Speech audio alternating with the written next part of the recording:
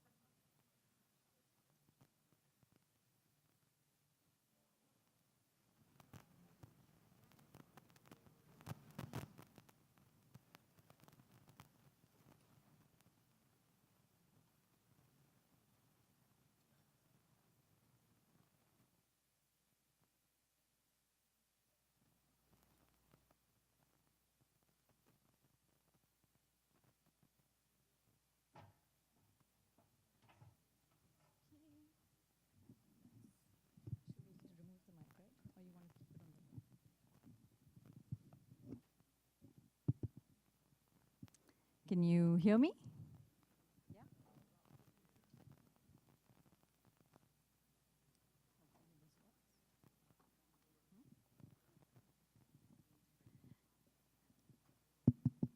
All right.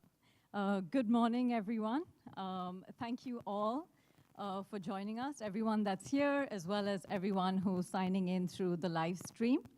Welcome to the finals of the MIT Climate and Energy Prize. This year,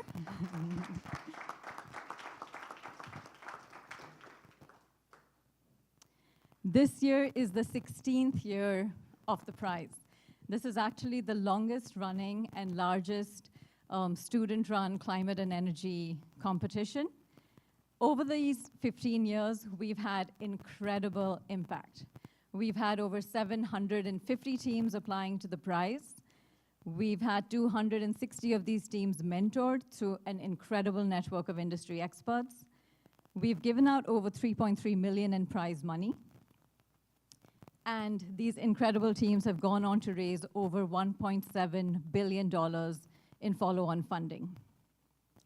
This year marks one of the most competitive years in the prize's history. We had over 125 applications, and the finalists that you'll see today have competed through a virtual round, and they've competed through semifinals rounds. And this was also the first year we introduced the prize in Europe.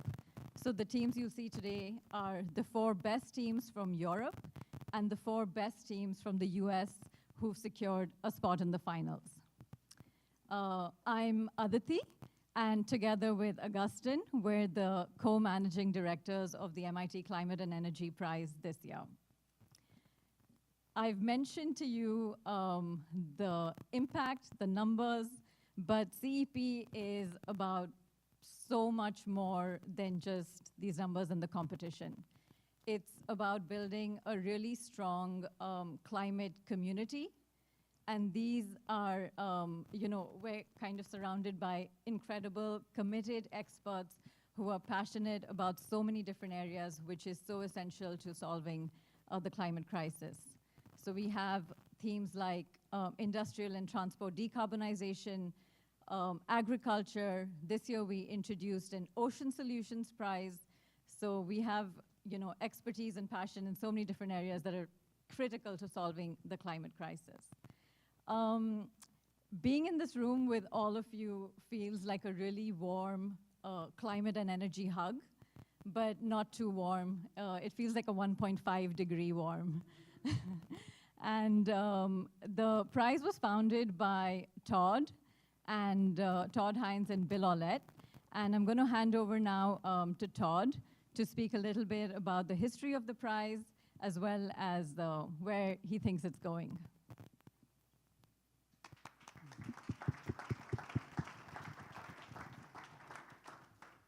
Thank you, Aditi and Augustin.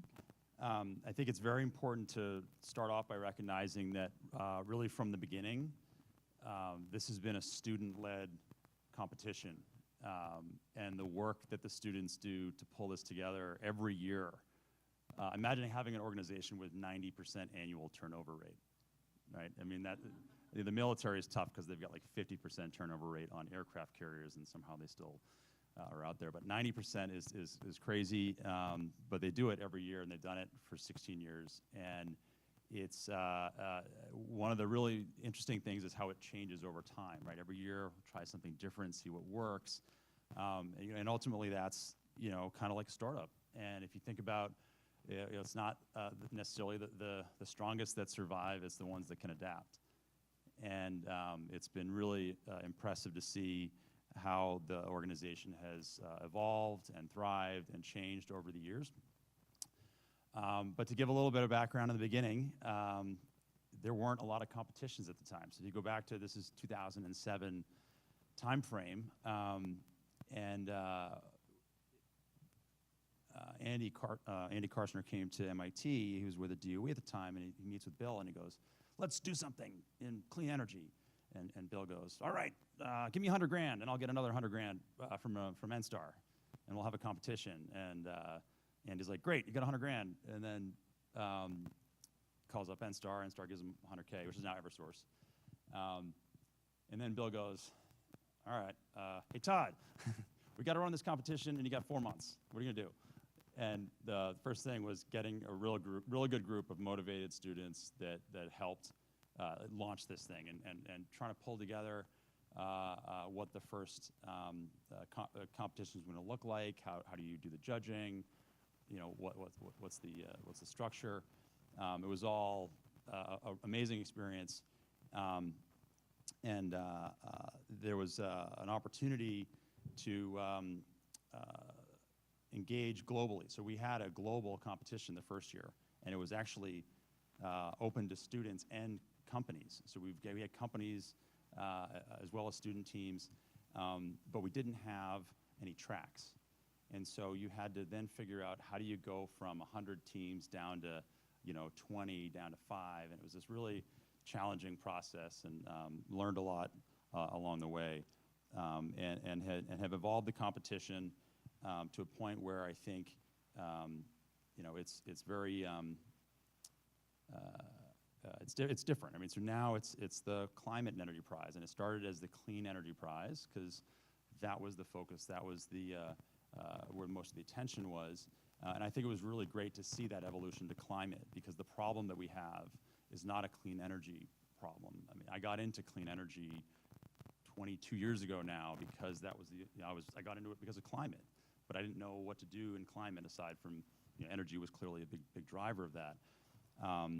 And so to see that the transition, having that be led by the students, was really impressive. And I think the efforts to expand again to the international world and really go out beyond the U.S. and MIT was the right decision, and it's been very successful, and it's been a very student-led effort. But going back to the early days, I was actually very proud that the first, I think it was 4 or 5 years, a team that wasn't from MIT won the MIT Clean Energy Prize, right? So to see that we were able to attract and bring in other organizations into the MIT community, at the same time get exposure for MIT and get the teams out there and have a nice spotlight on the solutions to some of the climate problems. The other thing that was really exciting was actually going to the semifinals in Paris. I don't know how quickly that came together, but it was amazing. They really were able to have a great event. 40 international companies competing. It was really great to go there and see the success. And one of the things that has been kind of a challenge for the CEP is that when we started there were literally 1 or 2 other competitions, and it was such a great experience for DOE that they kept funding us every year. But they then eventually said, look, we got to do this in a broader fashion, and they brought the MIT CEP team down to DC and figured out how do we use this to expand multiple projects, multiple competitions across the U.S. And so CEP actually helped DOE sponsor student competitions across the U.S. And now there are so many competitions out there, which is great. And I was meeting with someone who's a leader in the Texas energy space. We're expanding the Climate and Energy Ventures class down to UT Austin, and I get to go down there and engage with all sorts of amazing people. The scale and industry is just a different world. So anybody who hasn't been down in that energy scene should definitely go. But when I was explaining the CEP to her, she goes, "Oh, it's just another competition." And I was like, "What? No." All right. How do we shift? How do we transition to really making a bigger impact on climate? Because that ultimately is the problem. And so who here went to the energy conference yesterday? Okay. Who here saw Spencer Glendon's talk? All right, that's a problem. Everybody, it's available. You should register. You should watch his talk. Spencer Glendon is amazing. He was the director of research at Wellington, which is like a $2 trillion asset management firm. He really got them into climate. He helped the Woodwell Climate Research Center engage with McKinsey to do the climate risk report. If you've not read the climate risk report, you should read it. There's the scariest image I've ever seen in there, which is the probability of lethal heat waves in India over the next, from 2030 to 2050. But I'll give you the 2-second or 2-minute version of his talk, which is 12,000 years ago, the climate stabilized in a very narrow band. That stability led to settlements. People then settled. They used to be nomads. Those settlements led to civilization, and that civilization has led to the economy that we have today. And we have just left that stability band. It's in the rearview mirror now. So we're in completely unknown territory, and we have to move very, very quickly. And we are not moving fast enough. So things like 1.5 degrees, 2 degrees C are more political talking points. They're not real scientific targets. I've had the honor of going to COP with Woodwell. The Woodwell Climate Research Center helped actually draft the founding docs for UNFCCC and actually help launch the first COP. And so it's really worse than people realize. So climate stability should be the target, and we're not, obviously, we're not on track. So I don't mean to be like a doomer about this stuff, but we need the honest conversation. And a good talking point there is emissions from thawing permafrost, right? We all know this is happening. They're not included in 82% of the Earth systems models that are the basis for the IPCC reports and all the talking points that governments have. And the models that do include it, it's linear in the model. It's not linear. So how do we go bigger? How do we go faster? I'm very confident that we have the technical solutions in the long term. So if you think of wind, solar, batteries, EV, electrification of everything, DAC, whatever, we can get there, but it's decades, right? It's decades. We just had record solar production globally last year. We also had record emissions from coal, right? Like the climate doesn't care if there's record solar and wind every single year. It cares about the emissions in the atmosphere, the emissions in the atmosphere, things like albedo, the amount of energy hitting the Earth, right? Like these things are much bigger than just clean energy. So we need to really look at what used to be maybe sci-fi solutions, and bring them to market. And it's amazing that there is, some good examples of this already happening. Fusion was science fiction, right? Commonwealth Fusion Systems is really making it happen. They've already hit the real science target, and it's now engineering, and they're going to bring it to market, and they're going to scale, and it's going to be successful. It's also, really, you're talking a decade, 2 decades. It's going to take some time. So how do we give more companies like that, with ideas that seem like they're crazy, a platform, a way to get to market? And it's great to have companies here today that can give you a sense of some of the new stuff that's coming. It's really hard to be a visionary and trying to pitch a company. And the best example, I think, is there's a movie about Apple and Steve Jobs, and he's trying to describe a personal computer. And he's going around, and you see him trying to explain it to people, and they're like, "You mean it's a TV? You're making my TV into a computer? Like, what?" And so you need a community and a space that enables you to like develop these technologies, these crazy ideas, and get them to the point where you can convince yourself first and your team, and then investors and funders and customers, and grow. And I mean, MIT and the Engine are amazing places. Greentown Labs, I mean, there's a lot of density in this area, but there are a lot of really innovative places that are popping up in other parts around the world. And going down to engaging with Texas has been great. There's so much enthusiasm, there's so much talent, But a lot of that talent is just going into the oil and gas industry because that's what they did. That's what you do. That's what you do for your job, right? And so this event, really is to try to shine a spotlight on the teams and the people that are bringing the next solutions to problems you may not even have thought about. And it doesn't all have to be the sci-fi solution. The EIA gave it was when the war in Ukraine started, how do we reduce diesel consumption as fast as possible? And it listed about 10 different things. Buying electric cars was number 10, right? Number 1 is like carpool or something, right? It's not, better public transit, right? There's all these things that you can do that have nothing to do with a car. And there's not enough investing in solutions that may seem like business development or an app. I mean, that's not going to solve the problem, but EVs aren't either. It's just not even close to making a dent. And it's going to take a long time, and we don't have the time. So what are the other things we can do that are more, I don't know, I mean, this is where startups are for, this is what the competition's for. Stop eating cows, right? Like, okay, you don't have to be a vegetarian, you don't have to be, there's like, have an alternative product. And there's a company I heard of that's literally coming up with that. It's a fast food chain where you can't get anything in there that isn't, you can't get any beef there, and it's just, but it's done in a way that it's the same kind of price, it's the same quality or taste. I guess I don't know if quality is the right word for that, but it's going after the market because a lot of beef consumption is done at fast foods, and so let's get off that, right? You don't have to reinvent fake beef. There's other solutions too.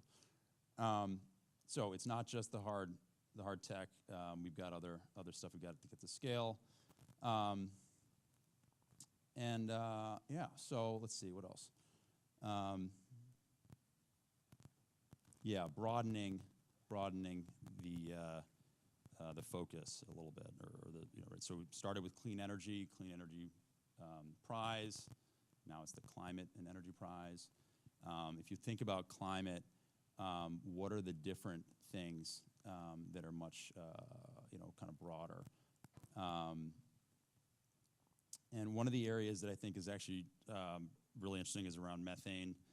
There's so much focus on carbon, but turns out that methane actually accounts for about 0.5 degrees of the current warming, right? Like 1.2 right now. And it's a big number.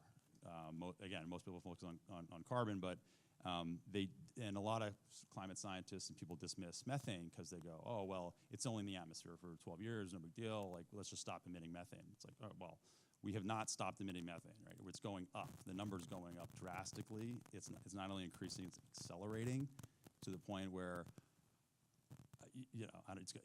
I don't know what the numbers are in terms of surpassing CO2, but it's scary. And there's a lot of solutions for the human-driven methane emissions, but a majority are actually from natural sources, and those natural sources are going to become a lot bigger. I don't know if thawing methane from thawing permafrost is natural, but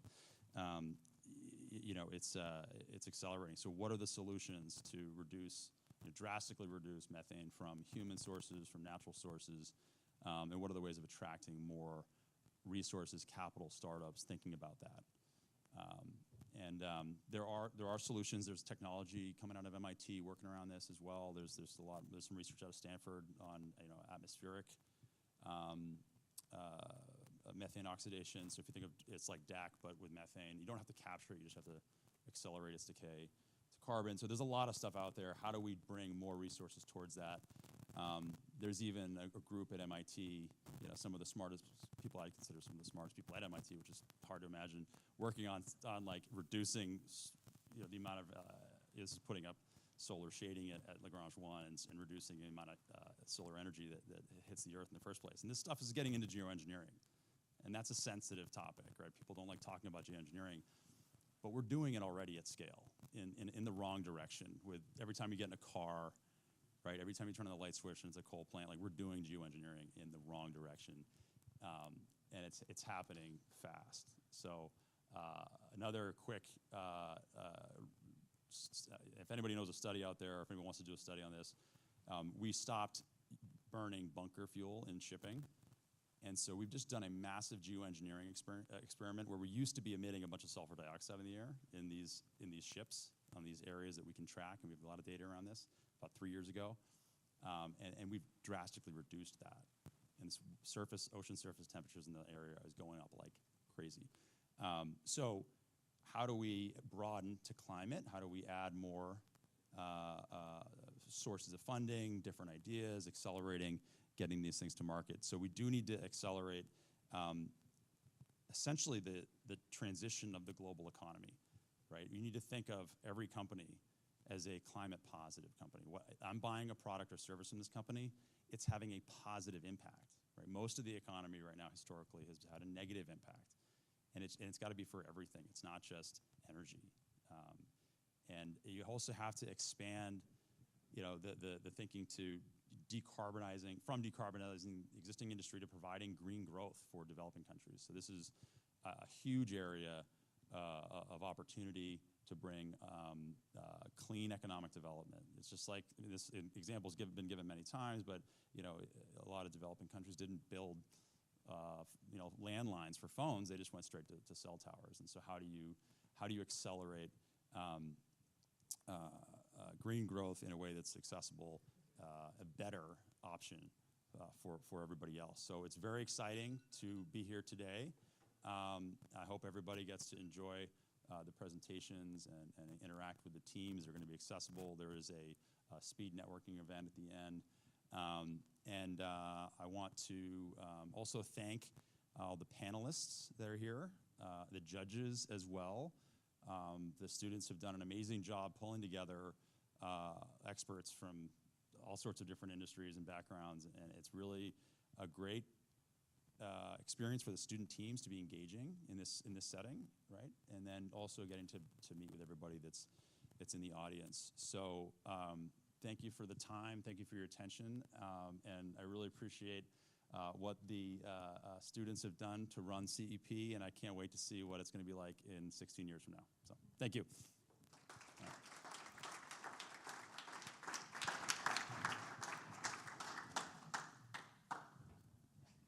Okay, thank you, Todd, for those words.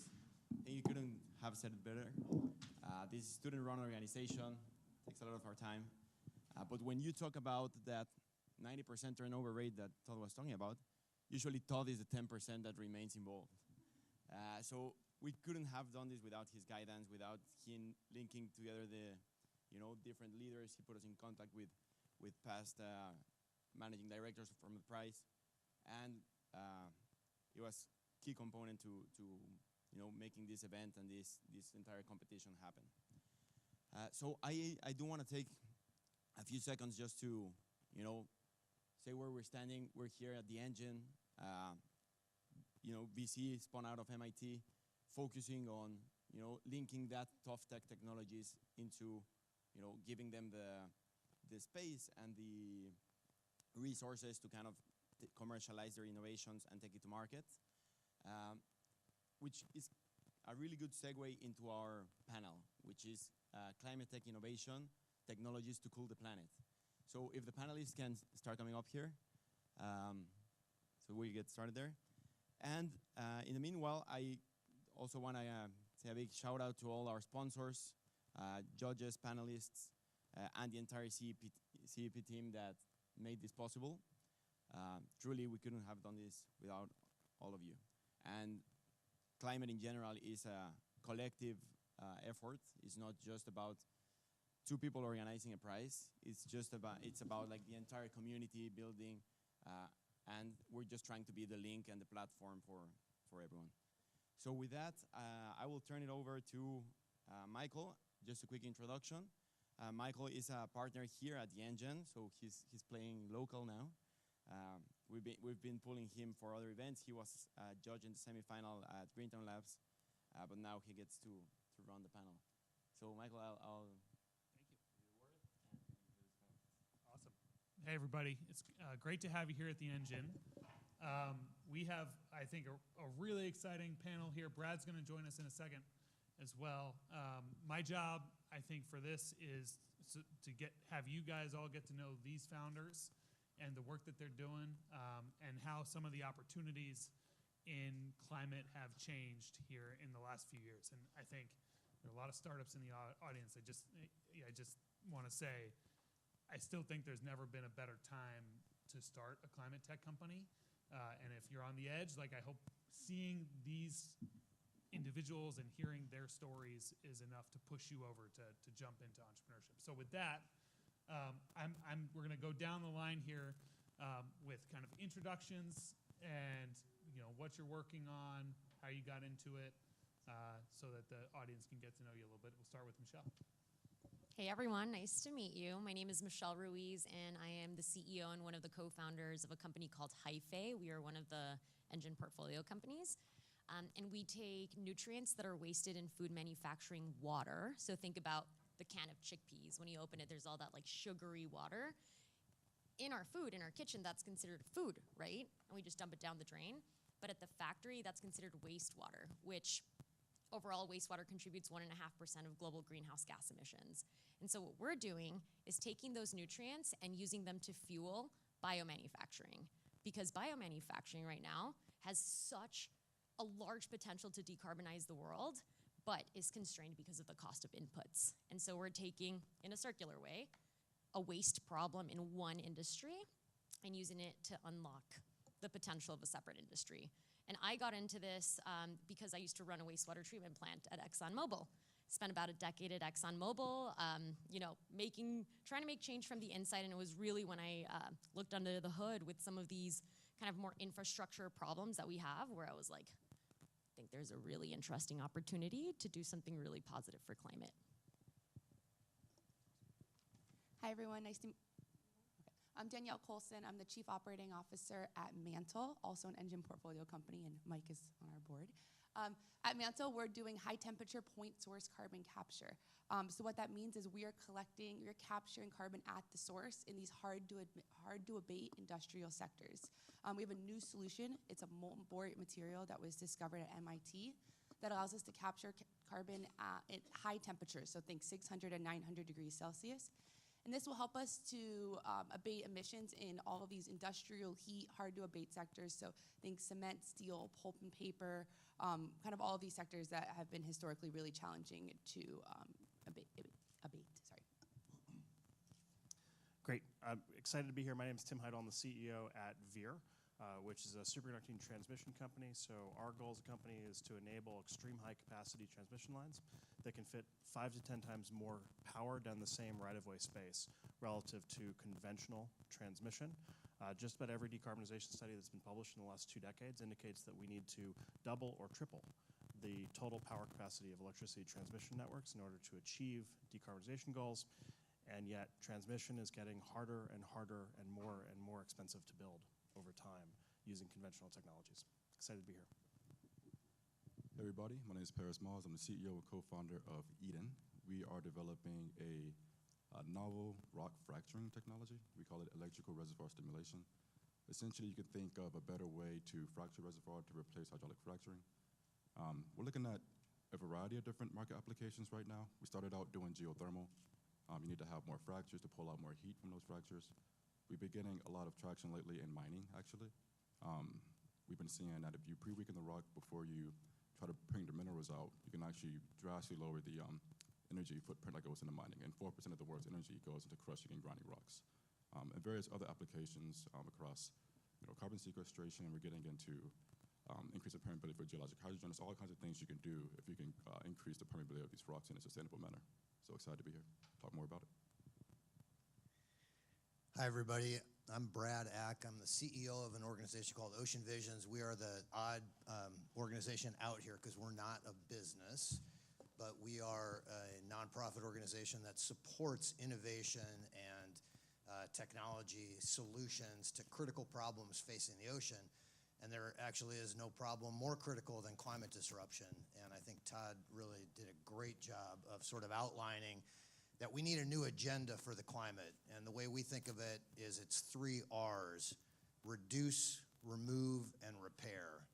So reduce is everything we can do to make that transition to a zero carbon economy, which, as Todd pointed out, rightly is going to take decades and is no longer sufficient because we've waited too long. We're already at levels of CO2 and methane and nitrous oxide in the atmosphere that are threatening the stability of our climate and the planet.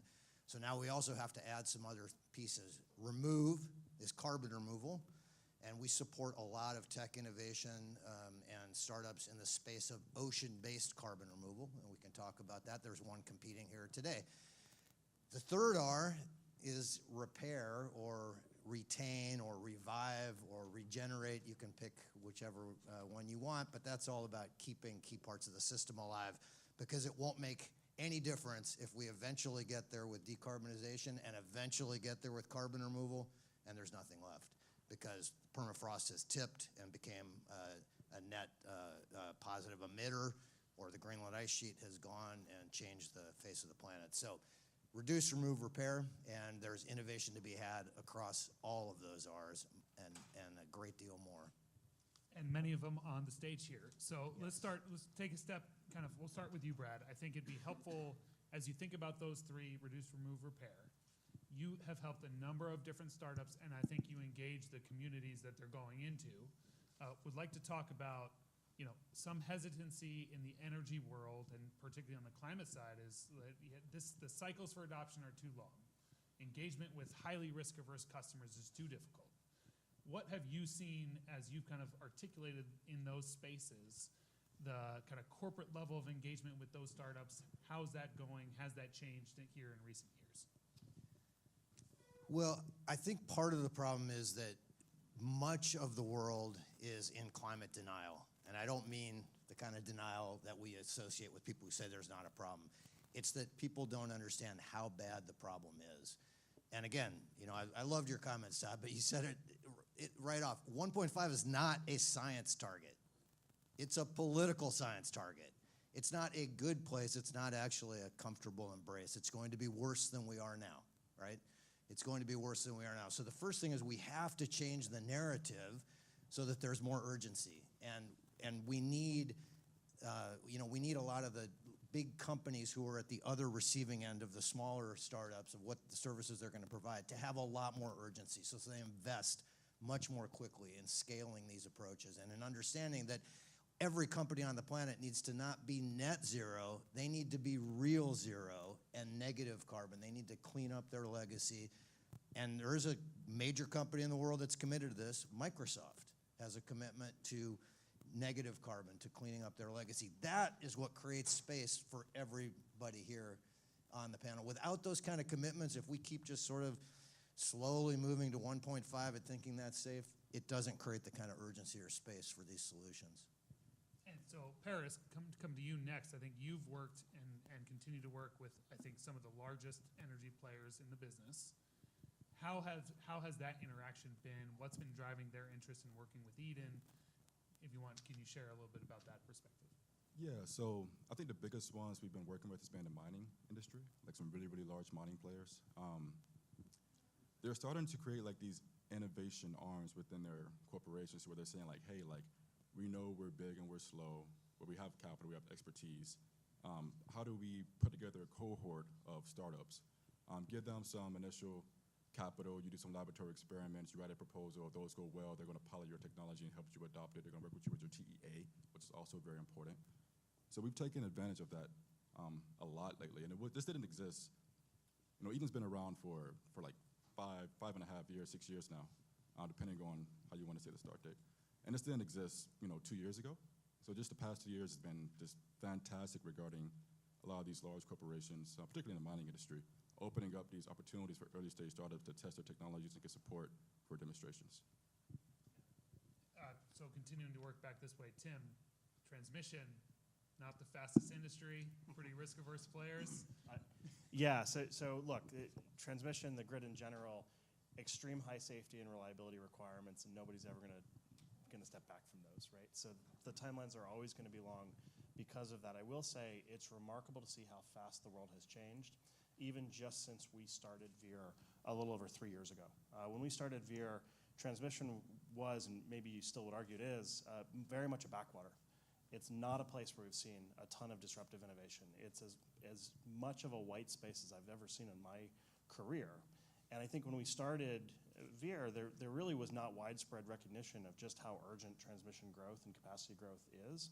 I feel like that has totally changed in the last 3 years. And there's now everybody that we speak to and most of both the prospective customers and partners and other stakeholders now, like they almost think it's an obvious problem that transmission needs to grow and we're not growing fast enough. And that is creating a sense of urgency where we get a ton more inbound customer interest these days. And I think people are not going to take additional risk, but they're going to engage much earlier than they would have 3, 5, 10 years ago to guide us in our efforts. And we were super excited last year to announce a 5-year collaboration agreement with National Grid that was exactly that they wanted in early to help guide our product definitions and our product requirements. Carbon capture's having a moment.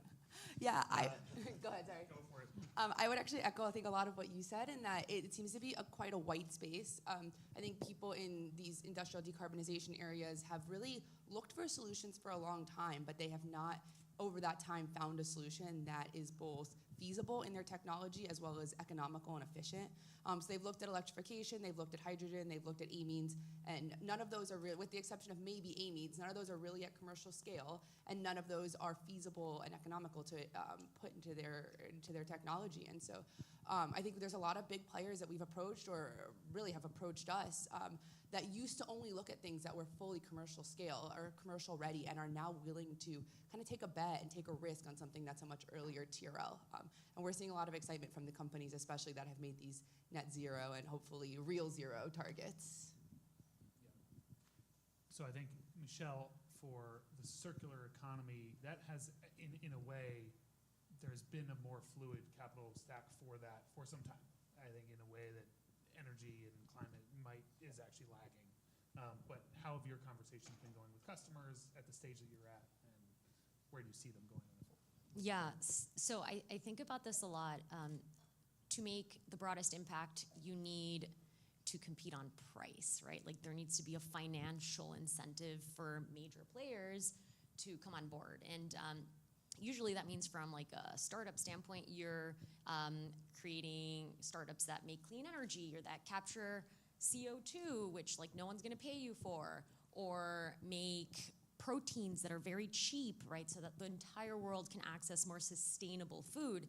And the common thread there is it has to be price competitive so that the entire world can leverage their consumption to really make a difference, right?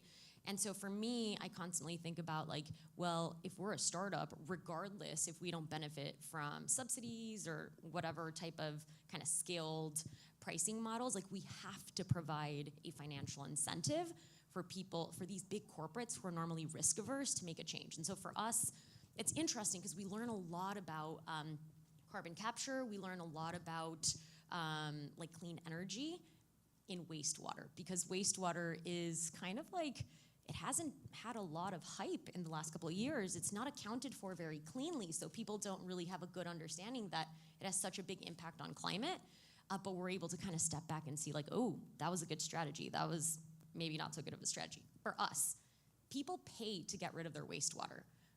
And now that, water scarcity is becoming more of a financial issue for heavy water users like Exxon. We faced this really badly at the refinery I worked at, but like pretty much some of the major food manufacturers that use a lot of water, you're able to come in and say like, I'm gonna save you millions of dollars per facility, and you're still gonna pay me for my inputs. And so we're thinking about it in a really, it's kind of interesting where like we're charging for our inputs, which makes our cost of production really low.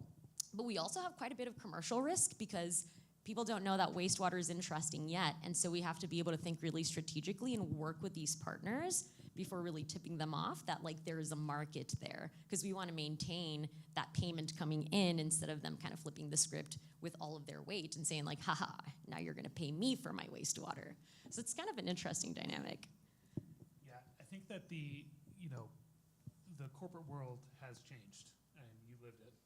But I think that their engagement with these companies across the board is notably different than it was a decade ago, and probably notably different than it was probably 3 years ago. One of the key drivers, of course, is the IRA that passed last summer. And I think what's super interesting to me is the kind of the way you win in a world that is competing on subsidy. As you are a big business, you've got a lot of tax and accountant folks in the company. You may have a huge policy arm that helps you win the deals, and those are things that are not typically embedded within startups. And in a world where we are now competing for subsidy, I think there's a risk that the technology development and the benefit of a new technology improvement is actually marginalized because you're now in an execution game. So I think for the panel, I'd love to hear how do you think about the IRA, the tailwinds that are that come from that, but also the competition that it's going to spur, and how do you go out and win in the new economy it is driving. So maybe Brad, we can start with you. You've got something not that you're a startup person, but you have a kind of a portfolio, and in particular on direct air capture, which didn't have a market before last August, and now does. How are the teams that you're working with going after that?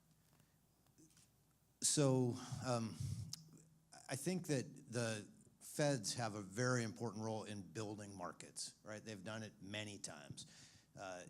We wouldn't have a race for application of mRNA vaccines if we hadn't subsidized the development of that technology, right? And there's countless examples. So right now, this early money going into decarbonization or carbon removal, carbon capture, things like DAC, is critical to building that market, to de-risking these technologies, to proving what the environmental and social effects are, and allowing the public to engage in that debate, so that then the private sector can come in ultimately and move these forward. But we also have to have a market for carbon. At the end of the day, this will not work. Carbon removal won't work as a massive federal program. And I think the waste management example is a really good one, right?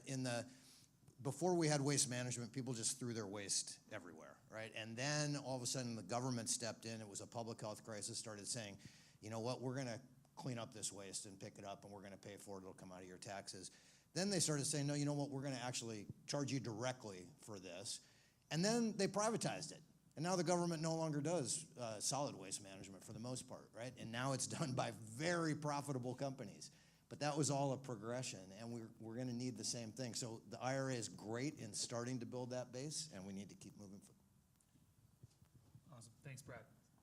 Anybody else want to tackle this one? I feel like your point, so by the way, I think I misspoke earlier, people are going to pay for your technology, of course, but we're not worried. No, yeah, but in terms of carbon dioxide, carbon monoxide right now, there isn't super strong regulation that forces people to have to pay for their emissions. And so but this is a space where I think the government can come into play and force people to pay and get taxed. And I think we're probably on our way there, but it's not as strict as I'm seeing kind of a wastewater treatment market where you have zero options in developed nations, or a municipal solid waste, solid waste, kind of landfill type of waste, or hazardous waste. You have to pay to get rid of it, and that creates kind of a marketplace itself. But I totally agree with you on that end. Really could use the government support. I'll tackle it from a little bit of a different angle. So for us, there's been two main components of the IRA. One being the subsidies. We all know there's there's credits for carbon capture. That's great. We love those. They help make us economic. The other side of it is all of the money in grants and non-dilutive money out there to build our units. We're building big plants. These things are big. They're expensive. They cost money. A lot of the money that's allocated right now, or a lot of the grants that have come out right now, are very much focused to who's lobbying for those. And so who has technology that's already commercial, and who has lobbied and put their say into these grants. And so you made a point that startups aren't normally involved in these types of things, but it's I think opening our eyes that we do need to get involved in these, and getting ahead of policy may actually have huge implications for us down the line. So I would second that. I think our experience with the IRA was interesting. So there was an investment tax credit for transmission in a lot of the draft bill. The way that was constructed originally, it actually would have excluded our technology because it was based on voltage. We actually did not have that hard of a time getting to the right people, getting heard, getting that language updated. It turns out disruptive technology startups get a lot of attention, and you can definitely punch above your weight. Unfortunately, that language ultimately was stripped from the bill a couple days before it was finally passed. So that does not exist. So that would have completely transformed our industry. You know, the IRA is super important still because it's going to spur a tremendous amount of additional infrastructure development that all needs transmission. It's just indirect as opposed to direct. We still hope that will come back around someday. But we focus a lot more on the previous IIJA because there was a lot more funds for grid development and innovation in that bill.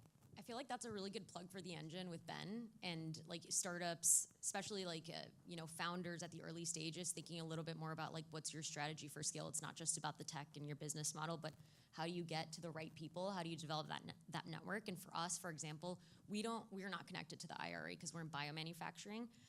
But Biden is working on a biomanufacturing initiative. And so when we think about this, we're like, okay, cool. How can we get to the table so that we have an influence? But also, we've been talking about this a little bit, but like, where do you locate your company? And that's like one factor that kind of comes into play because there's going to be funding for 11 biotech hubs. Chicago is one of them, which is where we're at right now. And then, of course, like all of the hubs, ecosystems are another one. And we've been thinking a lot about like, where should we build this company? But this is like one thing where I'm like, there's 3 biotech companies in this space in Chicago and like 100 in each of the sectors. And so how do I think super strategically about getting that allocation when it comes through? Yeah. So I think this is a good segue into kind of talking about team construction. My sense is there's kind of policy and advocacy.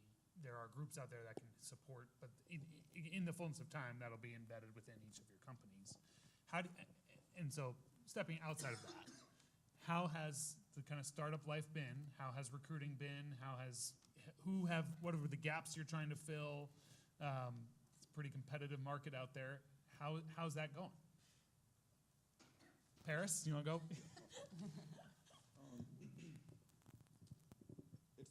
So the way we built Eden was I hired a bunch of my friends. Purposely even selected friends because I knew they were smart and I wanted to work with them one day. So I kind of invested really early, Like my COO is a really great example of this. We went to undergraduate together. I've known her for 10 years. She went to ExxonMobil straight from undergrad, right? Like it's really hard to go to ExxonMobil straight from undergrad, Stuff like she had, perfect GPA, super smart person. I was trying to get her for 2-3 years. Oil tanked and I finally got her in. But it's been really good working with people that I knew pretty well, whether it was like ex-friends, people in my lab, people that know people that know people. We ended up hiring one of her friends from Exxon to join the company, and that's been really, really nice. As Eden's been growing, I've got to the other side of it. That's not as much fun, but just having to fire people. That was pretty tough, and I think as an early stage startup, especially when you got to fire your friends for not performing, you kind of grow a little bit, and it took me years to finally pull the trigger on a few things. So that's been a bit difficult. So the way that we're hiring now, and the way that I'm thinking about, growing the team, is we're doing like a really extensive internship program right now. So we're bringing on like 10 interns. We're making no full-time hires. We're paying them very well, and then we're trying to see like out of this bunch who's really performing, and those are the people we're going to give full-time offers to. There's also the whole job recruiter thing. I've heard good things and bad things about it. We're kind of flirting with one right now. I think maybe we'll see how that goes. But mainly, I like to work with people I know. That's kind of my strategy. It took us a while to find our feet. First-time entrepreneur, first-time CEO. You hear all the stories about how important the team is, and that's the most important thing, and it's the biggest decisions you're going to make in the first couple of years. And that creates a huge barrier to hiring people. You need to find the absolute best, and you want to find the perfect candidate every time, and somebody who's going to really, really fit the organization. We took our time growing our team. So we're at 27 now. We've really hit our stride. We are much more effectively hiring people quickly, hiring people when we want to hire them. But earlier in our lifetime, we would want to hire somebody in 3 months. It would take 9 months. And I'm glad we did that because I look across our team now, and they are superstars, and they are an amazing group of people, and we're going to succeed because of that. It took a ton more time and a ton more effort than even I had thought it was going to take. So don't underestimate that, but also keep in mind the importance of it. Tim, can I just double click on it quickly? How did you go from when you said you got feet under you? what changed internally to the company as you Yeah, so we put a lot of focus on both how we recruit, so we do use a constellation of recruiting firms to help us, and developing those relationships and understanding which firms were good for which types of roles. But then we also put a lot of work into the entire candidate experience with us, from that first phone call through to the on-site interview through to the experience of an offer, because it is so painful to spend 3 months recruiting somebody and not get them across the finish line and have to go back to ground zero. And so if we're going to find a really good candidate, we want to make sure that our hit rate is extremely high now. And so we're embedding that thought in the entire process, start to finish. By the time a candidate's been through our interview process, I like to think they really understand our culture. They really understand our value proposition. And fortunately for us, the vast majority of candidates that make it through that point are extremely passionate about finding a way to make it work and finding a way to join our team. I think we underestimated how hard hiring and people and how much of our time and effort that would take. It's not just building a technology company, you are building a company full of people. We are a team of 10 now over the last year, and so that's been a big growth for us. I think we have changed hiring strategies throughout our time, and I'm sure we will continue to change.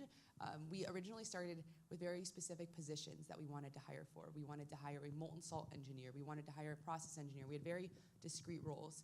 I think we've pivoted a lot now to making much more opportunistic hires and hiring good people and finding roles for them. And we're finding that if you hire great people, they will find a role in the company and they will pick up a chunk of work and they will find their way in. I'm sure this will pivot a million more times as we continue our journey, but it's a learning process. I was also going to say is I wish there was a playbook out there for learning this. I think there are probably a lot of playbooks, but none of them actually help until you actually do it and have to figure it out on your own. I think that that's a good case for, especially if you're like an engineer, right? And like you're going out and starting a startup and you're like, my budget has to account for every little particular detail. Giving yourself money space to make opportunistic hires, that's great. And that's kind of what we're like planning into our next round now. Hiring is hard. Hiring is really difficult when you don't build in an ecosystem. And there's pros and cons to it. I mean, for us, like we are so close to our customers. The Midwest has a lot of food manufacturers that have a lot of wastewater, but a lot of manufacturing talent, which is incredible. And we typically hire experienced people with 7 to 10 years of experience because of that know-how. But also, for us, we think about like if you hire a lot of manufacturing talent that has swim lanes and rules and constraints, you're not really hiring a group of people who want to break the rules and want to think about what doesn't exist, right? And so for us, we're really thinking about, so we're bringing on board a recruiter right now, budgeting for that. It's super expensive, but really thinking about like we need manufacturing talent, but we need to balance that talent with people who have been in one of the ecosystems and know what it's like to be in a startup that are gonna be able to influence the culture. So we have the best of both worlds. And that's what we're working on right now. It's difficult. And I'll say also in inflationary times, people aren't valuing equity as much, so it makes it quite expensive to build a startup these days. So Danielle mentioned playbooks, and there are not a lot of them, particularly for hiring. But I would be curious to kind of go down, what are the set of resources that you as a founder have found valuable outside of hiring to kind of, from like the moment you knew you wanted to start a company all the way to where you are today? What have you been drawing on? Where do you get support? That sort of thing. For me, it's founders. Like, I think our investors are incredible, so much support, but it's the founder network that for me, I'm like, whenever I need to know how to do my job, I'll call somebody who's been doing my job a little bit longer than me. And I would echo that, like founders who are just like 1 or 2 years above us, like not who are like late, now Series B, Series C, but people who just did this like 6 months ago or a year ago and were like, I figured out that hiring platform, or like, I know what HR software you should use. Or also, I'll give my plug to the engine, and especially on the government policy side, Ben is the best, and I don't think we could do this without him. And also Mike's support. I'll pay you later. Ditto, yes and yes. I think I'll do 2 when I started, where we are now. So when I started, MIT Sandbox was super useful, They give you a mentor. My mentor ended up later being our first investor. Didn't even know she was an investor when I met her. And going through and being able to spend that little bit of capital for market research is very useful. And I think the other individual now is probably our RPE program director. He's been fantastic, making intros to potential customers, making intros to people who end up joining the team, making intros to other investors. It's been really nice. So Brad, to flip the question for you as someone who works with a lot of startups, what resources have you seen that have been super helpful for them as they kind of mature? Well, the founders connection is really a powerful one. So in the ocean carbon removal space, there's a Slack group that has been really active with people exchanging, not just the founders, people who are chief scientists for organizations and others, but it's just a real pre-competitive collaboration, even though people are in the same space. And I think that's been really valuable. One of our models is we actually draw advisors from our our partner organizations. We have a whole series of partners, including MIT, which was one of our founding partners. And we draw academic and engineering advisors from the ranks of our members, and we put teams together to advise companies. So it's not on the business side. It's only on optimizing tech, proving environmental effects and performance. But those relationships have proven to be really valuable. So if you can access those kind of resources, which isn't always easy, we actually pay our advisors, which a lot of people don't do, and that makes them less available.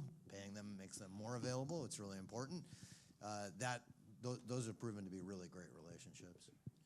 So yeah, it'd be good to double click on advisors. Who have you surrounded yourself with as a CEO or a founder in this? What is the archetype that has been super helpful, and how did you find them? What did you do to go about getting them? Maybe we'll start at the other end, Paris, if you want to touch on that. Yeah, I think we've been applying to a lot of these like these innovation arms I've been talking about.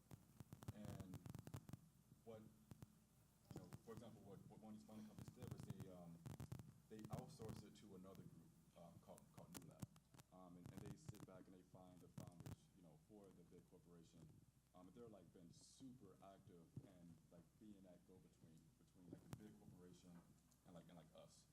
And then the guys who run that are like maybe 2-3 years older than me. So there's a lot of like connection. We can chat over beers and just get things going. So that's been really nice. And of course, your investors are naturally like advisors at the same time, right? They have an interest in your success.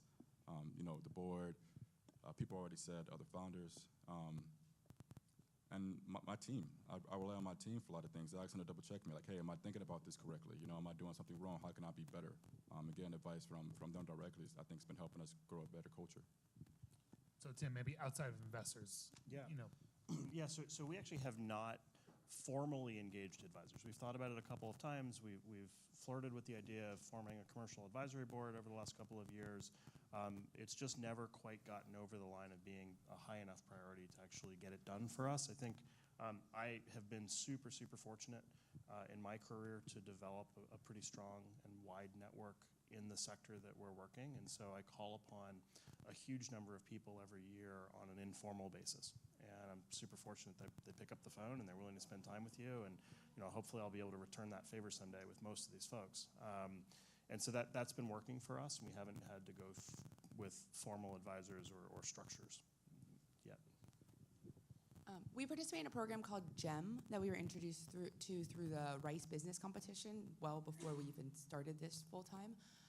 And it's a group of retired senior like oil and gas process engineer executives.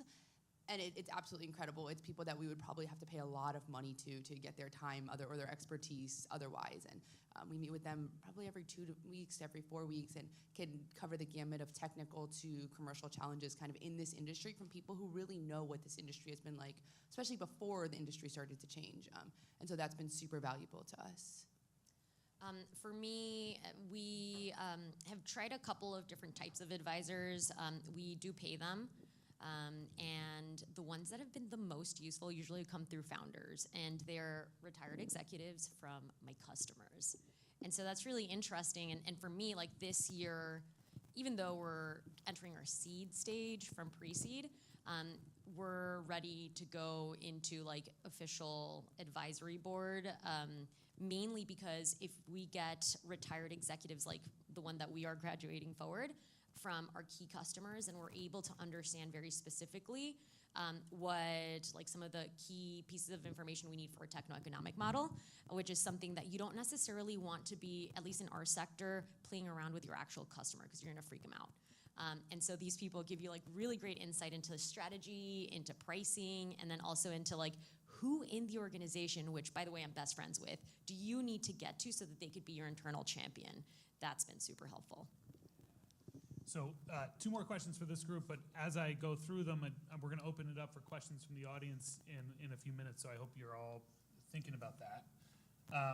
So first of the last 2 questions is, what keeps you up at night? I can go first since you're looking at me. What keeps me up at night is the push and pull between I want to change the world, which means I have to get everything at price parity, and I want to make a lot of money. And so figuring out the strategy, we think about it all the time, but I think that that's one of the challenges that probably everyone in this room is going to have. Like, how do you make a venture-backed, high-growth, super profitable business while also like making your stuff accessible to the entire world? I have a couple, but You can say both. We're not limiting here. I would primarily say I think the pull between commercial and technical and the constant, I am the commercial person. I am pulling us in one direction on the commercial side. Our CTO is pulling us on the other side. Our poor CEO sits somewhere in the middle and tries to balance us. And there's just this constant struggle between wanting to commercialize as quickly as possible. And right now, carbon capture is like a race to the finish line, right? Like what technologies can get there first. But at the same time, like we do have technological milestones that we should prove out, and there is still technology and engineering risk that you want to prove, and how much of that, where do you balance that? The second is just hiring. How do we make our people happy? How do I keep my whole team happy, enthused, excited, feeling valued, and just like continuing? And that's an everyday challenge, an everyday job. For me, it's the next piece of fundraising, right? I think the early stage capital, we feel like we've tackled that. We're still 3 or 4 years away from a first energized grid product. And we are confident that we'll be able to engage very large buckets of money to scale once we've done that first project. And there's a lot of private equity dollars, there's a lot of transmission dollars that we're confident we'll have a very strong case for. It's this middle of the road, it's the first of a kind project, it's first kind of financing that is absolutely keeping us up at night. Am I going to run out of money before I get this pilot off? That's a really big one. We're actively looking at doing a pilot. It's going to happen in 8 months, and then it's going to be 10 months. It's going to be 12 months. I'm like, damn, but we're burning this amount right now. If this keeps happening, we're going to run out of money, right? So, one, am I going to have enough money by the time we pilot? And then, is it going to be good enough results to help us with the next fundraise? And then, okay, let's say worst case scenario, you don't get the results, right? Or the pilot does get extended longer than you thought it would.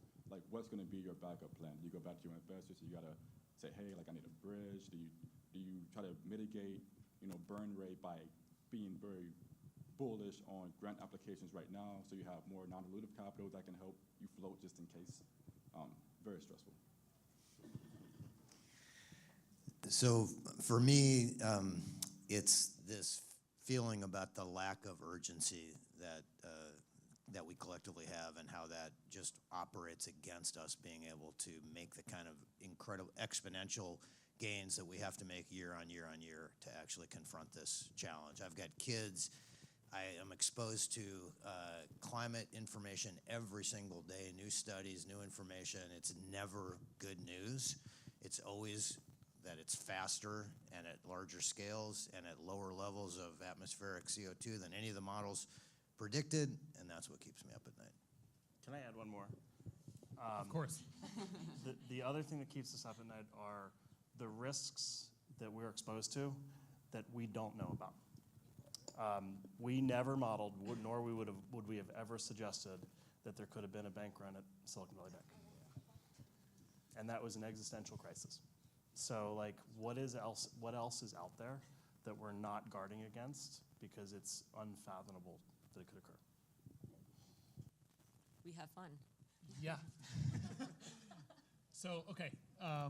Last question, and we'll open for questions. The piece of advice you have for aspiring climate entrepreneurs and I hope, and I would ask, kind of ground it, you have that piece of advice, but ground it in like how you came to that advice.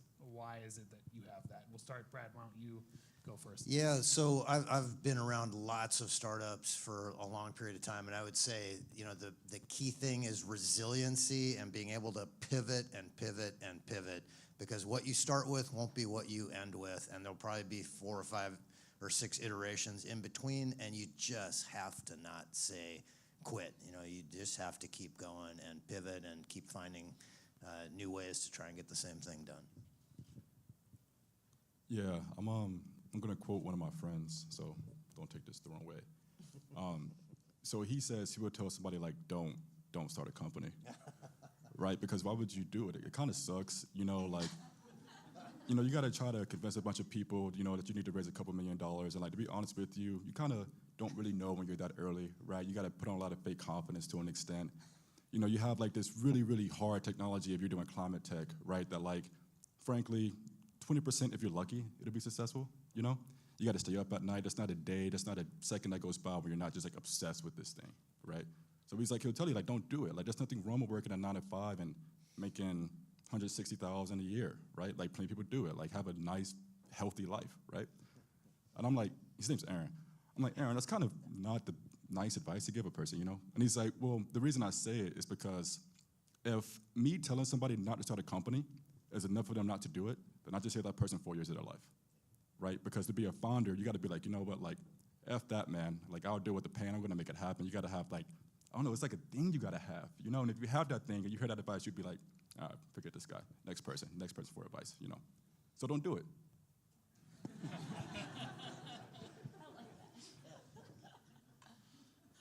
All right, for me, I think it's really easy to get totally wrapped up in the vision that you're selling and the finish line that is many years into the future, and that's all that matters, and that's what I'm going to focus on every day. And my advice to folks is, like, take time every day to stay in the moment and realize just what you're doing and the privilege that you have to be doing what you do every day, and try to have fun with it, right? Like, the journey is fun. You're creating things every single day, tackling brand new problems every day, and like what you're focused on today is nothing like what you were focused on 3 months or 6 months ago, and that's a super privileged place to be, and like, enjoy it.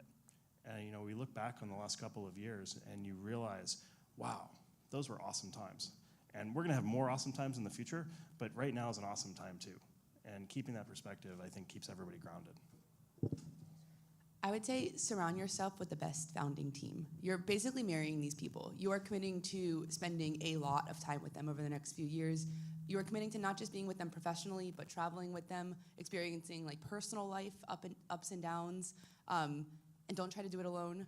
Like, if this is going to work, it's going to work, and there'll be enough equity to go around. Don't be afraid to share that with the best founding team, because it will make your life much better, happier, and more successful as you go on. I have 2 pieces of advice. My first one is like, I've done the corporate thing. I never wanted to be an entrepreneur because my dad was, and I saw that, and I was like, yeah, right. And so when I joined Exxon, I was hired to retire. That was literally the term.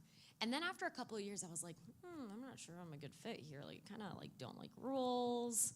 Kind of think this could be done better. I feel a little rebellious. And like, when you start feeling some of those signs, especially like you're in school and like you're early on, like, listen to that gut. I think you have it in you, and don't be afraid. Do it. Because when you're an entrepreneur, you cannot be afraid of anything. You just have to go, like, put your pride to the side and like get it done. Go get the prize. The second one, I think, is a little bit more grounded advice, which is, if you want a good team, it's not only going to be people straight out of undergrad or grad school. People that have industry experience are incredibly valuable. But then you, as the founder, need to also have adjusted expectations for what a 7 to 10 year, 20-year experienced hire brings to the table. They'll bring incredible wealth of knowledge, but they also probably have other responsibilities outside of the startup in their life. And so I think my advice is also, like, as you construct your team, construct balance, but understand that if you're bringing super talented, experienced people on board, they're probably not gonna be grinding out 100-hour weeks with you, and that's okay. So that's awesome advice. Just for those of you who don't know Paris, I've known him for a little bit now, and I know that when he was 10 years old, he knew he was starting the company. So it's laughable that any of his friends would have told him not to do it, and that wink was super meaningful. Okay, let's open it up for questions if there are any. We got one right here.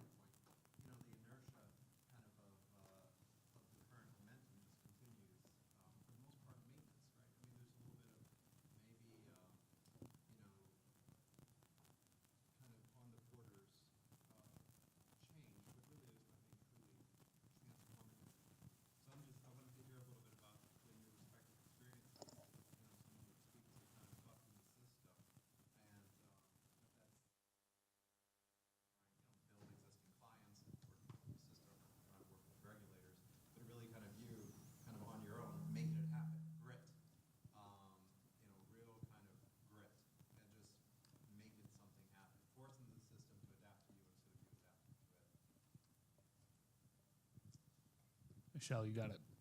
Yeah, you know, it's interesting because, like, I think if you were to talk to, like, Mike or Katie or somebody, like, they would say, like, Michelle's the gas. Like, who's the brakes in the company? And I think that a lot of, like, the CEO founders or COO I'm also founders. the gas. I figured, and I feel like you are as well, right? And so, like, part of that is that disruptive energy where you're like, I'm the gas. I don't like rules. I'm going to do things. I'm going to make decisions. We're going to move fast. We're going to commercialize super fast. And then, but there's a reality of, like, to make big change, you also need to work the system. And so, like, I need big ag to work with me. Somebody might need Exxon or like a massive mining company to work with them, right? And so you kind of, I think for me, it's been like a little bit of like, let that guide your persistence in getting answers, but then also know how to navigate those politics from within so that you can like influence people to do what you want. I feel like part of it is also finding champions in companies, but there's two different kinds of champions. There's the vision, like that has the gas within that company, and then there's the tech person or the R&D person who actually at a fundamental like understands what you're doing. And having both of those people on board can be really powerful. It really helps when you're going after an extremely large market. There are thousands upon thousands of customers out there, and yeah, 90% of them will never understand or see our vision, and they'll be super, super skeptical. That's okay, right? We can build a massive company on the couple that get it, and those will be the most successful customers in the future. So, you know, you face a ton of skepticism, you just gotta let it roll off and keep going. Yeah, I think you learn a lot as you get going. You learn more, as you know, we're gonna use oil and gas, for example. You know, you pitch Shell, they say, hey, you gotta work on this thing. You say, oh yeah, I should, right? And then you go back to them and say, oh, well, you should work on this thing now, right? And then you say, okay, that's cool. Then you start talking to Exxon, and they say, hey, like, work on this thing. Like, oh, I already did this for Shell, you know? And so you keep iterating over and over and over again by having as many conversations that you can have with the stakeholders. And yeah, just, you gotta have that grit. It's like, don't feel bad when somebody tells you your baby is ugly, you know, because you're early, your baby probably is ugly, right? And that's okay. You can get there. So the only thing I would add is the power of a positive vision is really can be very compelling, and bringing in people who aren't part of your sector to understand how they fit into that vision, right? So the civil society, NGOs, conservation interests, communities, all kinds of other players can be part of helping move a vision forward in a big way if they buy into it. If you can paint what you're doing to be bigger than just the thing that you're doing directly, but how it's part of a larger shift and bring a lot more people into it. All right, maybe we have time for one more.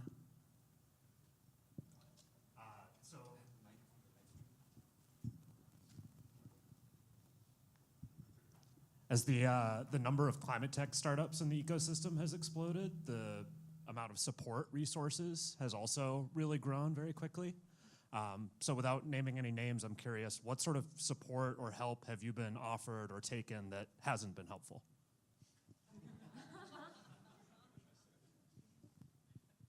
I think like for me, my advice would be like grants are really good, but be very aware of which grants are going to require a lot of time on your end, like lots of meetings, lots of stewardship and stuff like that, and then make your decisions according to that, because some of them could be quite heavy on like the lift that the company has to do versus the money. There's a lot of like accelerator programs, right? And you gotta get to the point to where you're like, I'm not doing another accelerator, because it's the exact same thing over and over and over again, you know? I think it's good to do like maybe one, you know? And if you could do one that's non-dilutive, I would recommend that. I think we made a mistake early on to where we had to give up a certain amount of equity to do this accelerator. And I'm not saying it wasn't useful, but I don't think it was worth the equity. So you can save the equity, do that, because the equity is your company, right? And don't do too many accelerators. You'll be all right. I think there's a lot of things out there that are like moderately useful, and I think a lot of it just depends on how you take advantage of it. I'll flip it though, and there's a lot of things in this ecosystem that are incredible. Our company came out of Climate and Energy Ventures, Todd's class. It's the best thing that happened to us. We rely heavily on the engine. We rely heavily on Greentown, gives us the absolute best partnerships of anyone. MIT Startup Exchange gives us great partnerships. Yeah, I don't know. There's a lot of really great things, and then there's a lot of less great things, but I wouldn't say there's a lot of bad things. All right. Well, can we hear it one time for our panelists? Thank you, everybody.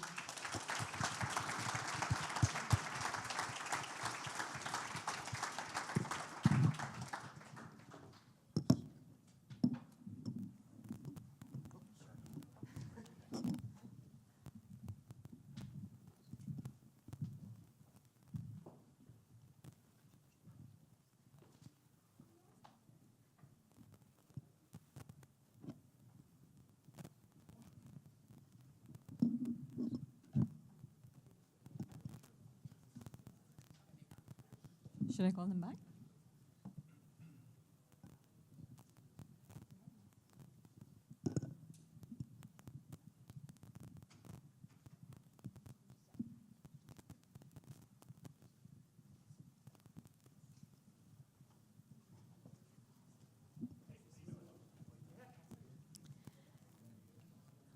So the final point made on the panel was a really interesting one. And just wanted to mention that the Climate and Energy Prize is non-dilutive funding. And that's actually made possible by our incredible sponsors. So one of our main sponsors this year is McKinsey. And they've supported us last year and this year. They've been a key ally in brainstorming with us and helping us expand the prize into Europe. And so we're really proud to have a key member of the McKinsey team, Bernd Heid. He's a senior partner at McKinsey, and he's going to be joining us from the Germany office. I was really surprised to hear just yesterday from Bernd that he actually went to MIT himself, so which was a really pleasant surprise that we have someone from MIT, but who's also from Europe, who's going to be delivering our keynote today. And Bernd leads the McKinsey platform for climate technologies, and he works on hydrogen globally. So he's really a key expert on hydrogen that we've been hearing so much about, and he serves clients in the mobility and energy sectors. Bernd, really happy to have you deliver the keynote. I'll I'll hand over to you.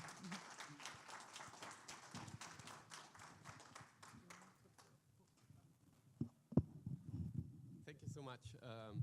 And also, thank you for inviting me. For me, it's a great pleasure to be back in Boston, I must say. I'm German, as you can hear from my accent. I now live in New York.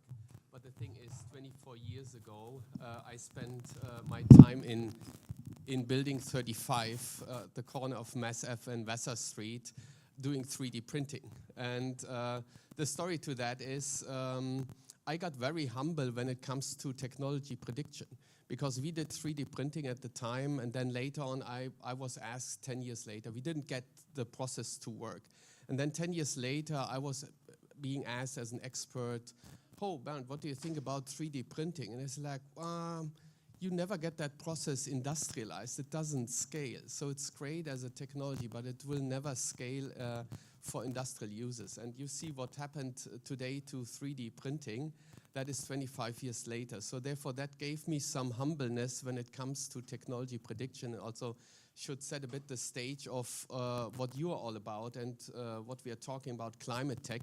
We have a similar S-curve in front of us in scaling that technology. So, as Aditi said in the intro, I'm a senior partner at McKinsey. I lead our platform for climate technologies.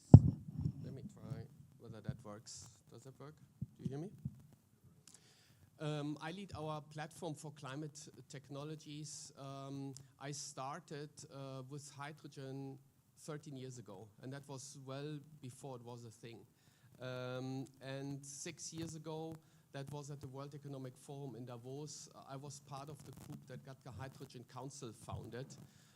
Today, that's an organization, 150 plus leading companies around the globe. Their market cap is 12 trillion. So it's quite a massive organization dealing with the scale-up of that technology. And as McKinsey and in our work with our clients, we deal a lot with this technology scale-up. So therefore, we formed our platform for climate technologies, which subsumes basically all climate technologies, and they are very interlinked. I would love to give you today a bit of a glimpse of how we see the world of climate tech and the scaling and what's ahead of us, and it should inspire some of your thinking. And I'm so glad to see all the innovation that you brought forward in the various final rounds and semi-final rounds. So therefore, congratulations. I think there are only winners in this, even though there will be a scoring at the end. So let me start and see whether that works. Not really. Does someone have a control or clicker over there? No.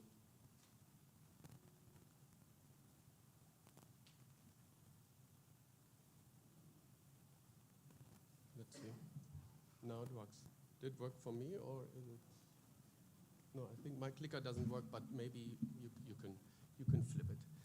So basically what you see here is what we say the ecosystem of climate technologies. We see more or less 10 different technology clusters in that, and that picture is evolving.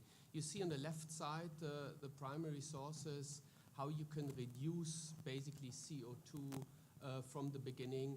Renewables is at the start of many things. You have hydrogen in there.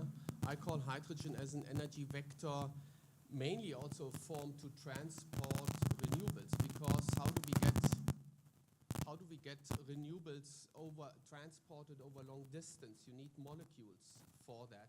So that's where hydrogen and its derivatives like ammonia, methanol, synthetic fuel all comes in. Battery and long duration energy storage play a crucial role in like combining the energy systems to provide the storage in between. I also personally believe that nuclear needs to play a role in that. I'm from Germany, and you know German stance on nuclear, so it will probably not surface again in Germany. But I think as a globe, we cannot afford not to look at at any of these technologies as well. Then you have various end users, and these are the industrial sectors that we want to decarbonize. That's residential, that's mobility, that's industrial users. But we also have the whole area of circularity, circular technologies, carbon removals, carbon capture and storage to get rid of the CO2 that we already emitted. And there are also different discussions on it. Some people say, is it the right thing to capture carbon and then store it underground? But I say, we don't have the luxury to wait another 100 years to see what happens to that carbon. So even if there is some leakage, let's deal with that leakage in 50 or 100 years, but really let's solve for the CO2 issue that we have now. So the next chart, just as an warning, is a very busy chart, but nonetheless I wanted to show. And what you see here, you might not be able to read it, but it shows more or less the reduction curves, what is needed to be on a 1.5 degree pathway. And we can debate for long, is it realistic, is it not realistic, on what pathway we are. That works better?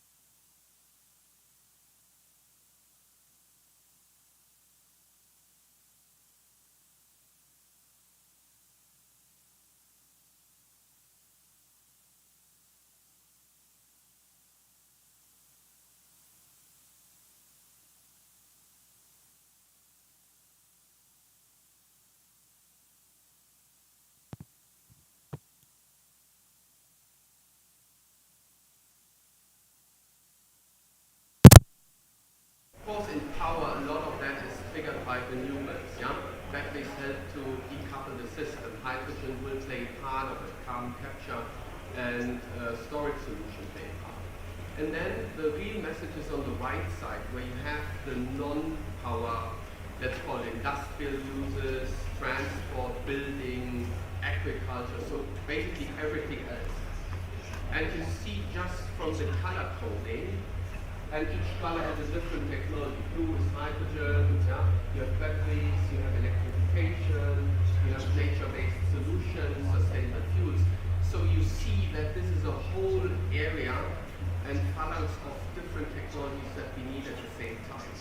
So therefore, when you hear people saying, oh, in mobility, battery has won the game, I'm highly opposing such statements. Number one, we don't know how these fields develop, and all of the predictions from the past, they have been wrong, so nobody can predict what cell chemistry we will be using in 15 or 20 years, No one can predict today how fast do we come down the cost curve on direct air capture.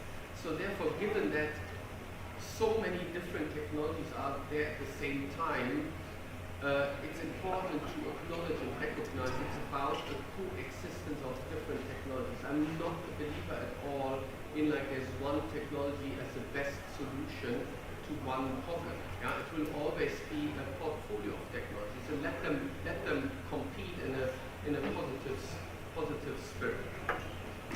So let's look at where these technologies stand, and that's also where you come in with your innovation ideas. So on the next chart, you see basically the full set of technologies.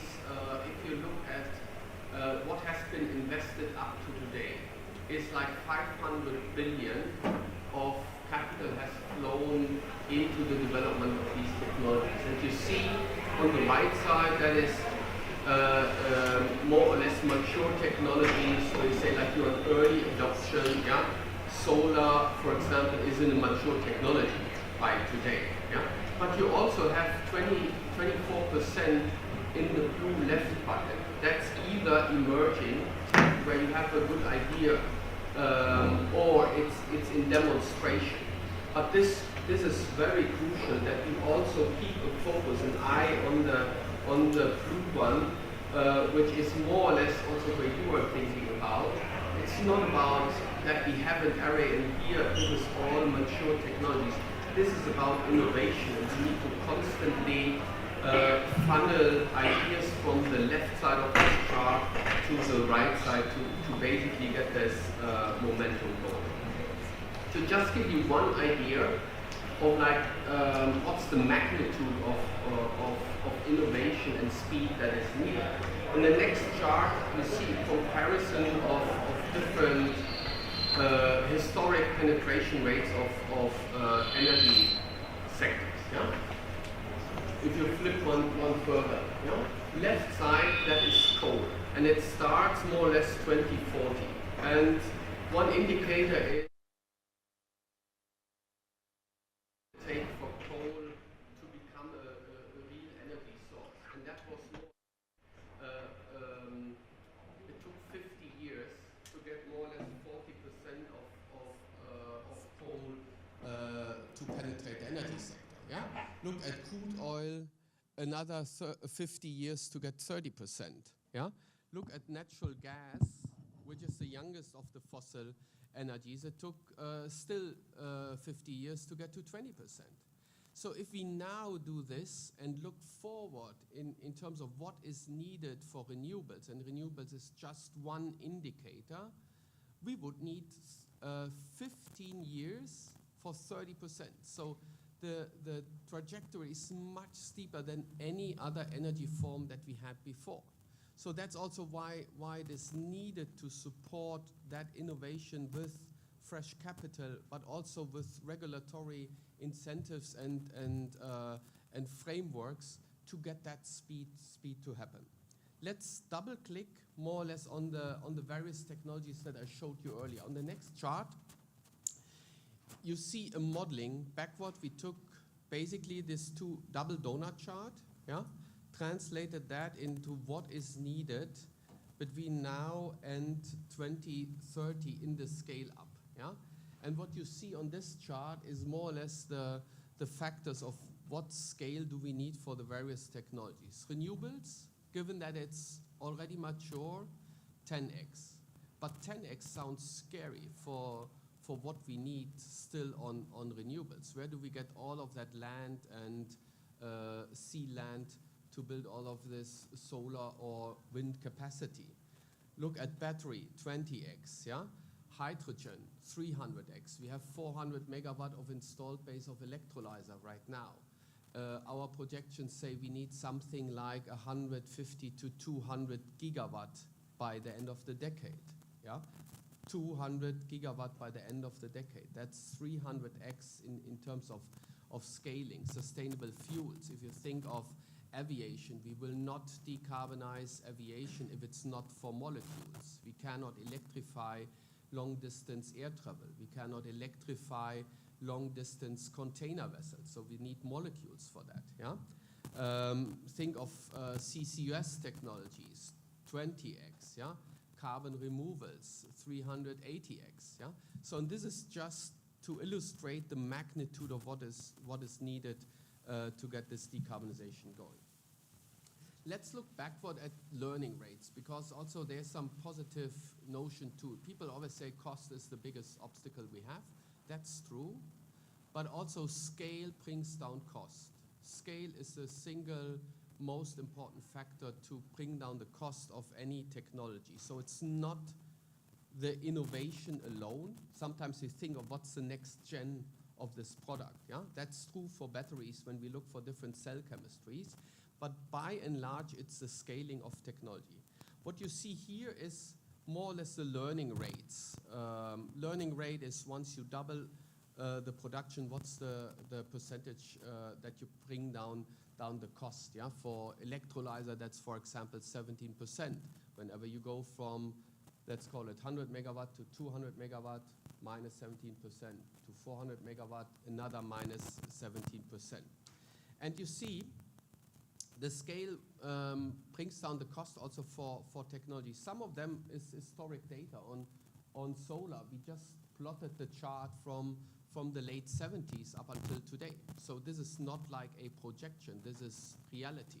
And we have seen that in solar, we have seen that in batteries, and you see also the cost decretion that will happen once we scale these technologies in the future. So therefore, I'm very confident that as much as we work on the innovation of these technologies from a product development perspective, it's important to also burn calories in the thinking on how do we mass manufacture basically these different technologies. So what can they contribute? Let's look at the next chart where we have an abatement curve. We stacked all of the different technologies. The way how to read this is the x-axis is cumulative abatement in gigatons of CO2. And the y-axis represents the cost. So if something is above, so the taller one technology is, the more costly it is. And the wider one technology is, the more it can contribute. And we just took them and said like cheapest to the left, yeah? Some of them even give you money. That's logical because if you save energy, it gives you money back. It's a positive business case. And the further right you go, the more expensive it becomes to decarbonize. So just to give you a magnitude, the total what we need to decarbonize to stay on an let's call it net zero path is 106 gigatons of CO2. So the full chart would be 100. And the positive news here, if you just add up from the left and you keep stacking them up and you say like hydropower, solar, that's a positive business case. Yeah? So roughly 50% of the applications are in the money. So it's not, always there comes the argument, well, listen, this all requires a lot of subsidies. We have IRA. I get a lot of questions from my clients. What if IRA sunsets post 2032? It's that IRA has done its job by then. We don't need an IRA post 2032 because the cost of these technologies came down so much so that the business itself is self-standing. So 50% of the technologies have more or less a positive business case. And then if you think of, we don't have a carbon taxation here in the US, we do have in Europe. So if companies in Europe do an investment decision, they already bake in a certain carbon price in their business case decisions. Yeah? So we just did the experiment and said like, okay, let's assume 150 is not too far off. That's roughly what companies also take into account. If we assume something like 150, either a customer pays, taxpayer pays for it, or regulation incentivizes it, we have like 70% of the technologies in the money. So that should give you a positive outlook. This is not something that we do only because a government is incentivizing it. This is something that is business. And also, as much as I love technology as an engineer, this is a business case behind it. Yeah? And that's a positive message to it. But it's not as easy as this. So therefore, we ask our clients and basically the companies working in there, tell us what is hindering us. Where do we need to have the unlocks? And I'm currently coming off a discussion with the COP28 presidency where we also prepare exactly these unlocks with the industry. You get a couple, and if we turn on the next page, one portion of it is like enabling more or less the market and the opportunity. And their financing is one key important factor, access to capital.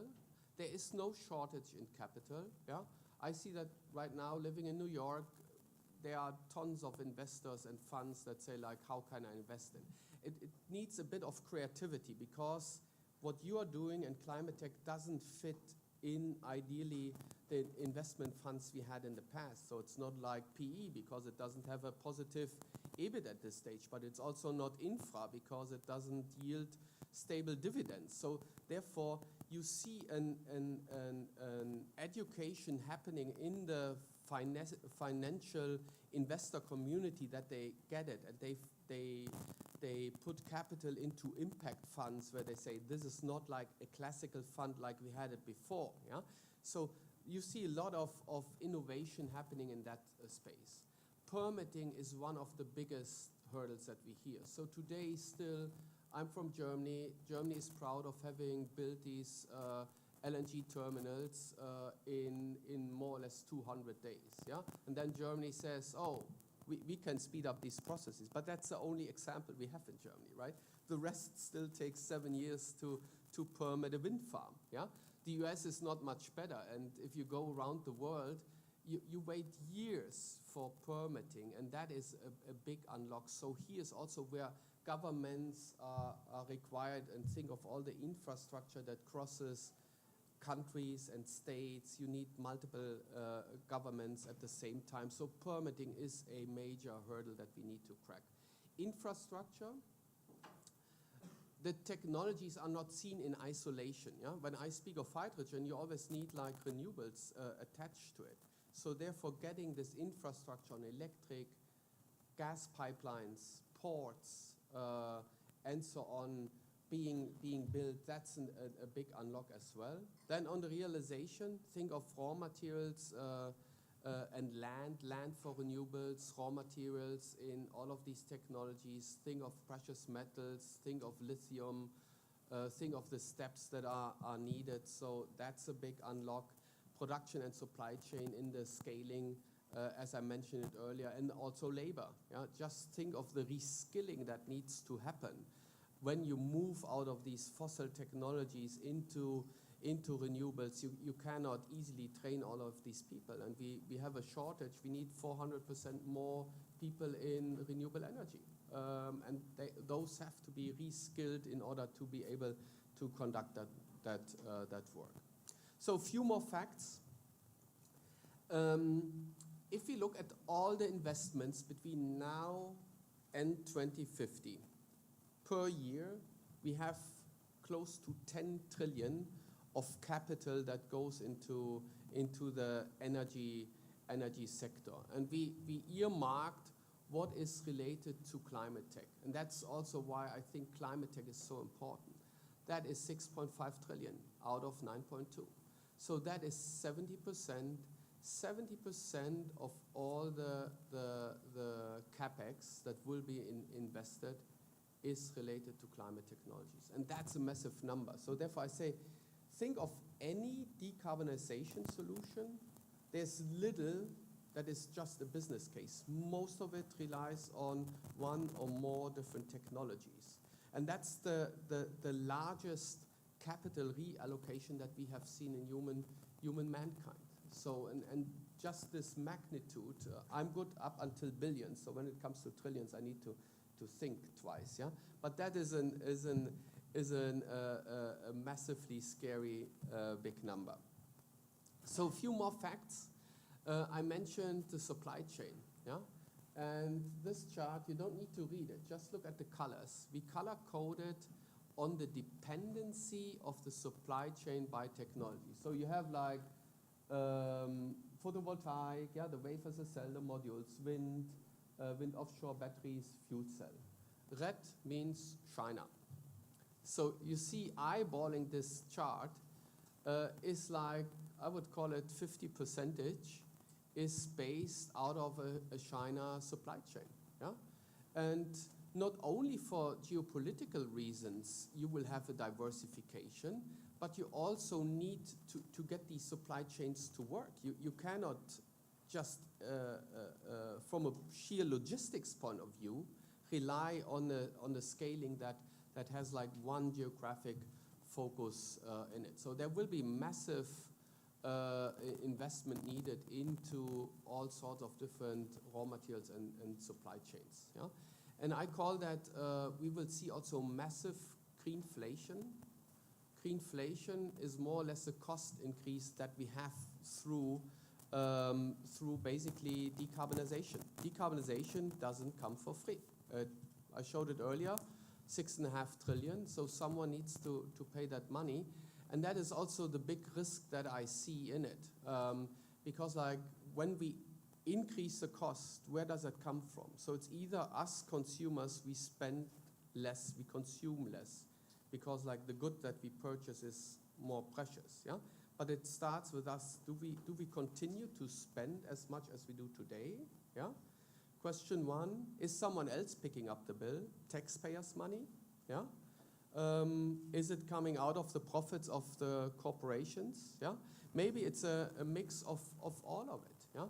But definitely, everything will get more expensive as we go forward. So inflation doesn't go away. And I hope that we will manage that transition without increasing our Gini coefficient, yeah? Because that is the source of a lot of geopolitical conflicts that we have. So therefore, there is also a risk to it that we increase that disparity.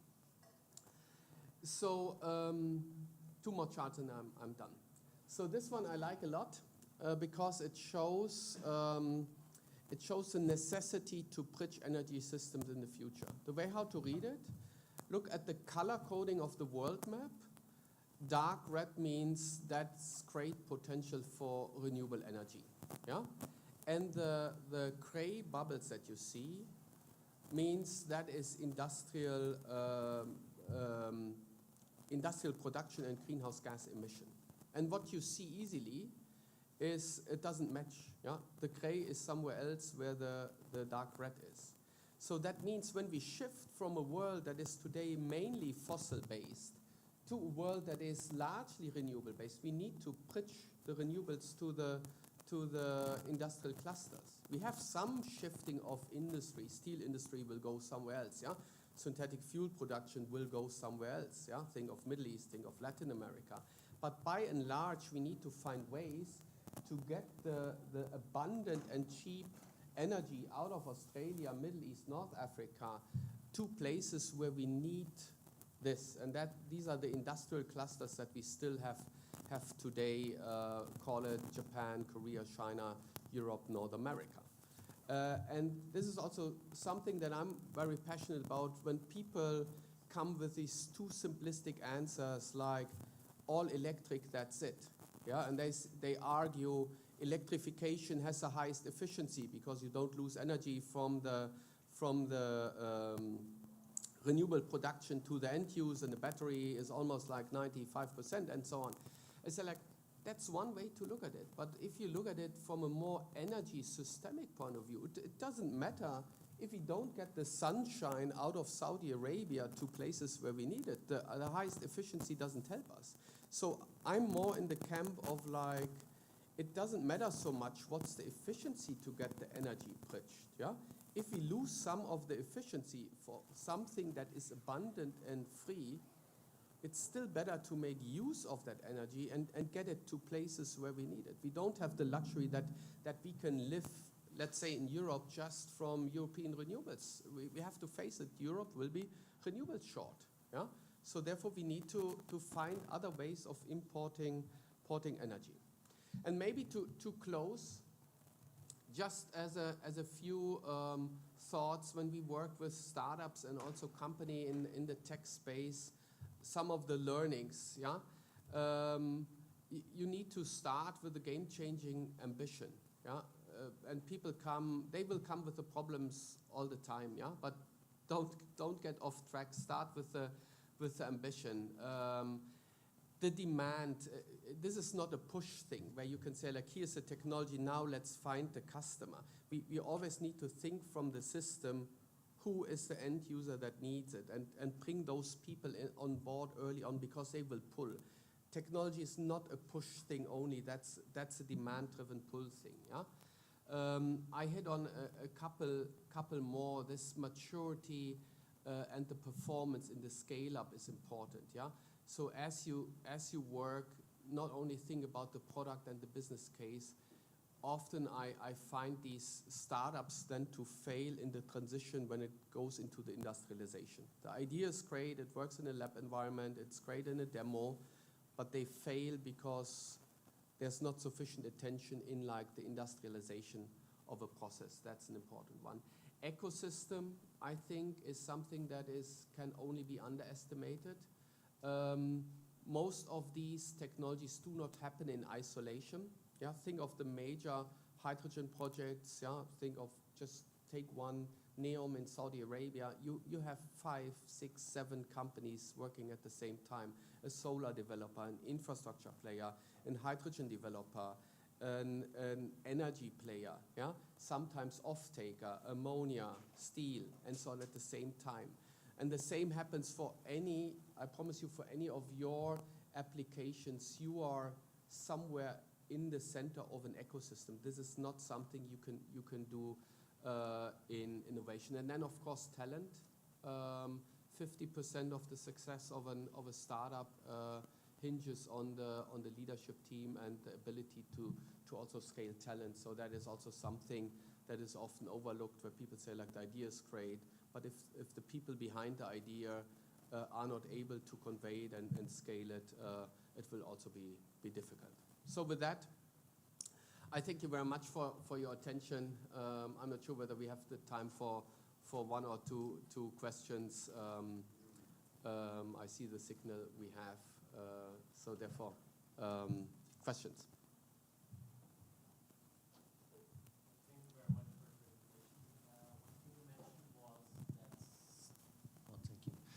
One thing you mentioned is that sometimes there's the idea or there's the technology, but startups fail because there's no intention to industrialize it.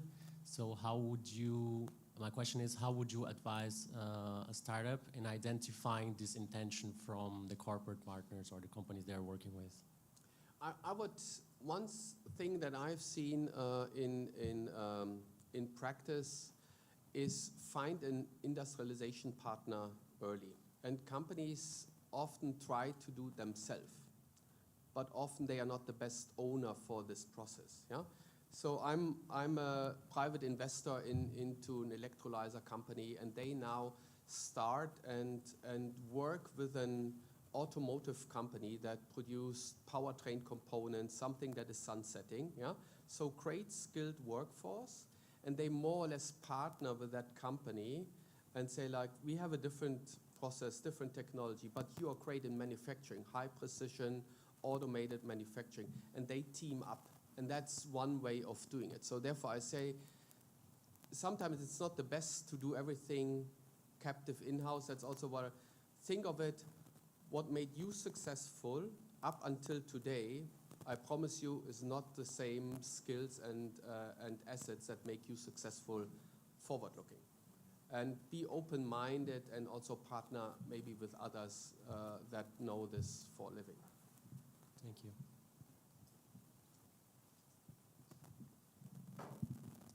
Thank you. So what I got from your presentation was that there's a lot of money that has been invested to date in some of these technologies to go after these challenges that we're facing. And there's still a lot of money that needs to go. My question is more around, have we identified some which are maybe more promising than others and that are already maybe in the money versus out the money that we could start allocating more of these marketing dollars to and really double down on what's already working, rather than, I guess, continue to be spending some of those dollars on more experimentations and things that could potentially work in the future? I think it's an excellent question, but it's very difficult to give a one-size-fits-all answer. So number one, I think there are different investor and risk profiles that are attracted to different maturity stages. Yeah? So some investors know exactly how to quickly screen for an idea, invest, see whether it scales. They look at what is the minimal viable product, and then they either continue or they exit. Yeah? So that's more the early stage. And I would always encourage to do early stage. So it would be wrong to say, like, let's only look at the promising ones that are already in scaling. Think of, I said earlier, direct air capture. You have people that say, like, way too expensive. We will never get that in the money. And yet there are people working on it. Yeah. Think of my example of 3D printing 24 years ago. I would not have put my personal money in it. Yeah. And look what happened to 3D printing today. Yeah. Think of other technologies. There's pyrolysis in hydrogen, where you get the answer that's too expensive. Yeah. And yet there are companies doing research on it. I think it's more your appetite of a risk-return profile. If you hit something that is really great, yeah. When I started hydrogen, there was no way to attract money into hydrogen 13 years ago. People said that's too long out, too far out of the money, don't invest in. And today you have like investors queuing and say like, where can I invest? Yeah? So therefore, I would be careful to pick winners too early. Okay. Thank you very much for your attention. It's a pleasure here and good luck. But I would say the reason for you being here is already the exciting part of it. And I'm so glad to also see you coming from all different countries and universities. That's great to see. Keep the spirit up, and I wish you all good luck for the final today. Thank you.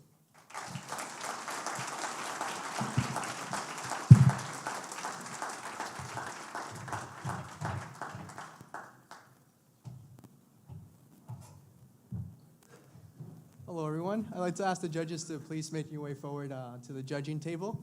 We'll get started soon with what we came here to do.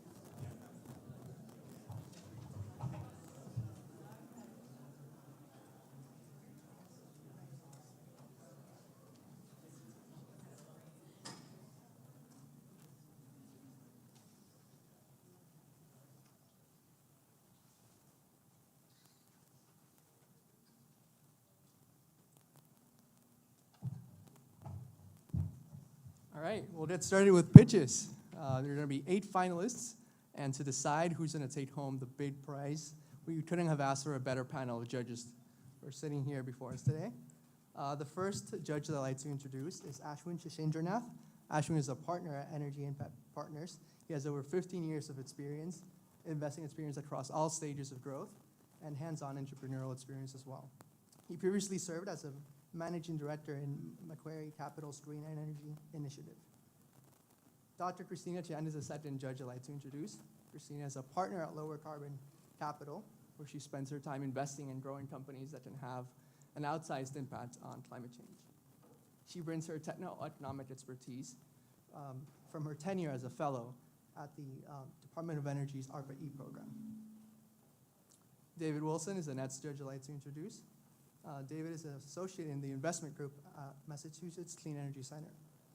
He previously led the business development efforts for a solar technology venture, and his expertise and relationships span across the United States and United Kingdom markets. Next, I'd like to introduce is Davide Confina. Davide is an investor on Temasek's sustainable investing team, where he and his team lead investments into climate tech companies across all stages, looking to address critical issues in the fields of energy storage, grid resilience, critical materials, and many other areas. Next is Libby Wayman. Libby is a partner at Breakthrough Energy Ventures, a fund dedicated to accelerating the transition to a clean economy. Her 15-year experience with clean energy and manufacturing spans across industry and government, having served as the Global Director of Innovation for General Electric and as a director for the Department of Energy's Clean Energy Manufacturing Initiative. And last but not least is Nick Van Ostel. Nick is a content creator and analyst in the climate and climate technology space. He is the creator and host of the Keep Cool podcast and newsletter, where he dives deep into the latest technologies and helps his audience keep up with the latest trends in the space. And with that, I'd like to pass it on to Chandler, who's going to tell us how this is going to run.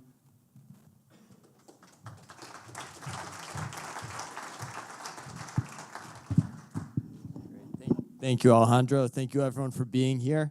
I just want to start by saying thank you to all the teams. It's pretty incredible that we get to be a part of this organization, hosting teams from the UK, from Germany, from Sweden, from France, and the US. People had to travel a long way to be here, and we really appreciate your time and for spending it here today with us. All right, so the rules. It's standard steel cage match rules. 8 teams will enter, 1 team will emerge victorious. The pitches will be 8 minutes, followed by 7 minutes of Q&A for the judges. Just a reminder for the participants, you will be in charge of moderating that Q&A. So don't wait for the judges to raise their hand or beg for a question. Be proactive in calling on them. Judges, you're in charge of keeping notes and making sure that you're keeping your questions pithy and quick so we can get as much information out of these startups as possible. And then what you guys are all here to compete for, right? It's we have the grand prize today of $100,000 as well as 2 prizes for runners-up. Without further ado, I'd like to welcome our first team to the stage, Mimbiosis. They're coming from the Technical University of Munich, producing sustainable packaging materials to solve the plastic and textile waste problems. A true example of a circular economy. Welcome to the stage, Mimbiosis.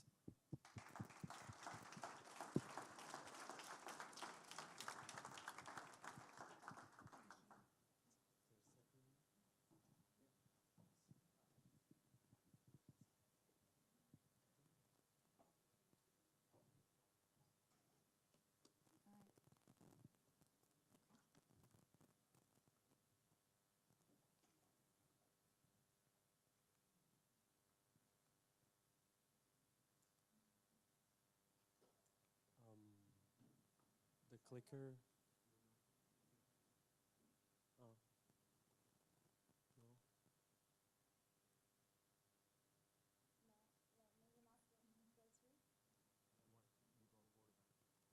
No.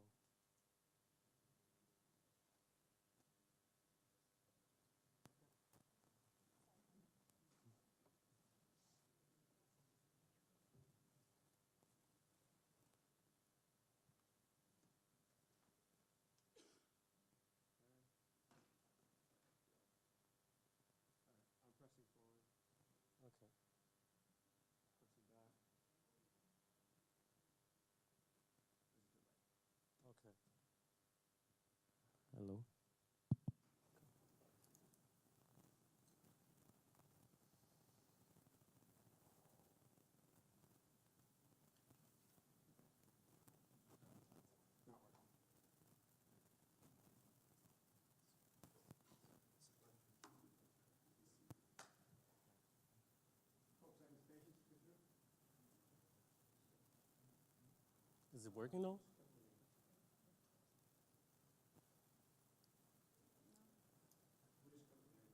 Oh, okay. Can we go back to the beginning?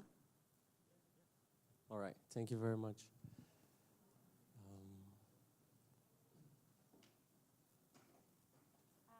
Maybe I will help them.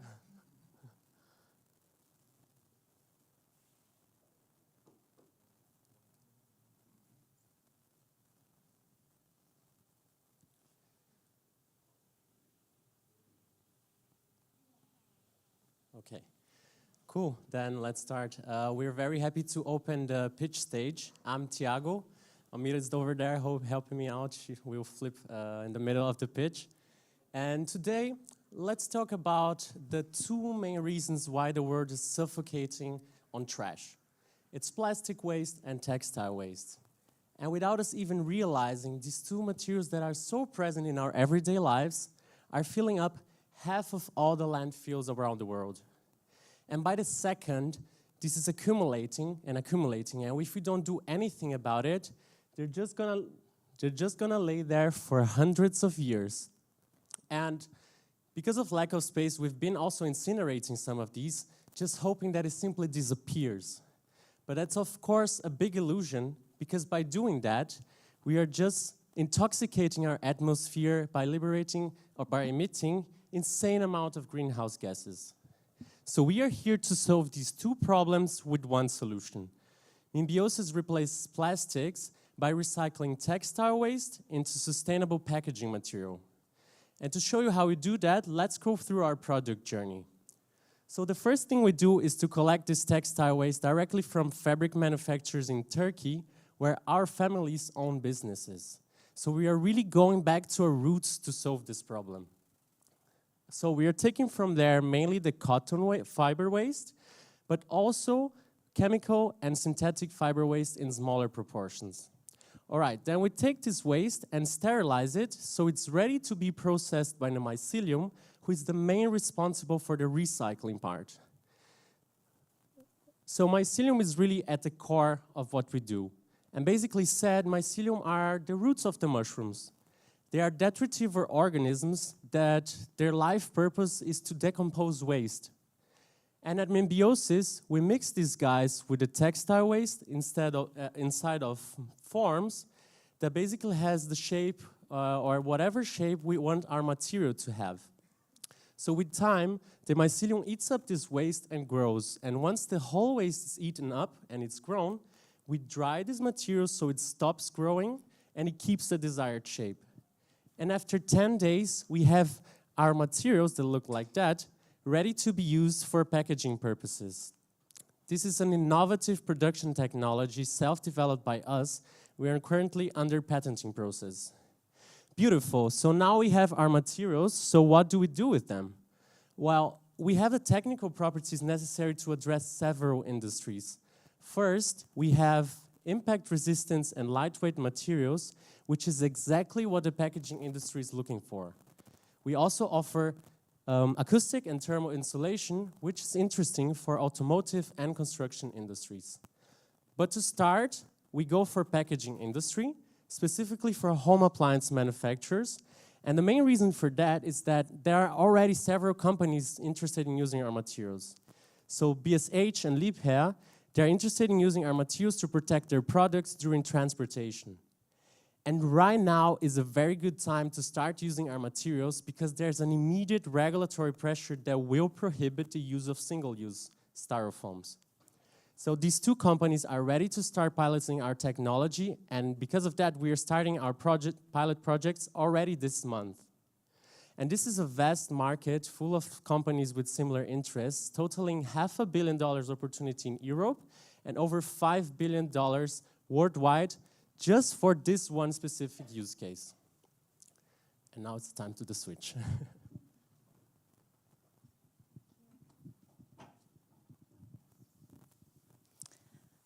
So when it comes to cost competition, plastic foam is still the cheapest material available in the market.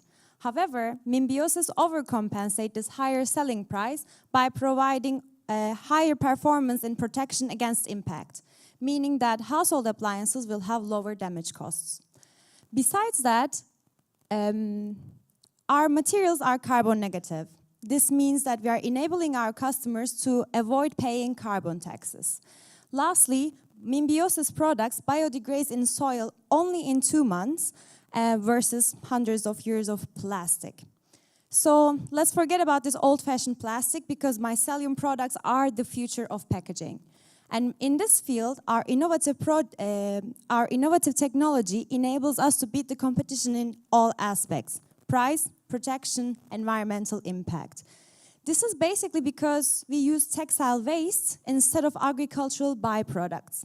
And by connecting industries, we build a circular business model which has mainly 2 sources of revenue. On one side, we provide waste management services for textile companies, which by doing that, we enable them to lower their waste disposal costs. And at the same time, we source our input material for a cheaper price. On the other hand, we manufacture and sell protective packaging to household appliances manufacturers. And this secures us the revenue that will enable us to grow our business. Lastly, the third element to our business is the nature itself. To demonstrate the impact we create, let's look at the value chains Mimbiosis revolutionizes. So, as said before, we tackle 2 industries at the same time, textile and packaging industry. And not only during their production, but also after life, they generate insane amount of emissions. And when Mimbiosis joins the table, we have 2 levers of impact. First, by substituting plastic with our sustainable materials, and second, by avoiding these 2 waste categories ending up in landfills. And this results in more than 500 million tons of CO2 to be avoided. So where are we right now with our technology? We have TRL level of 3, meaning that we already developed several prototypes. And how we see our roadmap is in 3 phases. First, lab, pilot, and industry scale. And in our first phase during last year, we've already acquired our raw material suppliers, several prototyping grants, and secured our extensive lab infrastructure. And in our second phase, we already secured our paid pilot projects, and with these company partners, we are developing our technology further in relevant environments. So, to be able to make this jump from lab scale to pilot scale, we are bootstrapping our first pilot facility, mainly with these 2 grants, Exist Grant by the German government and MIT Climate and Energy Prize. These 2 grants accelerate the impact we create, and once awarded, we are ready to build our first facility and start production right away, not in decades, but tomorrow. And lastly, in 2025, we aim to build our first industrial scale facility. And to be able to do that, we will fundraise with climate VCs. And we will do this through project financing. These projects are highly profitable and they are very low in payback time. That's why we are able to, besides that, they are very easy to replicate across different locations. And this enables us to scale way faster. So finally, this is the team who is making it happen. Gökçe is the person who is responsible for the product development, and she has extensive experience in textile and also biotechnology field. Whereas Almira, myself, and my colleague there, Tiago, are responsible for business development and strategy. And we already formed another team of lab people who are solely focusing on the technology development and taking it to the further level. So we are Mimbiosis, and we build circularity across textile and packaging industry. Let us achieve a greener future together today.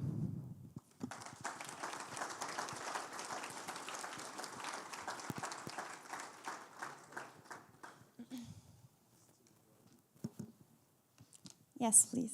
Hey, beautiful talk. Thank you. A question about end of life and the full life cycle. So you mentioned a 2-month biodegradability time in soil. Presumably in soil in aerobic oxygen-containing conditions, your material becomes CO2 by the end of life. So you mentioned a negative 100 kilogram per meter squared CO2, but presumably in the full life cycle, maybe it's around 0, or not quite sure. But what if your material ends up in landfill, like most of these plastics do? Don't know if you can be sure that it'll end up in soil. So if your material ends up in landfill, will it become CO2 or will it become methane? So the great thing about our material is like how is it being used, right? So the easiest example is when you order a fridge to your house and you have this styrofoam around it, right? That's exactly what we're trying to replace or substitute. So once you unpack your fridge, you have this material, and the great thing about our material is that you can just put that in your organic waste. So in Germany we have this, where you come from, there's this bio waste, and this waste is actually used to fertilize crops at the end. So that's a great thing how that's another aspect to the circularity of our business model.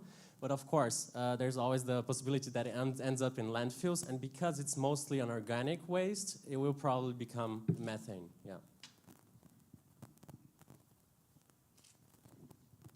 Thank you for the talk. I'm interested in the supply aspect of the business model.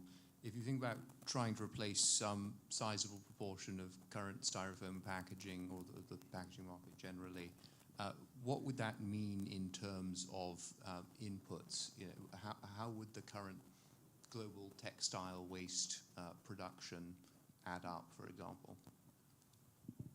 Sorry, could you explain it a little bit more? How much textile waste would you need in order to produce and capture a sizable part of the packaging market that you're going after? And is that amount realistically available?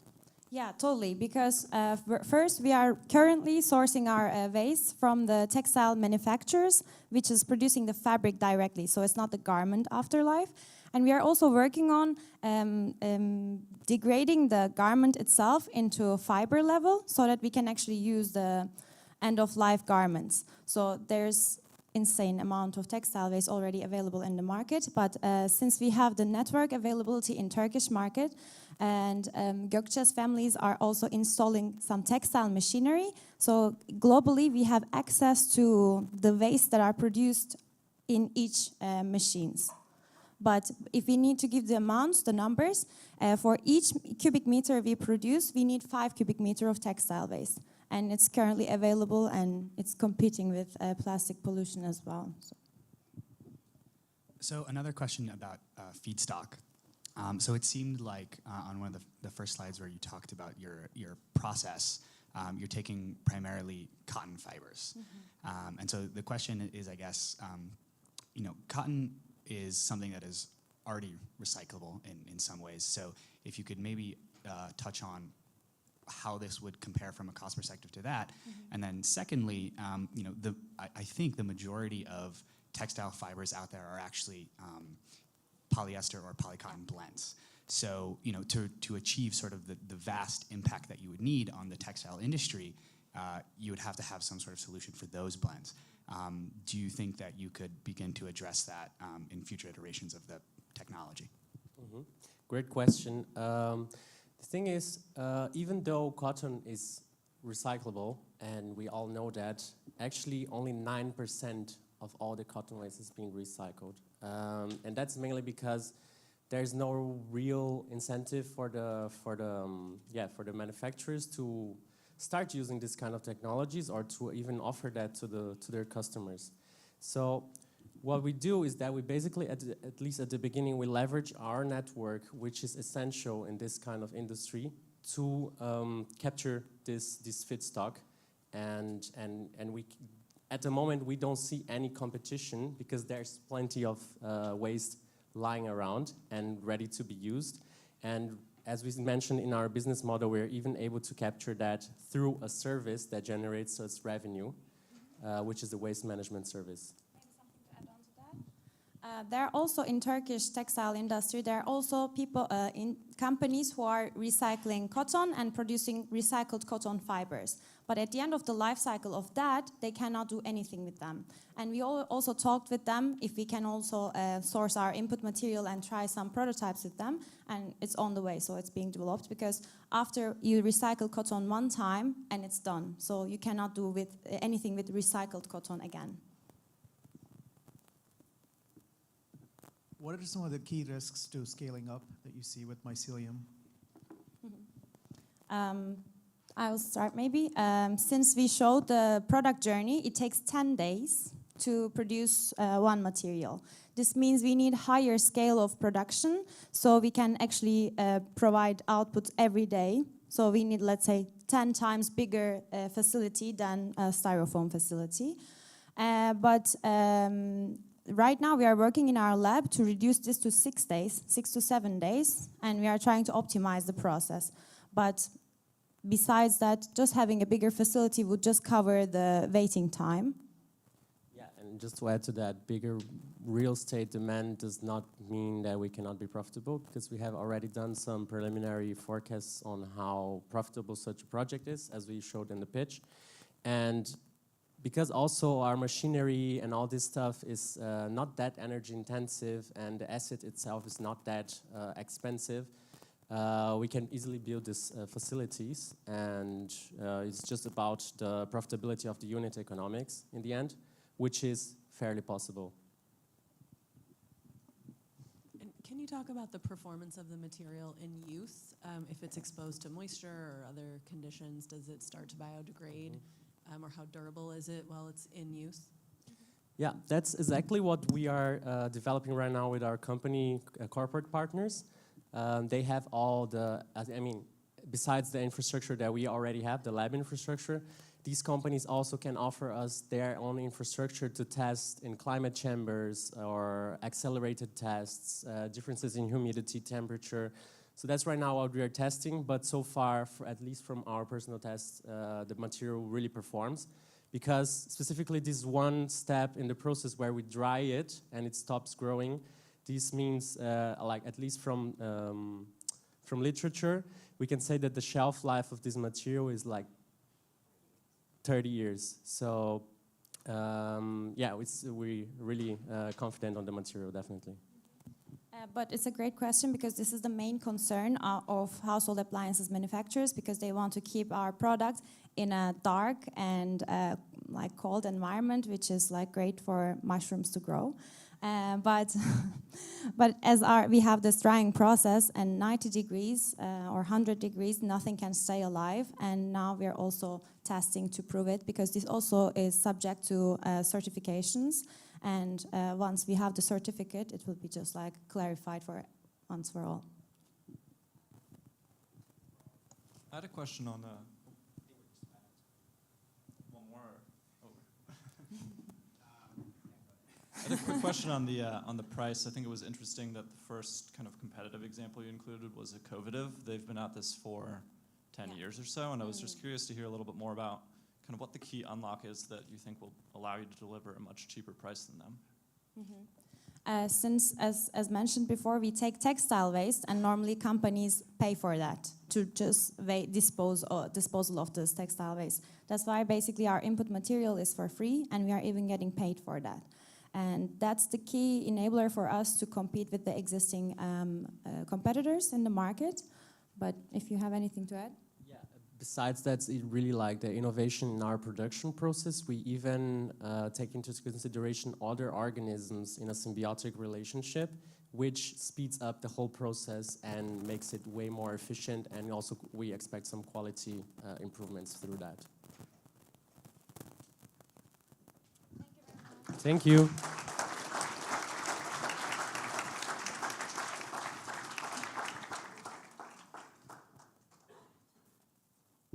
All right, let's hear it from Mimbiosis. I think bonus points are in order for putting up with the technical difficulty at the beginning. Showed a lot of composure there, so thank you.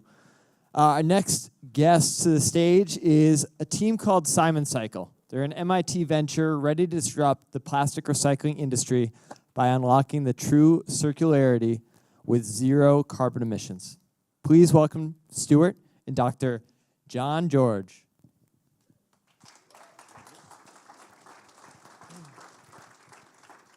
So the clicker doesn't work? Oh, nope. Oops, sorry. You want to take this computer? No, it doesn't work.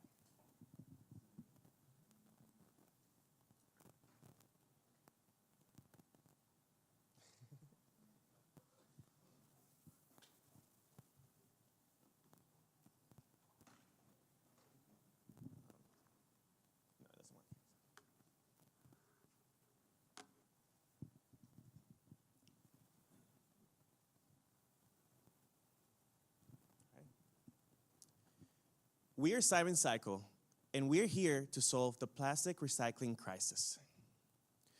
We all enjoy the benefits that plastic brings to our daily lives, but it comes at an immense harm to our planet and its inhabitants.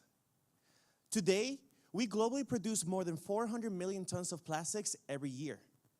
This contributes to 4.5% of all global CO2 emissions. This amount could be smaller if we recycle more. Unfortunately, the global plastic recycling rate is less than 20%. The nations like the US have an even less effective recycling rate at 5%. Instead, the US and nations from Europe ship out over 3 million tons of plastic waste to lower income nations for them to deal with our waste, which eventually leaks into the rivers, waterways, and oceans, harming our ecosystem and creating environmental hazards for marginalized communities all over the world. Every day, we see a greater need to take action. Many industry players are trying to address this crisis by committing to circularity pledges, promising a minimum amount of recycled plastic that needs to go into their finished product. But at the moment, they're unable to meet such pledges. Through the dozens and dozens of customer interviews that we have conducted, we have seen that there's a common sentiment that is shared through all our interviews that basically there's not sufficient recycled plastic in the market and the quality is inconsistent. The reason for that is because mechanical recycling is the predominant way of recycling in the industry. But mechanical recycling downgrades the quality of the plastic. You can take hard plastic in the form of a water bottle full of long molecules and turn them into soft textile and fibers consisting of shorter molecules, but not vice versa. It's a dead end, and the plastic eventually has to end up in landfills, and an ever-growing amount of fossil fuel generated of plastic fossils has to be produced to meet the demand of high-quality plastics. So, as a result, to resolve this quality dilemma, advanced or chemical recycling solutions have been developed. The problem with this technology is that they're too energy inefficient. They rely largely on breaking every bond of the polymer to take it back down to fuel or smaller molecules, which end up consuming more energy to then have to go through all the traditional processes required to arrive to the original polymer. They end up providing a minimal carbon footprint reduction, or even worse, they end up emitting more CO2 emissions than just producing plastic through traditional means. What we need is a process that is able to eliminate all the energy-intensive steps out of the equation while being able to upcycle plastic of any quality for all applications. Well, that is what Simon Cycle is here to do. Instead of breaking the bonds, we make new bonds. We take the molecules and convert them into cyclic intermediates, which we're then able to extract to produce virgin-grade plastic. And this is how it looks like. With our patented process technology, we're able to take PET and polyester waste of any quality, put it through our two-step reaction where we exploit thermodynamics and catalysis to efficiently turn the plastic molecules into cyclic intermediates. In this state, we're then able to remove all the contaminants such as color from the plastics, and then as we cool down our process, we're able to break the intermediates to produce plastic that is indistinguishable from fossil fuel-derived ones, a product ready for all market applications. And we can do this highly energy efficient. Because our process does not have all the energy-intensive steps found in other technologies, we can operate at an energy intensity less than 80% compared to traditional means of plastic production. Because we operate at moderate temperatures, we can then power our process with renewable energy to produce 100% carbon-free, high-quality recycled plastics. At scale, our process has the potential to remove PET's carbon footprint, which will be over 0.5 gigaton of carbon dioxide per year. Now, let's see how profitably Simon Cycle can accomplish this. We can source different types of plastic waste at a cost of less than $600 per ton. Due to the low energy consumption of our process, we then require only $580 per ton of operational expenses to upcycle this plastic waste into high-quality PET pellets, which will then be sold to converters at a market rate of up to $2,600 per ton. This means that Simon Cycle has the potential to sell recycled plastic at margins of around or greater than 50%. And to take advantage of this high profits, of this highest margins, we're planning to pursue the US cosmetic bottling industry as our beachhead market. The players in this industry have higher than average profit margins that allow them to better invest in the sustainability of the products, and they face a lower FDA regulatory barrier to sell our products to them. Once we capture this market, there will be vast opportunities afterwards, as the non-olefinic plastic market is nearly $300 billion in size. And we're planning to capture this market efficiently. Due to the relative low cost of our CapEx compared to our competitors' technologies, in conjunction with the margins that we presented earlier, Simon Cycle process is expected to have a payback rate of around 3 years at a useful life IRR of 32%. So, go back one. Go back. So, we initially planned to deploy this technology very capital efficiently, as we have already gathered strong interest due to our attractive unit economics to deploy our technology initially through the joint venture to be efficient with our capital. Once we prove our technology at scale, we then plan to transition from selling plastics to selling plants, as we aim to penetrate the market of global plastic production as fast as possible. We are currently raising our C round, and this capital and any additional non-dilutive cash and prices we received will be utilized to scale up our technology from the current scale of 1 kilogram per day to 10 kilograms per day. This size will allow us to not only validate the cost that we have presented earlier, but to also send plastics to our potential customers so we can prove that our product is ready to resolve their pain points. This will then allow us to start securing offtake agreements as we set the foundation to build our first commercial units of 20,000 tons per year. And we have the team to execute on this mission. My co-founder, Dr. Jan George, has been the creator, innovator, and leading expert in this technology, and has been coming up with solutions to the plastic recycling crisis for well over a decade. I myself have experienced the reality of plastic recycling technologies through traditional means at ExxonMobil, and have experienced through other startups and MIT labs when it comes to commercializing technologies into the market.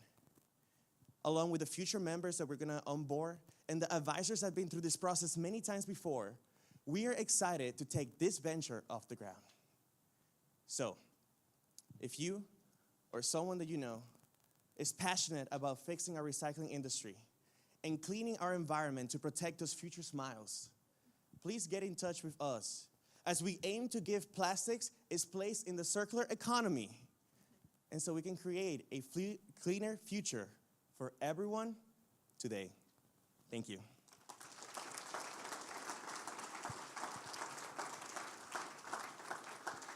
And now, Dr. Jan George, we're ready to answer all your questions. Yes, please. I saw something a slide or two back about patent acquisition. Not quite sure what it means. Could you say a bit more about your intellectual property status and plans? Yes.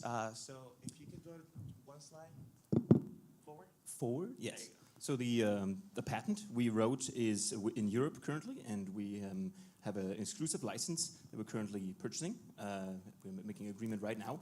The university over there is fully supportive with my previous mentors, and the IP has been filed in 2021 with a provisional priority date there, and the search reports from the patent lawyer's office has been very positive, and it's been filed in the US and in Europe, so we're excited to use this patent which is already capturing the PET, polyester, and nylon space. And we have tremendous opportunity in new IP that will be generated in the company in the other polymer space that Stuart mentioned earlier, and also process technologies around the purification and the recovery of solvent. Yes. Hey, wanted to dive into the technology just a little bit. You said that you can essentially recover, oil and gas-like high-quality PET pellets. Just wondering if you could talk a little bit about the chain length distribution and other kind of physicochemical properties, like how close is this to the real thing? Presumably you're able to use chemical industry steps to turn your cyclic intermediates into the right thing, but just kind of curious how well that tracks. Absolutely, thank you, great question. As Stuart mentioned, we have a product that is chemically indistinguishable because we're simply exploiting this so-called ring chain equilibrium shift. We're using the solvent and all the polymer chains that are linear, any plastic is a linear plastic right there. In bulk, they're linear chains. In the solvent, they like to form, if you have the right catalyst, they like to form cycles. We just use them to park the material and extract them very well, and then separate them from everything that's the crap in there that you don't want in the final product, that comes from the wastes, the colors, and the short chains, and so on.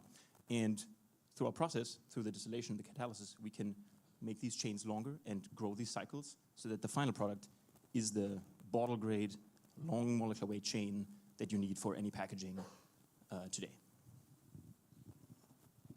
Yes. I have two questions. First is, can you upcycle a variety of different feedstocks? So can you talk about what you need, and can you also do black plastics? So we have a slide, which is here. So we've already done a tremendous amount of interviews, and we just came back 1 month ago from the massive municipal recycling facility in New York.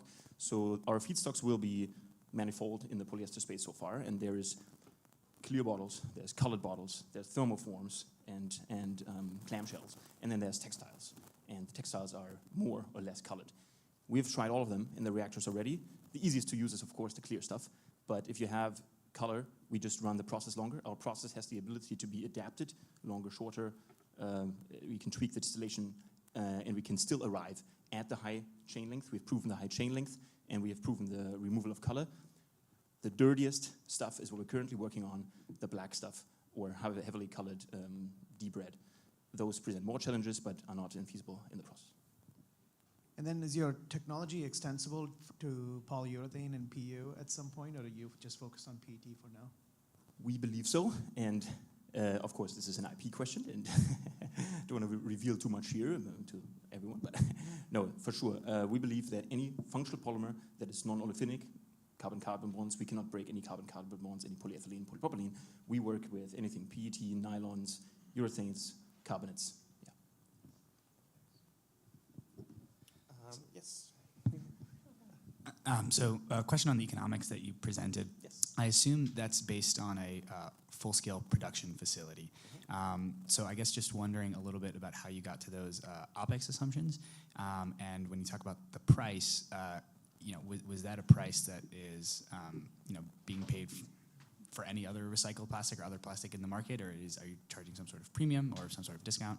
Yeah, thank you for the question. As for the operational expense cost, it's a combination of Aspen model simulation as well as what we have seen at the lab scale right now, 1 kilogram per day, on our ability of recover the solvent as well as heating up to operational temperature of the process, how much energy it consumes, and scaling up that to scale. If anything, we believe those numbers are still on the conservative side, just because you get a lot of benefits from this economies of scale and efficiency as you scale up to the bigger side of things. But that is how we derive the operational expenses for our process. As for the second question, can you repeat it one more time? Just about the pricing. Yes, for the pricing, that is just the market rate pricing of the market. So we believe we have the potential to charge a green premium in the market, but we're currently not basing our assumptions based on that possibility to ensure that we are resilient against what the market can throw at us. And because of the high margins, we actually also have the potential to be able to pay on the supply side of things a little bit more or charge a little bit less in the product side of things to capture a bigger share of the market faster. Libby, please. Yeah, can you go over again the scale of your pilot that you're envisioning? Yes, so if you can go back a few slides. Back. The left. Yep, right there. Yes. So we currently have a 1 kilogram per day lab scale, and the next pilot plant that we're envisioning is 10 kilograms per day. This will not only allow us to understand the challenges that come with scale-ups, such as ensuring kinetics and thermodynamics are consistent, but also will allow us to produce enough product for us to send it to our potential customers. We've already been in talk with companies like Coca-Cola, PepsiCo, Nestle, and they have told us that they need around 50 kilograms for them to put it through the manufacturing lines for them to be able to test it. With this scale, we're going to be able to produce enough plastics to accomplish that milestone. After that, our next pilot plant will be 70 tons per year.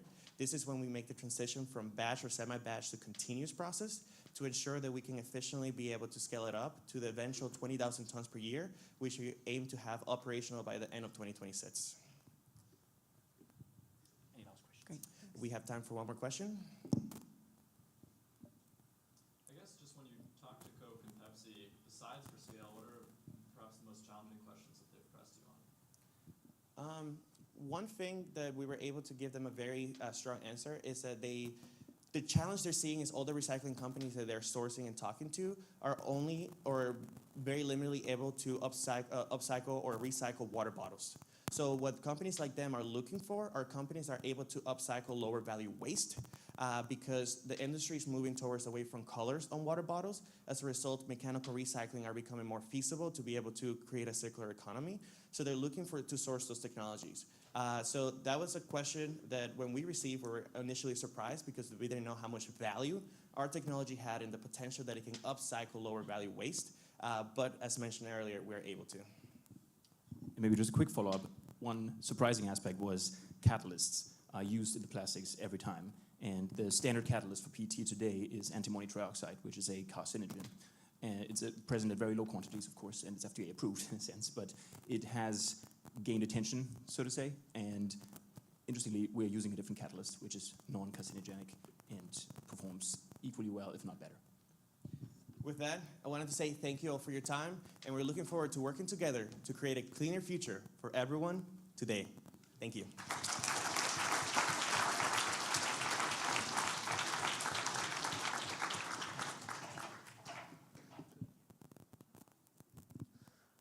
All right, one more time for Simon Cycle.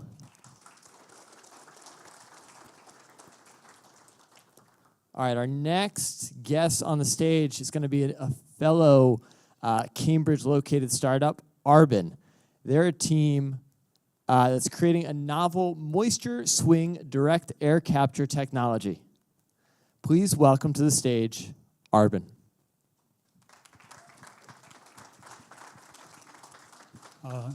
Hello, can I try the remoter?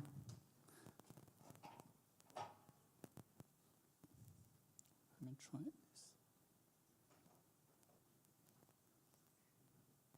I think there's still delay. Okay, I have to go down, I think. Anyway. Sure. So we're still trying to come down from the last speech. That's so good. Okay, good afternoon, everyone. Our company's name is Arben. We are humble and fortunate to be here to share our technology of direct air capture of CO2 with you. Next slide. My name is Yang. Currently, I'm a postdoc at Columbia University. I got my PhD from Columbia also. I'm lucky and been working on direct air capture of CO2 for almost 10 years. And I have 30 papers published in top journals. And the Columbia University homepage has reported my study.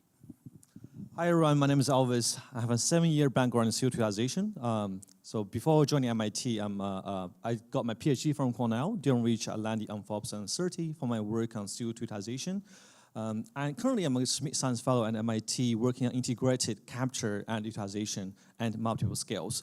So most recently, Jan and I have been selected into the Activate Fellows Program, during which we will get mentorship in business, marketing, and also operation.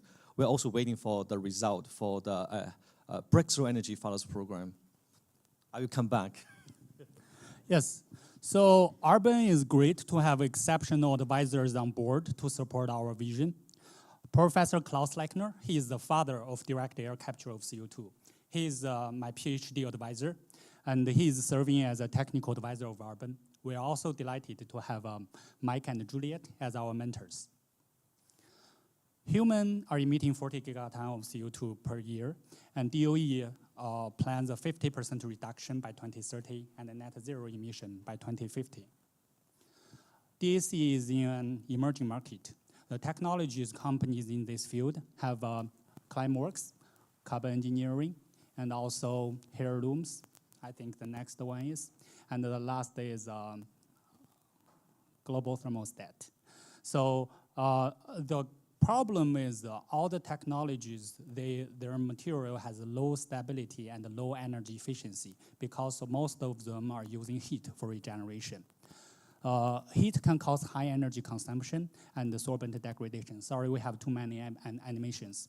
So one article in Nature says there are 7 chemical separation can change the world if we don't use heat. Next slide.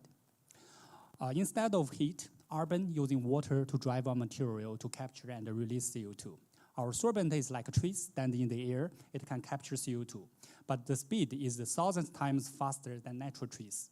After it's fully loaded, we put our material into water. We can collect the high concentration of CO2. Then we take the material out from the water, dry it in the air. It can capture CO2 again. You see the shaking part. So next slide. This slide shows CO2 capture and release process. When our unit is in operation, our sorbent captures CO2. It's like yellow particles on the mesh. After it's fully loaded, we spray water or give it humid air, the CO2 will be released, and we can collect the high concentration of CO2. Next one. Because we are consuming water instead of heat, we have lowest energy consumption compared with other technologies in the market, such as Carbon Engineering and Heirloom's strong alkaline, and Verdog's Prono, and Climeworks Abatement. Next slide.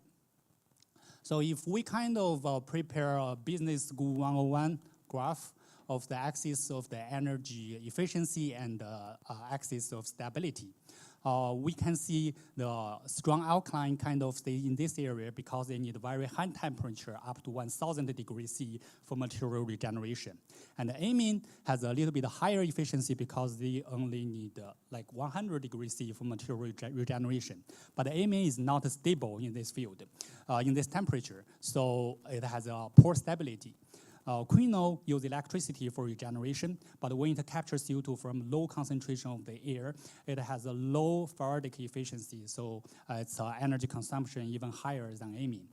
Modules in our technology are using water at room temperature, at room pressure, and we tested 10,000 cycles, and our degradation is less than 2%. So we believe we are at this area.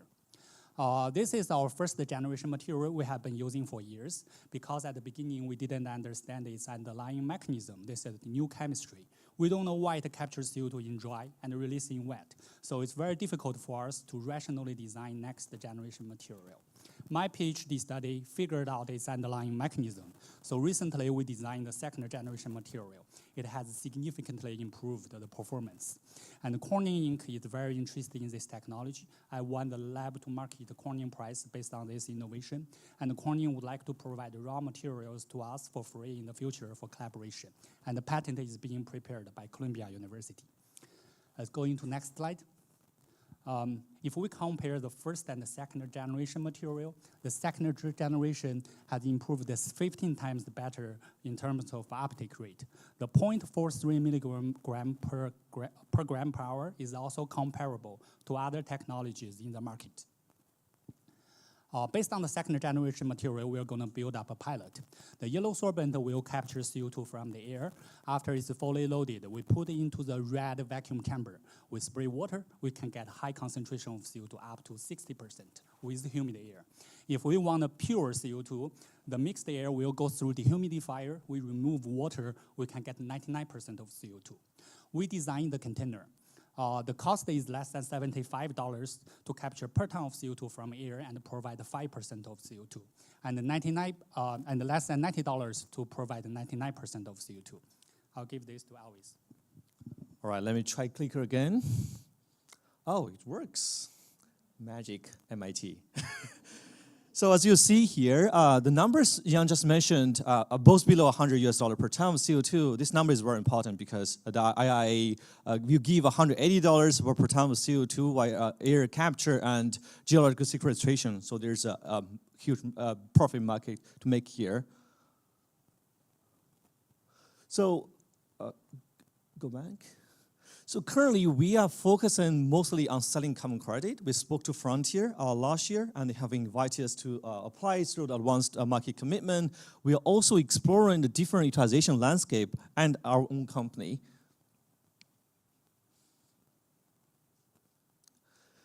So one of the key advantages is that we have tunable CO2 concentrations for diverse downstream needs. For example, for cement curing, we only need 5 to 20% of the CO2, so that we don't need pure CO2, which require a higher capture cost.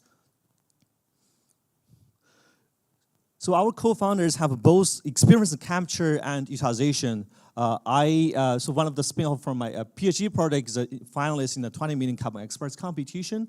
I also forged connections with UN organizations along the way. So, after that, I joined MIT, and most recently a Schmidt Science Fellow. And my co-founder, Yang, has been working on direct air capture for over a decade. And the recent milestone is the Corning Prize. But also we want to mention there's we also secured a $400K grant from NYSERDA pending paperwork for legal. So moving forward, our plan is to build a pilot, and we plan to reach, for Q3 of 2024, we want to reach the capacity of 3 tons per day, which is relevant to Elon Musk's carbon removal X price of 1,000 tons of CO2 per year. So with that, I would like to thank you for your attention, and apologies for the technical difficulties, and we look forward to staying in touch for potential synergies moving forward. Thanks again. Thank you for your attention.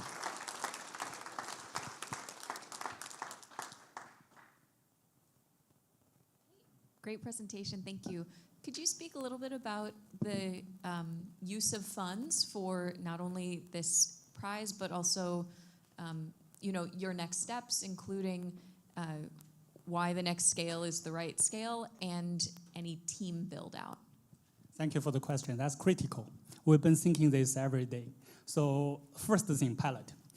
We have achieved the gram scale of CO2 capture at lab in the real environment, STRL6. And we need to build up a pilot to capture thousands of grams, that's a kilogram of CO2, show everyone. And then next one is going to capture CO2 0.5 to 1 ton of CO2 per day. It won't be very large. It's like a 1 cubic meter box, like this size, can capture CO2 0.5 ton a day. So we're going to spend the money on this first. And also we would like to spend the money to hire 1 senior engineer. That's critical to build up the mechanical stuff. And sorbent is the heart of the device, but the mechanical design is critical. And also, if the first demo works well, our philosophy is that we will going to build up a module device instead of a big plant, because we believe learning by doing curve can reduce the cost significantly. So we will build tens and hundreds in the future, even millions of the devices to capture all the CO2 back from the air at the gigaton scale. Thank you.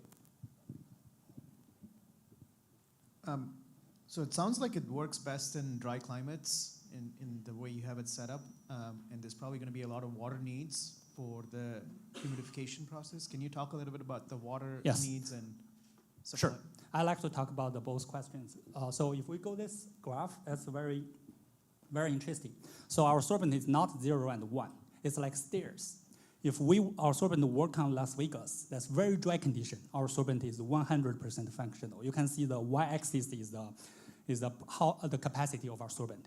If we run Boston, like New York City, that's 40% of relative humidity. Our sorbent is 75% functional. If we run at Seattle, very wet. So our sorbent is still functional. That's 50% of capacity. If we put in water, all the CO2 will be released. So we can run in any environment, but we prefer dry condition. The dry condition is going to be our market going to target on US. That's going to be New Mexico, Colorado, Arizona, and the places are very good. For your second question, so we capture 1 ton of CO2, we need 3 tons of water to drive the chemical reaction happen. And we lose 1 ton of water. Where's the energy from? The water evaporates from our sorbent. That's the energy we put to capture and release CO2. So 1 ton of water, if we go, yeah, that's a great slide. So US industrial water uses more than 18 billion gallons per day. If we use that amount of gallon of water, we can capture 60 million tons of CO2. So this thing we need to consider, but it's doable. It's not a number we cannot achieve. And by the way, the Earth doesn't lose water. Water goes to atmosphere, come back to the lake. We can get it again.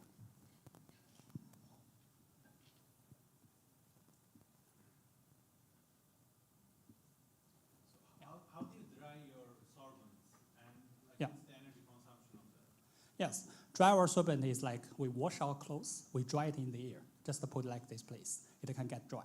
So sun will pay the energy, pay the cost, won't be us. So the energy going to be 32 kilojoule per mole. We have done this measured by isothermal curve in lab. And is that energy taken into account in your overall energy requirement? Exactly, yeah. And by the way, talking about the energy. So because we're consuming water, not the traditional heat, so the design going to be totally different. So we believe, we argue, our technology can consume less energy compared with Climeworks and carbon engineering. Because we use water, when we heat, we don't need to heat everything. We just use water for our sorbent. So we need electricity, we need a pump to drive the pump, to drive the compressor and the vacuum. So that's what we need. And we definitely use water. This is the energy we're going to pay. Could you talk about where you are on a kilowatt hour per ton for CO2 captured? What's that question? Kilowatt hour per per ton of CO2? Kilowatt hour per ton. So it's not, we need to change, but I know that's per mole, we need 32 kilojoule. That's the energy we pay. We change the ton mole to ton and change joule to kilowatt hour. It's difficult for me, but I will give the number to you. You might have mentioned this, but approximately how many cycles can you run? 10,000 cycles, their degradation less than 2%. If we run 1,000 cycles, that basically there's no degradation because there's always an error bar there. Because you can imagine we use water, it's very mild environment. There is no heat, no degradation, no oxidation. Could you talk a little bit about how you're thinking about commercializing your credits, and also how you think about some of the risks that having a business model based on carbon credits might be inherent in? Definitely. So U.S. government is paying $180 per ton of CO2 for capture and storage. If our cost is going to be lower than that, we can earn profit. But if Biden administration not be there in the future, so the policy is going to change. But still, I know people are getting interested, and this is necessary for capturing CO2 from the air. Definitely, we think our direct air capture company as a waste management company. If we want to solve climate change issue, we have to solve the problem. So definitely there is a cost. Current cost is $70, let's say that number. And in the future, we try to reduce our cost to $20 per ton of CO2. Could be lower. That depends on the massive production. And then capturing CO2, we can convert CO2 to different product for downstream utilization in the future. That's another thing we can earn money in the future. But at the beginning, we think human beings have to capture CO2 from the air and reduce the cost as much as possible, and we can earn profit. Hopefully I answer your question.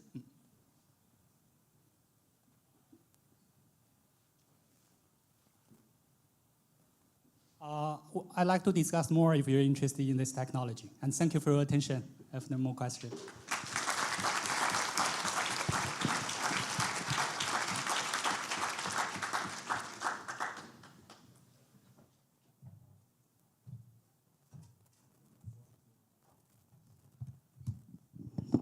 Great. Thank you very much, Arben. One more time for Arben, please.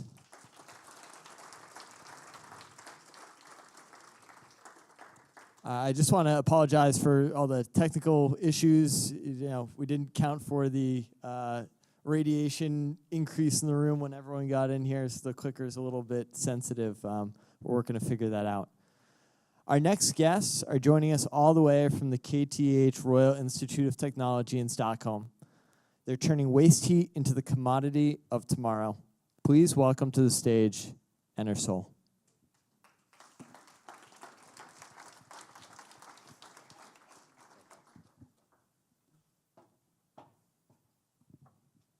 Is it working? Okay. So, hello everybody. I'm Ashraf from Anersol, and today I have the pleasure to talk about our sand heat-based battery. So, let's get started. What's the problem that Anersol wants to face? Next. So, we know in Europe we have more than 300 terawatt-hour of potential waste heat coming from heavy industry, such as glass, paper, steel. You can name it. So this potential waste heat, half of it is more than 500 degrees of temperature. So to put this number in another perspective, all this energy can power up 30 million households per year only in Europe. Let's see actually how our American friends are dealing with this problem. In the States, the situation is not getting any better. Actually, it's a bit worse. To put this number in another perspective, all this energy can give the energy enough for 30 round trips to the moon. So we know that the problem is big, needs to be tackled, and we have different competitors in the market. These competitors, they have, their solution is not cost effective, and most of the time is not simple. So that's why Anersol is coming to take position on that. Next. So as you can see here from the illustration, we have exhaust heat coming from heavy industry in different temperature range, from 200 degrees to 1000, that's gonna store heat in our thermal storage unit filled with sand.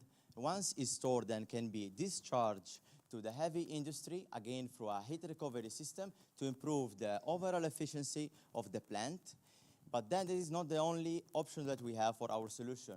We can link our storage unit to a district heating plant through heat exchangers, so we can power up numerous households. For our case study, for now, 10 megawatt hour unit, we can provide for our customers 500 tons of CO2 saving per year. Next. So, the market is big. You can see the numbers, they speak by themselves. We, at Anersol, we want to target the service obtainable market of Germany, 5% of it, that is equal to 130 millions in the next 3 years. Also, the forecasts are so prominent good. We know that we have annual growth rate around 9%. So this leads to our business model. That's how we're gonna get the money. So our business model is straightforward. It's B2B. Basically, we're gonna sell our product to firstly, to industrial, that can be like steel, as we said before, or can be, again, to district heating plants for a price $35,000 per megawatt hour. This is not the only revenue model. We're gonna provide also the after-sales services like operational cost, and we have an optional revenue model that is related to the possibility to give to our customer the possibility to sell their heat to somebody that we are gonna facilitate how it's gonna happen. Next. So, how Anersol is standing with the competition.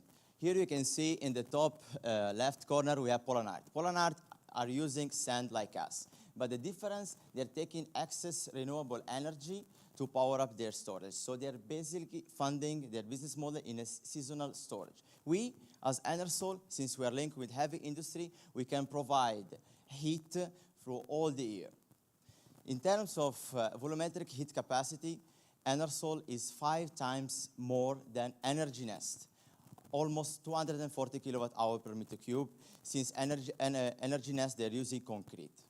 You, right now, you are thinking, how big is our storage unit? Actually, it's very small. The surface area of our storage unit is 16 times smaller than aluminum. They are actually using steel.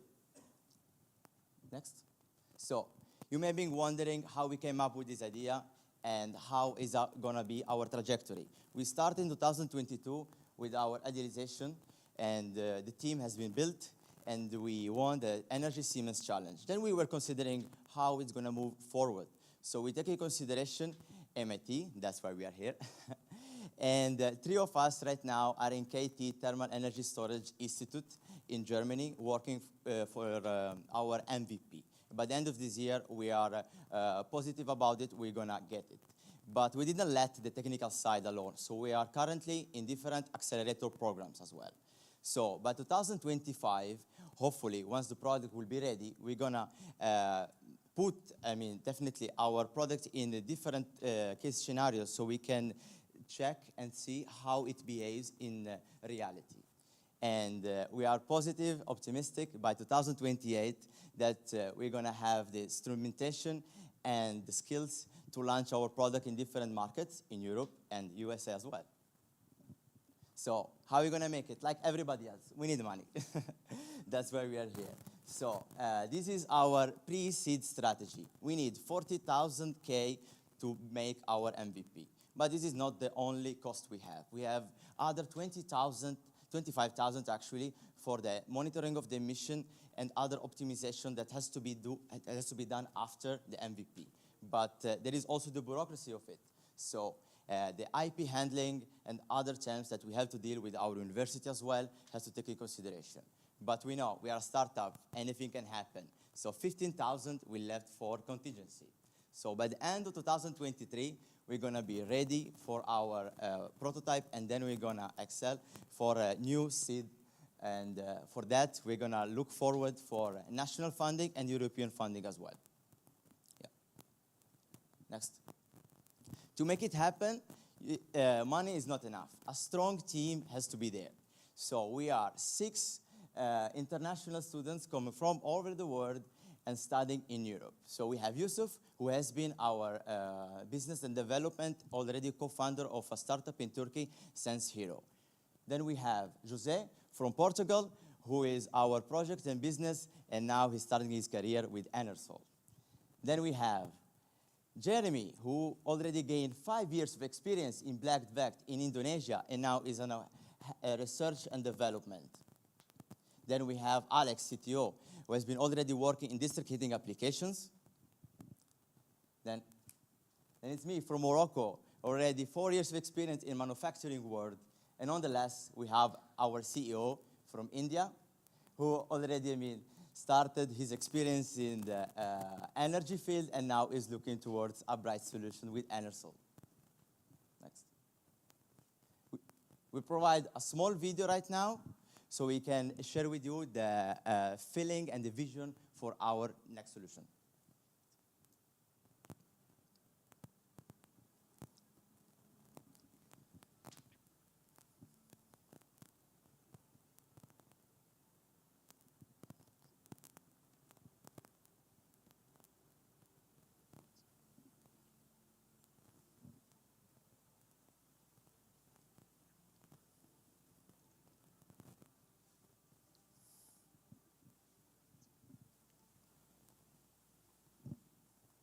Okay. That was Anersol. We provide simple, cost-friendly, and sustainable heat for the future. Thank you, everybody.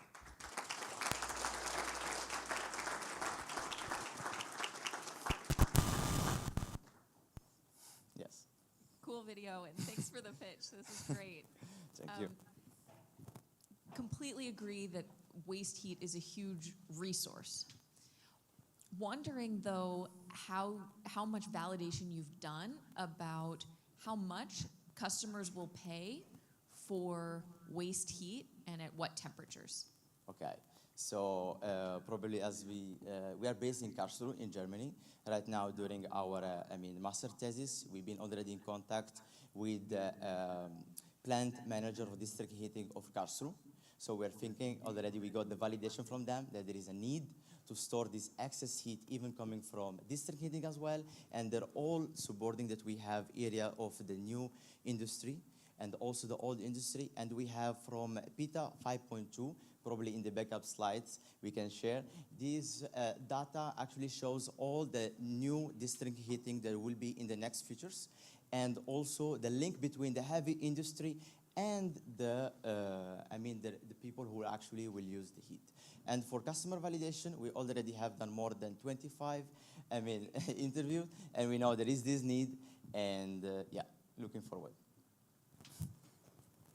And just following up on kind of competitive pricing, what's the price that these customers typically pay for heat from district heating, or the cost if they just use fuel inputs to generate heat, and how does your solution compare? Okay. I can take over. So we did some calculations assuming like a typical steel manufacturer, assuming medium size.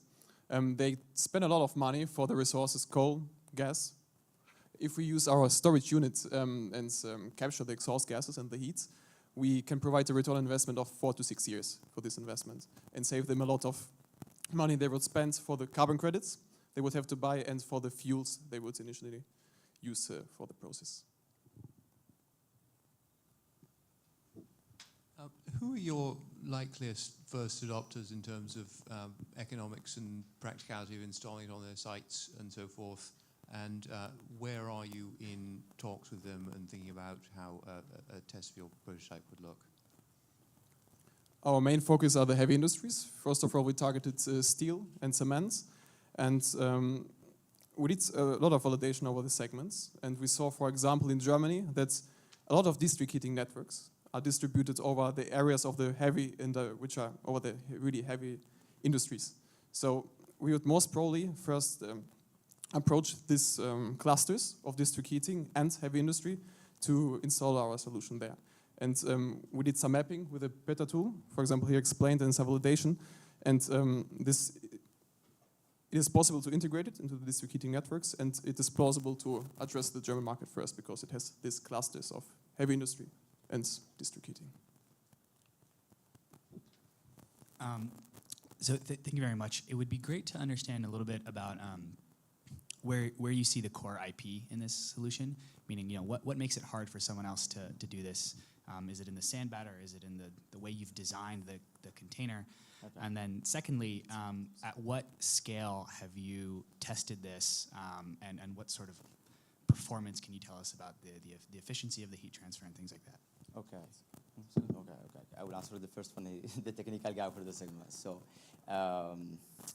basically, could you just repeat just the first one a little bit, because I want to control the IP. Okay, the IP part. Okay, perfect.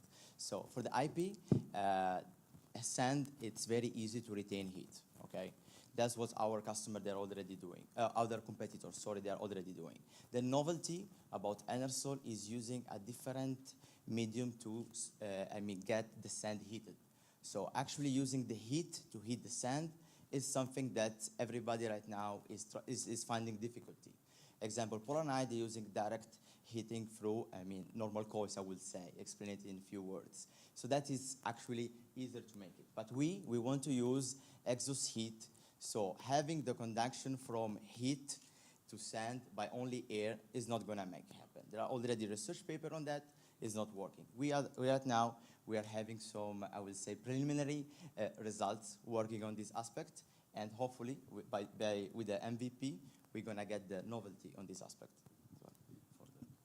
If I also met some little points on this, till now there are a lot of major challenges to contain mechanically the heat because of the vessel and the dimensioning and the overall mechanical stress, and they're like, this is also part of the IP to make it really feasible, and there are approaches we are considering here. And for the total performance, imagine for the example the MVP, considering 1 megawatt hour, would have a 4 cubic meter size. And what is the neat thing about this configuration? It is really efficient because the medium comes in direct contact with the sand, so the heat transfer itself is really efficient. We're talking about round trips efficiencies of 80%, if you're talking about a daily cycle, and we would have losses of about 1 to 2% per day, assuming we charge it up to 800 degrees Celsius. So you can calculate with between 70 and 80 degrees if you store it on a weekly basis.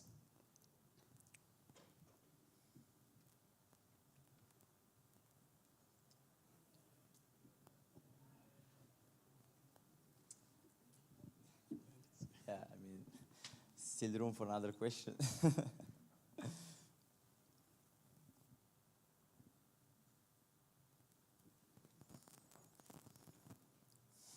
Okay, good.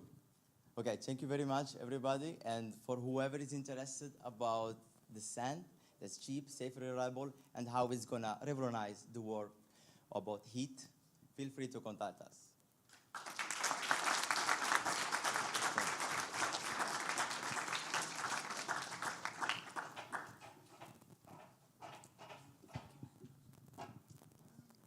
Great. Let's hear it one more time for Anersol. Amazing. So we've heard from 4 incredible teams so far. I'm sure your brain is just full of new knowledge and interesting questions. So let's digest that while we digest some food over lunch. We're going to break for about an hour, hour and a half, and then we'll come back for the last 4 teams. Stay tuned.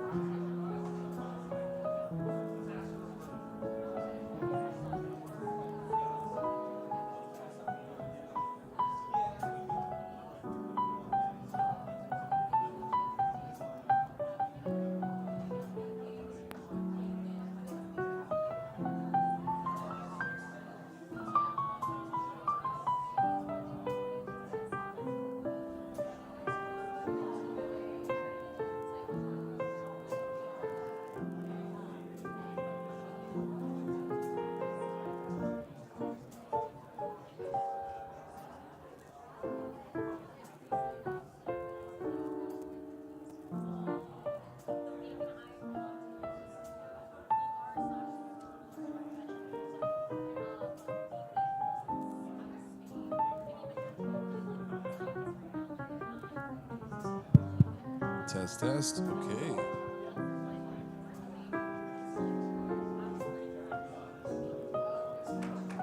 5 mics.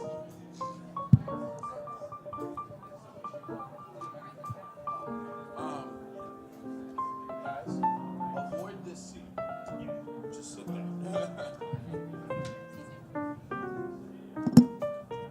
All the mics are on.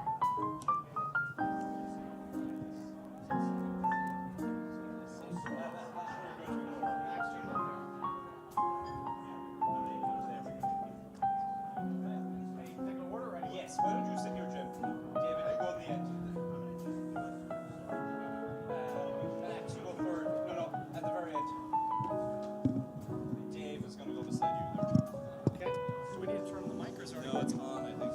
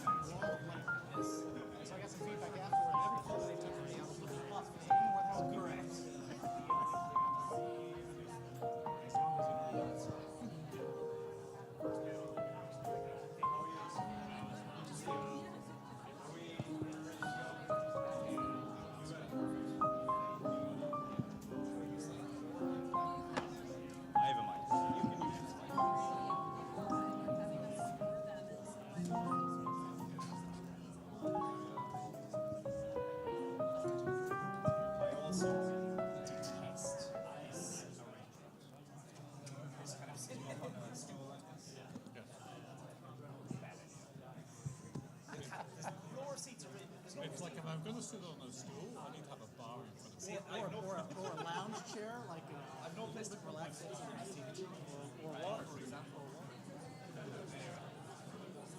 How much? Be 45 minutes, I think, or something. We'll figure it out. It'll be about 40 minutes. Yeah, let's see. I should have known, Hari. I think 40, 45, so this time maybe 2 minutes or He has selfies with 9 Nobel laureates. He has a collection. Okay, I hope everyone had a great lunch. We're ready to begin. So if everyone can start coming back for the next panel. Okay, welcome back, everyone. We're really excited to introduce the next panel to you, which is on scaling climate and energy ventures. And I'm going to hand over to Frank to take over. Frank is Managing Director at S2G Ventures. And we're also incredibly fortunate to have him teach us our climate and energy ventures class at MIT. Frank, over to you. Thank you, Aditi. So, good afternoon, everyone. It's really great to be here, actually, this afternoon. I'm really looking forward to the discussion.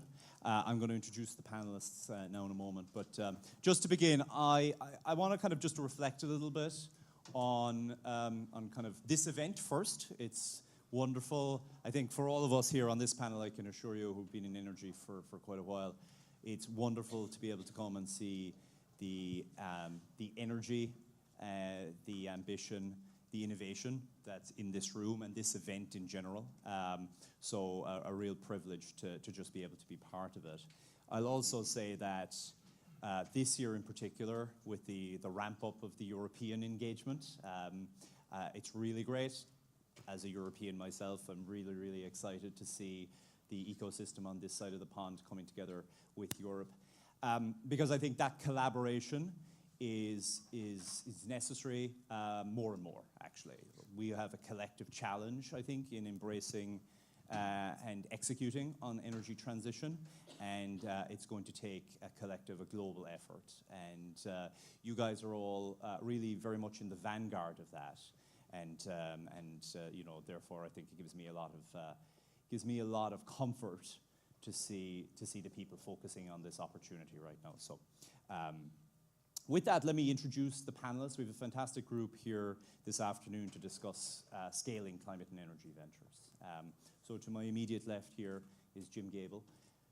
Jim is the president of Chevron Technology Ventures, and he's the vice president for innovation for the entire corporation. And Jim has had a really, really long career across the entire energy spectrum. But very much focused on innovation throughout that. And in his current role, I think, you know, has a unique perspective on the opportunity and the challenge associated with scaling. So great to have you. Next, we have Dave Eaglesham. Dave is the co-founder and the CTO of Electric Hydrogen. For those of you that don't know, electric hydrogen is really quite remarkable energy transition-focused startup, developing a whole range of really interesting electrolyzer and green hydrogen technologies. And you know, that's certainly one aspect of the transition that's going to be really, really important, an avenue for decarbonization in harder-to-abate sectors. So great to have you, Dave. Good to be here. Next, we have Max Pierre. Max is the CEO of M2X. M2X is a really, really interesting company focused on managing and abating fugitive methane and monetizing it and valorizing it, in particular for synthesis to low-carbon methanol. And certainly here in the States, maybe less so in Europe, you know, with the growth in the production of unconventional gas and oil, there's been more and more focus on things like fugitive methane in the system. And I think what Max and his team at M2X are doing is really, really interesting in providing a real opportunity for value add that's also supporting the decarbonization of the system. So great to have you, Max. Thanks. And then last, but certainly not least, David Miller. David is the founder and managing director at Clean Energy Ventures, a Boston-based energy venturing or energy venture capital player. Dave and I have known each other for a long time. He's really in the vanguard of earlier stage innovation and supporting early stage innovators. And it's really, really great to have him because it's really the innovation that Dave and his colleagues support that's going to kind of really drive forward with delivering solutions for us all. So wonderful to have you all, and looking forward to the discussion. So just to kick us off, I think, you know, when I reflect on this issue of energy transition and the challenge around scaling ventures, I also like to reflect on where we are today. And that's a situation where a lot of progress actually has been made with clean energy solutions. We've certainly gone through a decade where, you know, lower carbon and renewable power has become the norm, and that's certainly the case. We also see the overall category now being a huge focus for the energy capital markets. Last year, over $1 trillion was invested in clean energy solutions globally, the first time that we've crossed the $1 trillion threshold. And that's really, really exciting. With that said, we're still at the nascency of what a transition is really about. And I'd contend that the next decade is really where the rubber will meet the road. And in that instance in particular, we're going to have a situation where we need to move a lot more clean electrons, not just into the power system, but beyond the power system, into mobility at much greater scale, into the built environment, and in particular into things like industrial processing. And that's a very, very non-trivial challenge, I think. But I think it's a place, to be honest, Jim, where folks like Chevron are really, really well positioned to deliver that impact. You guys exist across that value chain today. And so I think you're kind of uniquely positioned to think about the opportunities and the challenges that we're going to have to face in scaling solutions over the next few years. So I'd love your thoughts on that just to get us kicked off. Yeah, glad to. And great to be here. Really appreciate it. And thanks for that introduction, Frank. No one's ever said I've had a very long career before, so I really appreciate it. I was regretting that, to be honest, once I got in there, but that's ad-libbing. It's a long career. Compared to folks in the room, it may be a very long career. Hey, but great to be here. And look, I'll start with the opportunity, and I'll start with maybe a comment I was going to make in closing, but I'll kick it off with this since you asked about opportunities. One opportunity is around changing the world's third biggest industry. And if we think about if I were young and had to do it all over again, and I have a 20-year-old at Purdue who's a chemie, and I tell him the same thing, like what a fantastic place for you to be in your young 20s, technical background or business background, getting into this space. And so it really is a rallying cry to, hey, we've got to change the world's third biggest industry.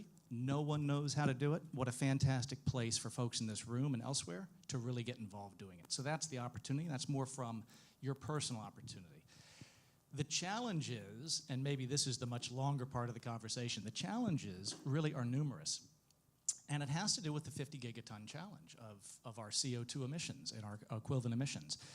And the scale of the problem leads to a timing problem and leads to the fundamental challenge, which is how do we achieve society's aspirations for affordable, reliable, and ever cleaner energy faster than what we've done in the last 10 years, faster than what we've done previously. And we've had a lot of conversations about that. And so I'll dive a little deep and just talk specifically in our mind about one of those challenges. And that has to do with the leap in hard tech, where you got to build something bigger than this room. The leap from the laboratory to the pilot to the trial to the deployment. And this is fundamentally different than, let's say, electron-based technologies we've seen in the past that are digits, that are zeros and ones. This is steel. This is water systems. This is balance of plant, systems integration. And so we spend a lot of time thinking about how do we take pilots and trials and get to the deployment stage quicker. We just did an excellent pilot that we brought on board, co-funded by the DOE in California, that's 25 ton per day carbon capture point source with a company called Savante. And that took 2.5 years to do. And how do we, if we need to solve so many different technological challenges in hard tech across so many different industries, how do we do that faster? That really is the challenge that keeps me up. I couldn't have planned this better, and I didn't plan this, but I think, stepping to you, Dave, you with electric hydrogen right now, I think are, you're not just embarking, you're on that journey, that exact journey, from, the lab to a vision, hopefully in the nearer term, of really, really large scale delivery of, electrolyzer technology to kind of help transform a whole host of applications from higher carbon to lower carbon. How do you think about it? And you, of course, previously have been with First Solar, and so you have like a perspective, I think, that is kind of has seen the need for scaling new tech to deployment at real scale before. How are you thinking about it now with electric hydrogen? Yeah, it's the same problem all over again. I think. So what are you trying to do? You're trying to convert an existing industry. So in the case of solar, we're trying to figure out how do you convert an existing grid that's buying power from various resources. And we were the first people to really say, look, solar belongs on the grid as opposed to sticking it on rich people's roofs. And how do you? I remember the first time I got into a room with Duke Energy, I'm trying to convince them that we had a pathway to low-cost solar and they should be thinking about it. And it's like you're speaking completely different languages. So you have to, I think, and again, so electric hydrogen, we're sort of in a very similar position again. So we have, an electrolyzer, and we're trying to walk into an ammonia company or whatever and convince them that instead of doing steam methane reforming, they should be buying green hydrogen, and we can make the economics work. And I think there's a couple of things, right? So part of it is there's a sort of language and cultural barrier that you have to reach across to make that work, and you have to really understand that the legacy technology is there for a reason, and you've got to understand what are the fundamental problems that you have to cross to make it work for the customer. And some of these will not be obvious to you, right? So figuring out ride-through on solar was a big problem that the folks in the grid business had to figure out how to cross. And again, there's a whole collection of problems around trying to drive green hydrogen into the chemicals and ammonia businesses and those other sectors. But you have to figure out, again, how do you solve that end user's problem? And then you've got to engineer the product that solves that problem. And so some of it is about understanding that there is a cultural difference. Some of it is about sort of leaning forward to bridge that communication divide. And then some of it is frankly about cost, right? So you have to drive, again, fossil fuels are mind-bogglingly cheap as a way to do most of these things. And you have to drive super aggressive technology solutions that have the wherewithal to actually, in the end, become a cheaper solution. And looping back to the Duke thing, Duke now is a major installer of solar, right? Amazingly. Yeah. No. Well, look, there are several things that you both touched on there that I'd like to come back on. I think this question about understanding what the application really needs, what that customer really needs. And I mean, this is obviously a lesson for everyone in this room too, as you guys are thinking about your innovation. I think in the energy business in particular, and particularly at these scaled applications, you really have to understand the incumbency of the system and fitting into that rather than necessarily thinking it'll be no problem to entirely reinvent it. Max, you're at a very interesting place today in what you guys are doing, I think, because you are bringing a kind of a clean energy valorization to, in many instances, very traditional asset bases, West Texas, North Dakota oil and gas fields and so on. What has your experience been in kind of working with the stakeholders, helping them understand the value, getting them to buy into that value, and showing them the opportunity? Yeah, no, that's a great question. So actually, my technology as a main application as the solving the problem of flaring in the oil and gas industry. I don't know how familiar you are with the flaring problem in the oil and gas industry, but it's a huge environmental and economical problem, which has not found a viable solution so far. And how are they? So my key stakeholders are oil and gas operators. Although we can also other side applications, but our key market is going to be the one oil and gas. How are they thinking about it? They are thinking about it more and more, also because the global attention on methane leaks, because the main problem of flaring is related to the methane leaks into the atmosphere, because no flare is 100% efficient. And they are thinking through it more and more, also because also there is a huge pressure now from authorities in solving this problem. I would say that they think about the problem based on the size of the stakeholder. They are thinking about it in a slightly different way. There are the smaller independent operators who just want to solve the problem of flares and be provided a service for methane abatement, and pretty much that's it. The bigger oil and gas operators, they are more interested in acquiring the equipment itself and making sure they can monetize on the commercialization of the methanol, which is our ultimate end product themselves. But what I can see is certainly an increase in focus and attention on the problems from everybody, but with a slight different angle in terms of, I would say, business model. Yeah, that's also not surprising, I suppose. But I think this kind of this issue of kind of understanding the customer and that kind of the culture that you have to sell into is something that's also resonant for you, and I'd like to come back to that. Dave, for you, perhaps a slightly different question. So, where you guys, you guys operate at the earlier stage, I think it's probably fair to say, or at least have had a focus there. And that's obviously really, really important. But I think there's a question about then, once you get to the point where some viability exists, not everything will, but when you get to that point, it strikes me that there's a real challenge in then bridging from there to real scale and deployability. And maybe just for the group's kind of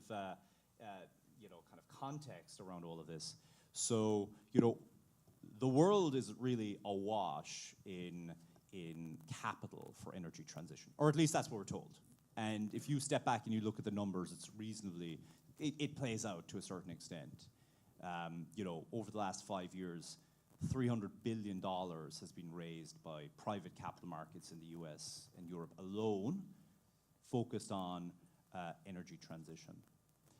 What's interesting, though, and that's a lot of money, particularly when you couple in another $2.5 trillion in public funds dedicated to sustainability and energy transition.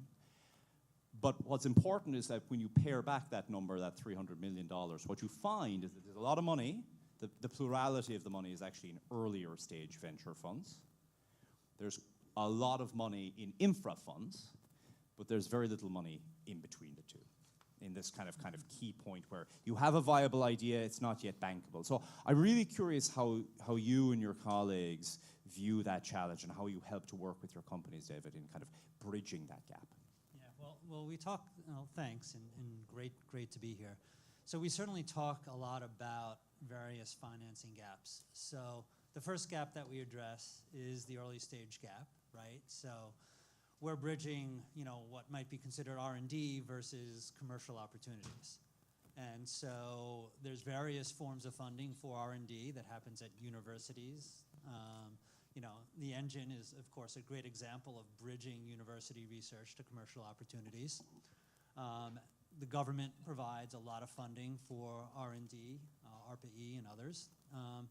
But once you have that commercial opportunity, and it's past the R&D phase, then how do you get out into the market? And so, folks like the engine, Prime, and us, we look at taking those nascent opportunities that have tremendous potential from lab, from the university, from the idea stage to commercial companies, right?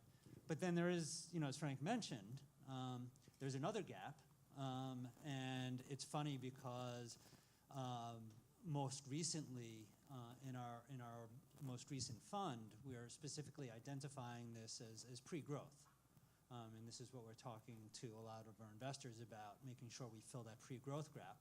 So you have companies that are now commercial, that are in the market, that are generating revenue, but they're not yet at the scale that most growth stage investors are really looking for, right? They're not quite at that level yet. They've started growing, but they haven't reached the level that a lot of these larger funds, growth funds, are looking at. So that's the gap that I think you're talking about. And so there's a number of ways that we help our companies bridge it. First of all, no one works alone. We look to syndicate every deal that we do, often from the initial stage, from the seed stage, with investors such as those on the panel, Chevron, S2G, others. There are many investors that don't necessarily specialize in the early stage, but they'll come in a round, an early stage round, where we might be leading as our specialization, but we'll have a strategic investor specifically interested in that sector who can provide support for the company come in with us. And of course, in the follow-on rounds, when if we might lead the seed and now they're raising the A or they're raising the B, then strategic investors will often come in at that stage. And we have, I think, something approaching 100 strategic investors that we've worked with across our portfolio, across the energy industry, innovation, other forms of financial support for the companies. And so those companies, coupled with the support we're providing, so we're providing support on strategy, on team development, at the early stages. How do you build a board? How do you run a board? How do you build your company? How do you build your team? How do you think about your fundraising strategy from this stage through exit? Have you thought about your exit? Have you thought about working back? Have you thought about what's going to happen when you scale and how you're going to manage your manufacturing? So we help our founders think through the future, and then we find them the partners to help execute that future. On that, Max, I would say you're exactly in that sweet spot right now. How are you thinking about this challenge? Well, so I think about it all the time. So because actually You're looking fine, Max. Don't worry. It doesn't show. We are at an inflection point. We are really so for us. It's about going from the pilot phase to the scale-up phase, and who are also the best partners to do that. I personally believe, probably also because I was a strategic investor before being an executive in a startup.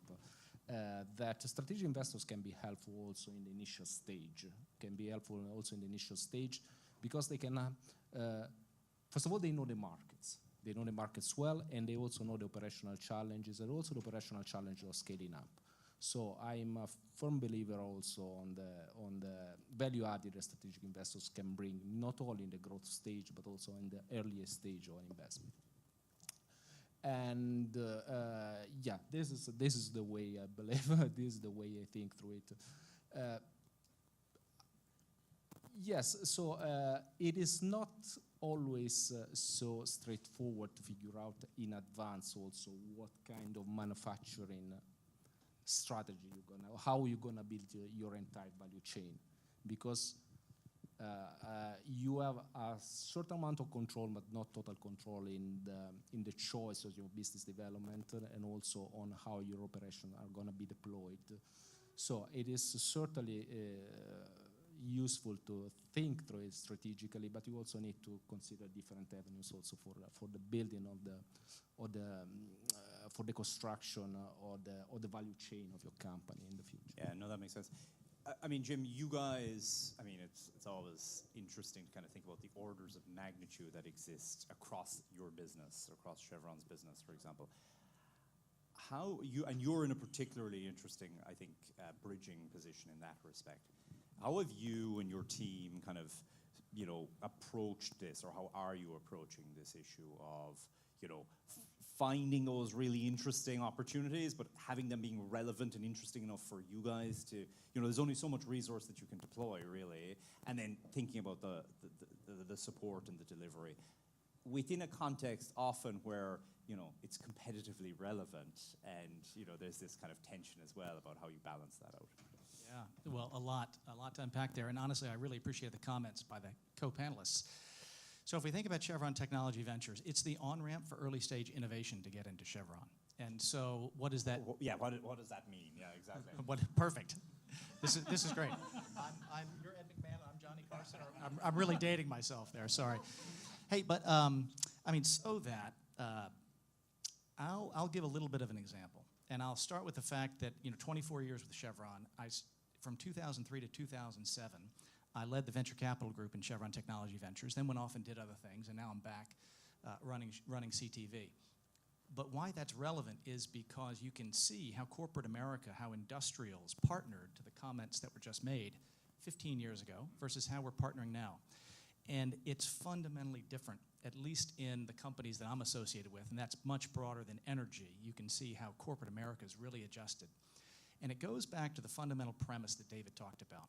It's about you need collective skills, and investors provide some, industrials or customers provide some. They provide that early customer input. They provide the knowledge about systems engineering, how this fits into the bigger thing. They provide, when you're going to run this, how are you going to work that? What are the reliability schedules? What are the maintenance schedules? And if we look back, BCG publishes a number. If we look back 10 years, for the previous 10 years of climate tech deals, corporates have invested in 25% of those. And that's the highest of any sector. And it's because this sector is different. This sector, because of the scale, because of the magnitude, because of the engineering challenges, because of the capabilities, the customer relationships, the distribution systems. And I'm not talking my own book, I hope. I really believe this, is that you need to go through the incumbents to get to scale, to leverage that collective skill set across everything you need. The current incumbents, the industrials, number one, they need to be willing, and Chevron certainly is. Number two, they bring a lot to the table, as was described. I think when I think about what you guys are doing, Dave, right, and I think about what you've just said in terms of the incumbents, yes, I think there's an interesting vision for clean hydrogen writ large across the economy. I'll also, and I don't think this is controversial, say that long-term vision will take time if it manifests. But without a doubt, you know, hydrogen's already 2% of all energy consumed daily is just to produce hydrogen. So it's an enormous existing business. As you guys are bringing your products to the market, it strikes me that the incumbents are super important. How are you guys, and that may be wrong, of course, but is that the case? And then if that is the case, how are you working with them? And how have you found, you know, their willingness to kind of work with you in trying to kind of carve out new models, new commercial models to make it work and so on? Need to work at is monumental. So a typical ammonia plant that we're looking to decarbonize is equivalent to like a gigawatt of power. And so figuring out how in the lab you produce a compelling demonstration, this is back to your scaling to the size of this room, how do you produce a compelling demonstration that makes sense to a customer who's thinking on that scale? You got to think that through. And so again, that's one of the things that you need to address.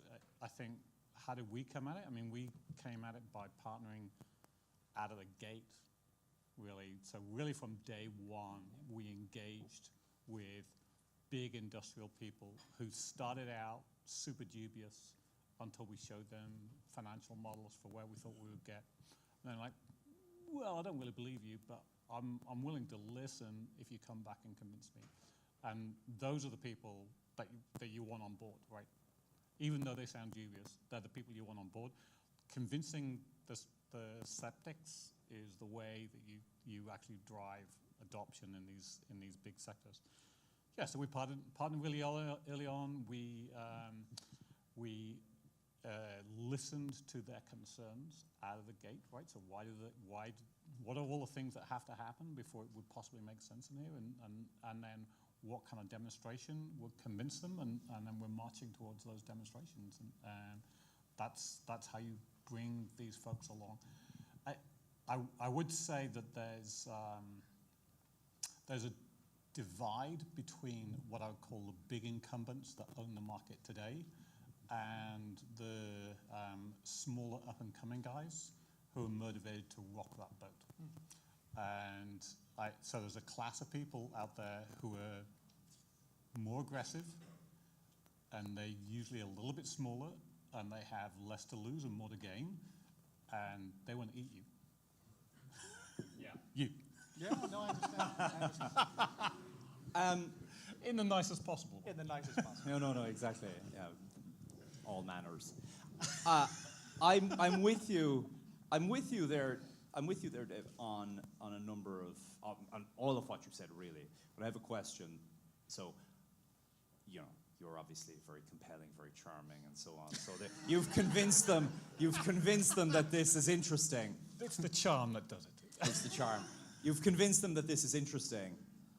My question is, are they willing to pony up to be involved in the first project? Because my experience in energy, and it comes back to this capital structure that exists, is lots of, you know, wild men like yourself, David, will invest in very interesting things. And then on the other end of the spectrum are people who always want to be second. The infrastructure, I'll be second, thanks. And so how you are at this kind of really important point where you do need somebody to be first. And I'm kind of curious how you're managing that tension. Yeah, again, you gotta find the people who have usually it's people who have more to gain than they have to lose. So the people who are trying to drive disruption. If you think about if everything is fear and greed, I think in the European customer base we see a lot more fear. So people who are the incumbents in Europe feel like their license to operate depends on them driving a conversion over a very short time frame. They're super motivated to figure out how to drive this. So how do you convince them? I mean, again, they've got to want to take the risk, and they've got to feel like the risk is worthwhile, that the upside for them makes sense. And some of that is about their view of the industry, and some of that is about the data that you can show them. And it's not charm, it's data. You've got to bring them data that says, we're going to make this work. here's why we're going to make this work. Even if it's just a financial model, on day one, it's a financial model. And then later on, it's like lab data and real stuff that you're doing in demonstrations. And then they're like, okay, now let's have a different conversation. Yeah, that's fair. David, maybe coming back to you. So when you're working with your partners and your entrepreneurs, you know, as they're taking that step and arriving at perhaps a place where Max is today, or where electric hydrogen was, you know, a little while ago, what are the biggest kind of mistakes that you've seen? I would say, I think this is important. I mean, I'm curious your reflections on what has worked. Let me rephrase. What has worked best and what has not worked so well? Start with the latter. Yeah. So when raising capital, an entrepreneur is always going to make a mistake. They're going to raise either too much or too little, right? You never know exactly how much you need. It's impossible to know. If you raise too much, then you've sold more of the company than you needed to. You've given away more of the company than you needed to. If you raise too little, your partners, and your investors might all go bankrupt. So we often advise our entrepreneurs, raise more than you need rather than less than you need. And unfortunately, we have seen in our history folks who've raised less than they needed. Because the problem is you don't know what you need. You don't know what's the unknown, right? The unknown unknowns, right? You can predict a lot of things, but stuff is going to happen. And there are other words we can use for stuff. Stuff is going to happen that no one ever predicted. I mean, no one predicted COVID. And so you're going to need to be able to ride those waves. You know, there's going to be a phase where it's going to be relatively easy to raise capital. There's going to be a phase where it's damn hard to raise capital, right? And so if you're raising capital when it's really easy, you think, hey, no problem. If I need more, I'll raise more. It's really easy. Then the market changes. The world changes. All of a sudden, no capital available. You need it. You can't make payroll. Game over. So that's one mistake we've seen, and we've actually seen entrepreneurs turn down capital that they ended up would have been critical for their company.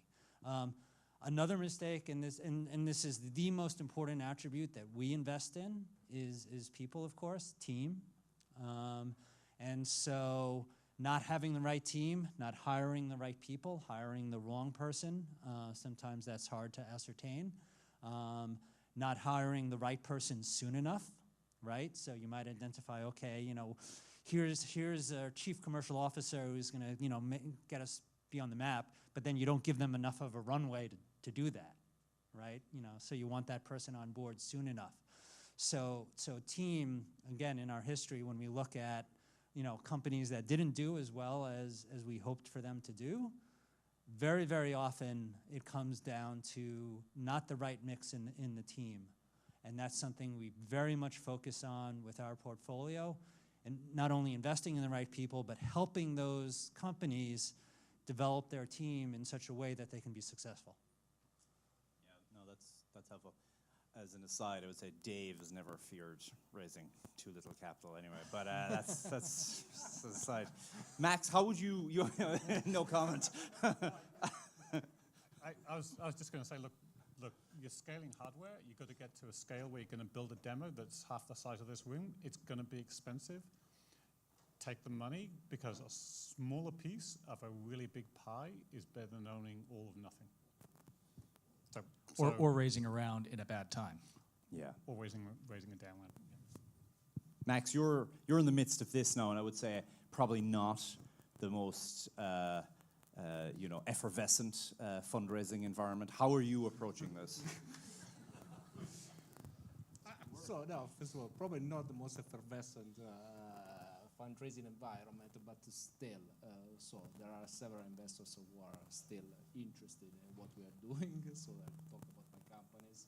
We are talking to several strategic investors who are going through these times in a very different way from purely financial VCs, also because oil and gas companies have made a lot of money over the last years, and they also need to clean up their operations.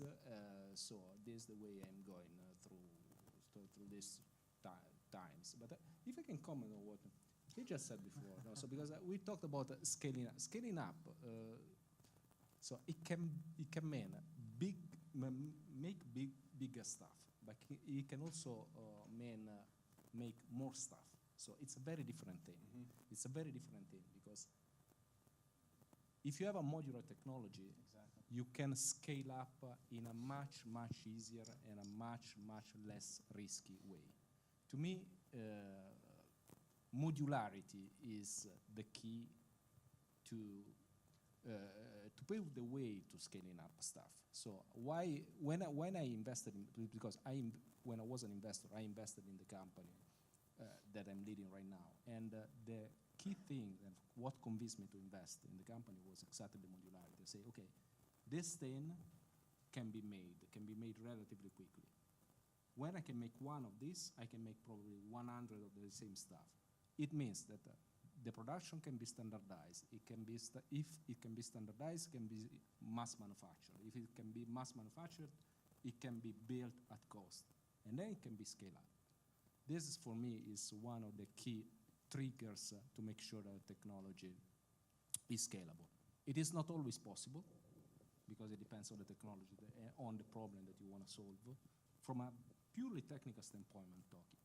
But this is one of the key feature and the key enabler for the scalability of that technology. Well, first, go, please, of course. To take the first solar example, though, so we're making a solar panel. We're making the same size solar panel from when I got there to when I left. So we're making basically the same thing. It's about as repetitive and modular as it's possible to be. But to crack the grid market, we had to drive multi-hundred megawatt installations. So to do something convincing that Duke found compelling, we had to drop 200 megawatts on the ground somewhere at $1 a watt. Yeah, but the size of the panel. Yeah, but you've got to deploy at a 200 megawatt scale before they buy it. And so somebody had to bite off on a $200 million investment to make that happen before it was bankable. Oh, wait a minute. So how do you demonstrate bankability in that environment? Because financing these big projects, they're not actively financed. So you have to back your way into that, right? And then we went through in our case, we went through a whole series of deployments to build bankability at a smaller scale that eventually convinced someone to take the risk to make us bankable at scale. But it's a hill you have to climb, and you have to think about it, even when you're modular. And then again, chemical technologies typically are harder to make super modular. They don't scale as well.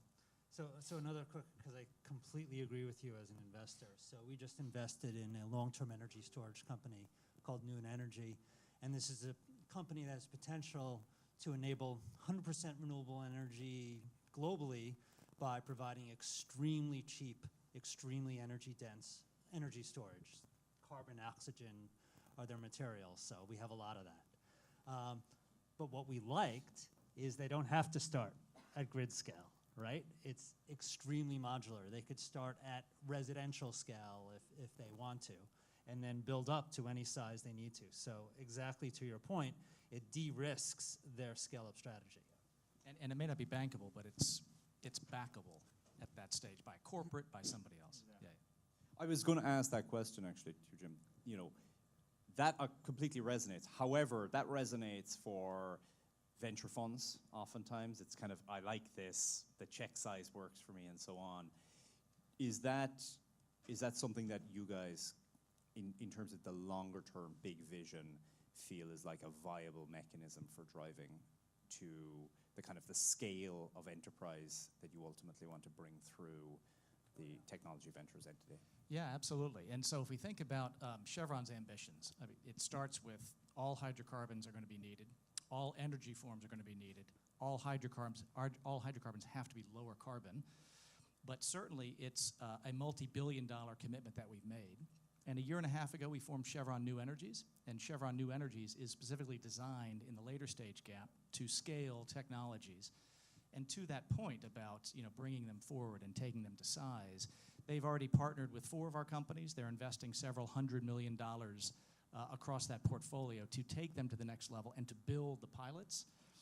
It really is a case by case as to what is backable inside of Chevron. It's case by case on what the particular parameters are and what the technology is relative to current performance, relative to expectations, relative to what we think the learning curve has ahead of it. I'm just looking at the clock, actually, and remarkably, we're almost to the end of our session. I think it's a great credit to the conversation, to be honest. I'm going to take 3 questions, one from here, one from here, one from here. We'll keep them pithy, if possible. From this side, questions? Anybody with a question? Yes, go for it, sir.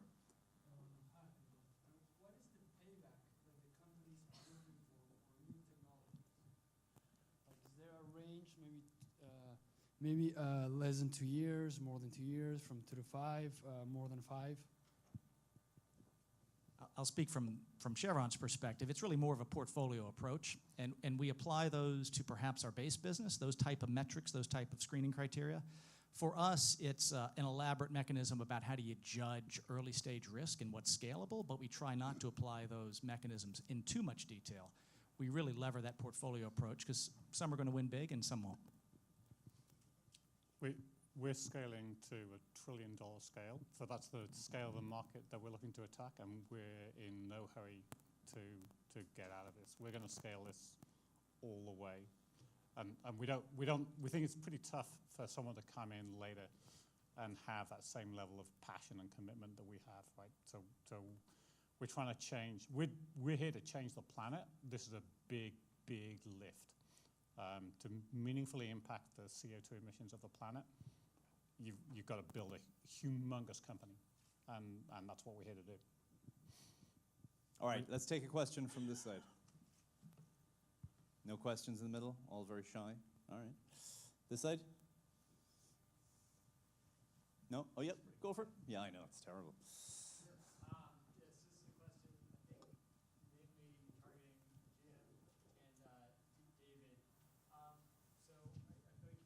Sides of the equation here.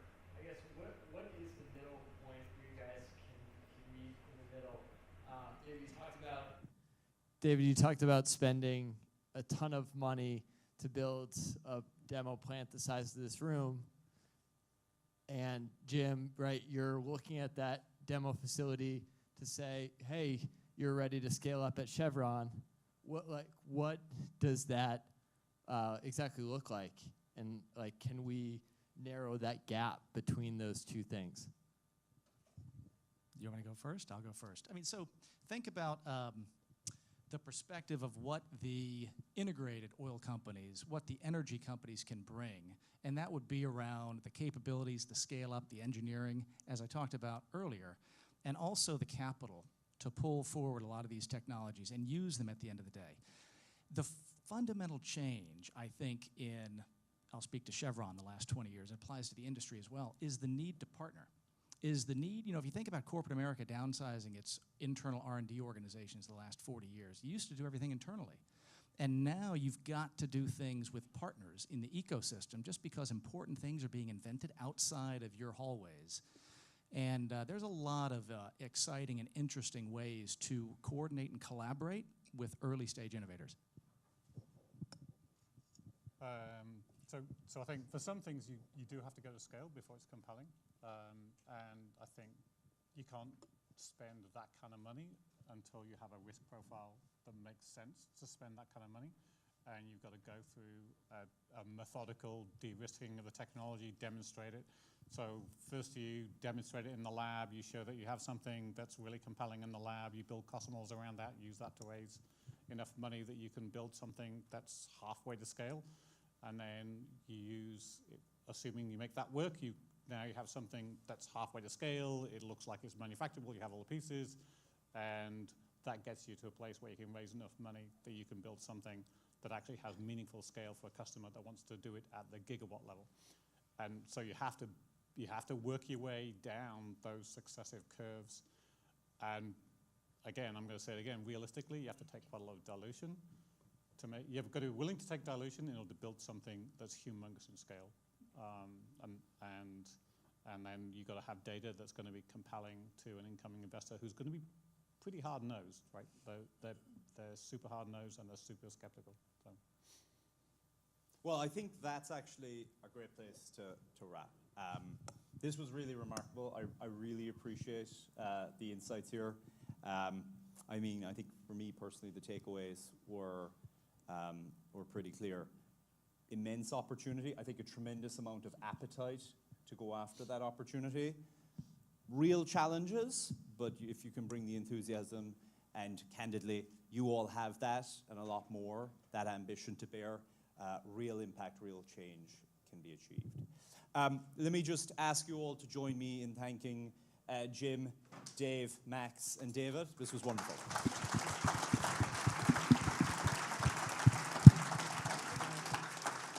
Thanks, guys.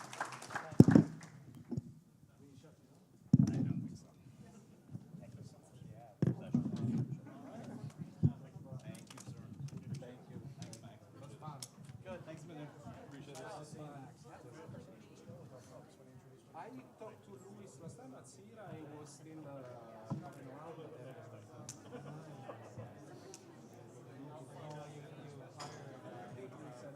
star interns. So you need to find the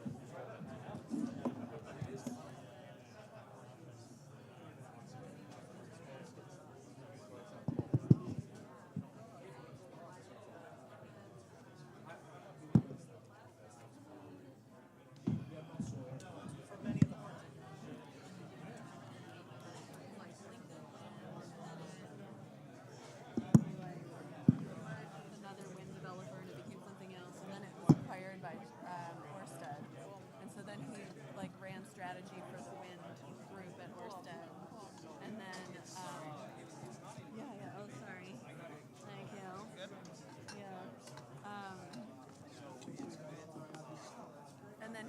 and then he started at SDG. Sorry to interrupt. I just want to say hi, Libby. You came to one of our workshops, Carbon to Bio initiative in France. Yeah. So I just want to say a quick hi. Thanks again for All right. All right, we're going to get started with the next round of pitches. I know it's a lot of energy after lunch, but we're going to try and start the next round of pitches in the next couple minutes. So if we can finish our conversations and get ready to listen. Incredible news. We had a technology breakthrough right here at the engine. Who would have thought? We had a technology breakthrough, and apparently the clicker now works.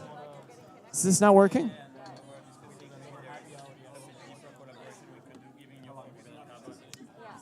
Oh, it's too loud.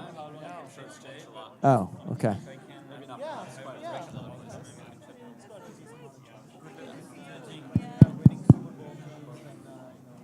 All right.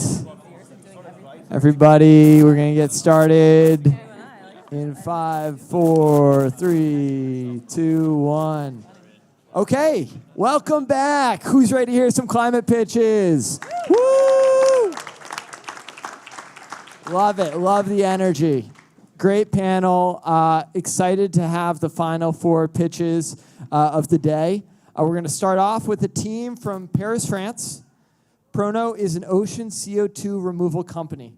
And in fact, the team loves the ocean so much that they swam all the way across the Atlantic Ocean to be here.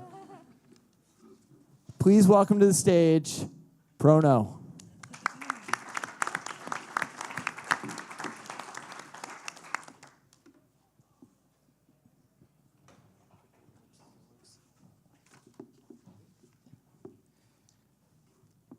And it works. Bonjour. So we are Prono and we do CO2 removal. What is CO2 removal? Well, climate action has been delayed so much that now not only do we need to reduce CO2 emissions drastically, but on top of that, at the same time, we need to restore ecosystem and actively remove CO2 from the air. This is what this chart shows. Although we need to avoid the majority of our emissions in light gray, there will be some remaining emissions in dark gray. That's where CO2 removal comes in place, in blue. We need some of them to counterbalance these remaining emissions in order to be net zero by 2050 and net negative afterwards. The problem is there is a big gap between where we stand now in terms of CO2 removal capacity and where we need to be soon. There's the good news though. The ocean is the best for CO2 removal. It sequesters almost 30% of CO2 emissions each year. However, as it rapidly takes up CO2 from the air, its removal capacity decreases and seawater gets more and more acidic, which disrupts marine ecosystems and activities. So what Prono does is restoring this ocean's natural capacity to capture and permanently store CO2 from the air in a scalable, sustainable, and asset-light manner. How do we do that? Well, we target existing coastal industries. This can be water treatment plants, desalination plants, power plants, and we seamlessly integrate our systems within their operations. Operating under current regulations, we turn their effluent into a less acidic or more alkaline effluent, which is monitored and safely dispersed using legacy infrastructures. Leveraging these legacy infrastructures and readily available water flows makes our approach asset-light compared to other CDR approaches. What this alkaline effluent does is twofold. First, it restores a natural carbon sink, enabling us to issue high-quality CO2 removal certificates. And second, it locally mitigates the acidification of surface waters, which brings environmental co-benefits. About our business model. On one part, we have coastal industry partners with whom we have operational synergies. We valorize their currently wasted effluent and improve their environmental performance at no operating costs. In turn, we can benefit from their infrastructures and access their effluent, which we use as a feedstock to run our process and issue this CO2 removal certificate. Our customers purchase these CO2 removal certificates in order to contribute to their net zero and ocean sustainable development goals. We provide them with a reliable supply of certificates, which are flexibly delivered through over-the-counter purchases, offtake agreements, or carbon removal as a service subscriptions. The CO2 removal market is rapidly expanding. In the short run, major corporate companies have pledged to deploy 1.5 billion by 2030. The rationale here is to scale capacity and reduce costs. This creates a window of opportunity for CDR suppliers. In the long run, the market is expected to reach trillion-dollar values. Our technologies. Our process uses nothing but electricity and common minerals. It's an assembly of existing, proven, modular, industrial technological bricks that we optimize for our specific application and integrate in an innovative manner. As a result, we synthesize a type of alkalinity that's been proven safe for the aquaculture industry for decades. And we produce then nothing but a safe alkaline effluent with no waste stream, opposite to most electrochemical approaches. So why did we pick this approach in the first place? Well, we believe in order to make sense and operate at scale needed for CDR, one needs to take a holistic techno-economic approach. So we aim for the pathway with the highest potential. We build on existing,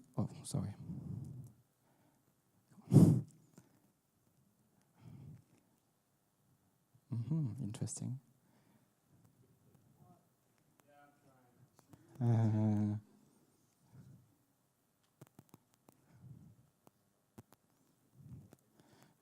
Such suspense.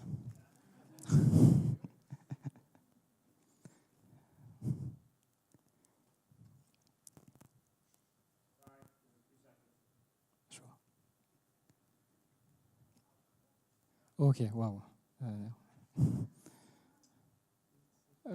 Up, should go up. No, you should go substantially up, or can I?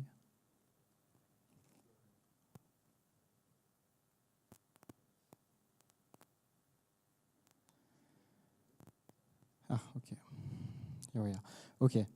So we aim for the CO2 removal pathway with highest potential. We build on existing infrastructure to be asset light and operate under current regulation to deploy quickly. We optimize modular technologies to reduce scaling risk. We are focused on CO2 removal only, but do it comprehensively, addressing both capture and storage stages. This allows us to be both vertically integrated and geography agnostic.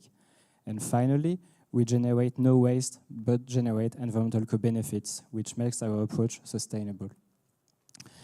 So we can partner with many coastal industry, but let's take an example here of a desalination plant. What they do is they pump seawater and turn half into drinking water, and the other half is called brine. It's first retained and then pumped back into the sea. What we do is we take part of these retained brines and turn them into alkaline brines. So just to give you an idea of scale and efficiency, here in blue, you can see the footprint of a Prono system compared to the size of a desalination plant. One such desalination plant equipped with a Prono system can remove more than 10,000 tons of CO2 per year. Considering the current size of the desalination industry, that's a huge potential, both in terms of removal capacity, we are talking hundreds of million tons, and also in terms of market potential, we are talking billions. And this is only considering desalination industries and not other type of coastal industry we can partner with. So what we've been doing this past 6 months, we've de-risked scientific, technical, operational, and commercial aspects. We've filed for our first patent and confirmed the interest of 8 marketplaces to resell our certification pending. We are supported by top accelerators focused on CO2 removal, both in Europe and in the US. And more importantly, we've validated the feasibility of our approach with both desalination plants and equipment providers. And also, they trust it's feasible. So they are providing us with brine samples and equipment for our tests. Having secured collaboration of 2 research centers, we are now ready to move from modeling to testing in the lab, our pilot, before scaling to a first commercially meaningful demonstrator. A word about us now. So Juan, the CTO, is an environmental engineer and a PhD in process design with a focus on water treatment. Ashley is an international lawyer with experience in startup, and myself, I've had a chance to have hands-on experience in building industrial hardware ventures in the field of decarbonation. We are an international team of passionate individuals, but the task is daunting. So we need the most passionate and enthusiastic minds to join us on this journey. Sorry. So please help us realize this vision of low-cost CDR at scale to benefit of the climate, coastal communities, and ecosystems worldwide. Thank you.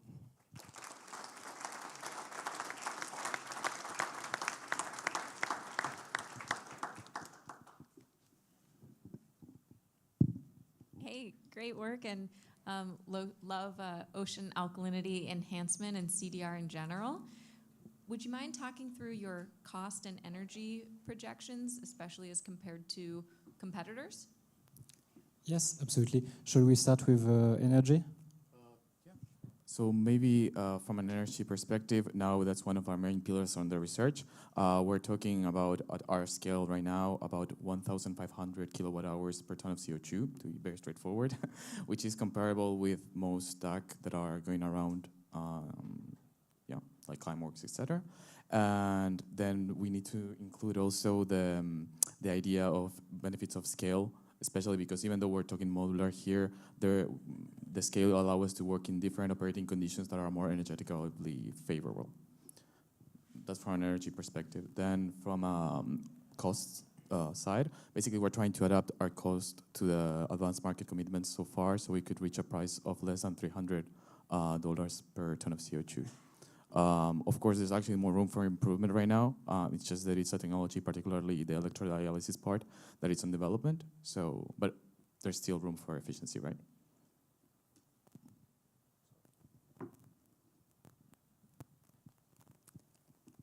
Is there any environmental impacts to the areas that you are working in?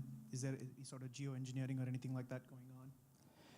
Yes, so again, not arguing about geoengineering, but it's not applicable to CDR as such. And I'll hand it over to Juan. Maybe a first thing I can add is we are operating within existing regulations, right? So we are modifying the effluent of these coastal industries, but within already legal boundaries, and these sites are already monitored for environmental protection. Yes, and one thing that is interesting is that we need to differentiate, this is a good slide, the difference between pH and alkalinity. Well, actually, what's happening right now in the ocean, this is the Mediterranean Sea. The projections is that we are losing pH. So actually, by doing ocean alkalinity enhancement, we're not increasing the pH. In fact, we're trying to maintain it and lose that alkalinity. And that translates into megatons of capture of CO2 already. So instead of actually having a damage, not only we're working within the environmental laws that are applying right now, but also we could add a benefit. Yeah. I'd love to hear a little bit more about the kind of measurement for all of this. I think, for one, the ocean is an incredibly complex ecosystem, and there's a lot of really good modeling about how this works, but is there a path to also kind of do some measurement and verification out in the places where the effluent is flowing into? Yeah. So MRV for us is extremely important, and it's very important in the ocean community in general. I just came from a conference of Ocean Visions that it was mostly about that, super interesting. So yeah, right now we're just thinking of controlling the pH locally, because what happens is that through mathematical models that already exist, we could more or less prove actually the CO2 capture. What's relevant in the future is to understand which is what we don't know, like what's the error in our calculations. I don't think that we are going to be the actors who are going to do that, but we're in contact with other startups working on ocean alkalinity enhancement, creating a community to come up together with an MRV project, because it has to be a third party, right? And we're also in contact with the European Union, who's hopefully regulating a little bit this.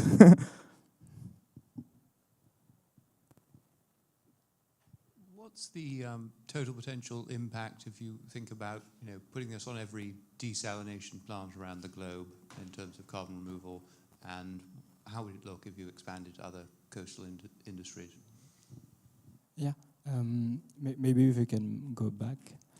So we mentioned it briefly, but there's about 16,000 desalination plants globally. So we are talking of a removal potential of hundreds of megatons already. So that is assuming the conservative thing that we're working with the current legislation right now. If we could actually discharge in a more improved way for dilution rates inside, we could scale up to the gigaton scale. Yeah, but we're trying to think conservative right now with the laws. Could you describe the core of your unique approach to providing alkalinity? Yeah. So we have an electrochemical process that I think that's more or less known in the ecosystem. What we're bringing new is that we don't have an acidic waste, which is a co-product for some other people, but it's actually very limiting for reaching the scale that we need to reach to actually target the problem. We cannot rely in providing a low-quality acidic to other people. Also, hydrochloric acid is quite dangerous. So instead of that, we treat it, in the most cost-effective way, and that's our special know-how that allow us to IP and protect our approach. And can you also describe what's been proven so far, what you've built out and developed, and then on the technology, and then also anything on the implementation side? Yeah, sure. So for now, we'll be starting the lab test next week. Actually, we postponed it for a week to be here. But we've been able to prove, discussing with equipment suppliers, because again, we are using existing technologies that are modular, that each of these technological bricks would work under our operating conditions, which are specific. So each of them has been tested. Now we want to integrate everything to have our process in-house built. So this is one thing. And on part of the desalination plans, we've been able to have several rounds of discussion with them, targeting both technical aspects and regulatory aspects. We are moving to more commercial and contractual discussions, but we run what we call feasibility and opportunity studies to show them what's the potential of us partnering with them, with positive feedback for now. And so far also we have the mathematical modeling for the acid part that I think it's quite important. Yeah.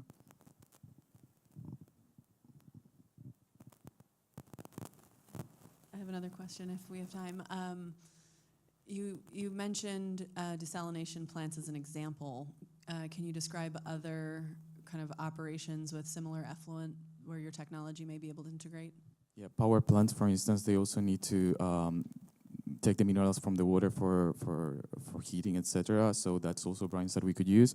And then in general, any kind of pipe that goes to the ocean, I'm thinking about like cities in Europe like Barcelona or stuff like that, that we could just use their infrastructure to reduce our capex.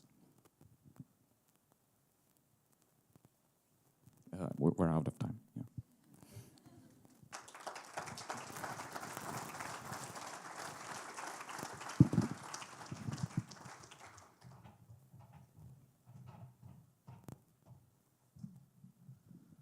Amazing. One more time for Prono.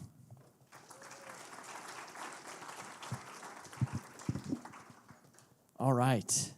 Our next team is tackling climate change by enabling the switch from chemical fertilizers to biofertilizers. They're protecting microbes to protect plants. From MIT, this is Sia Bio.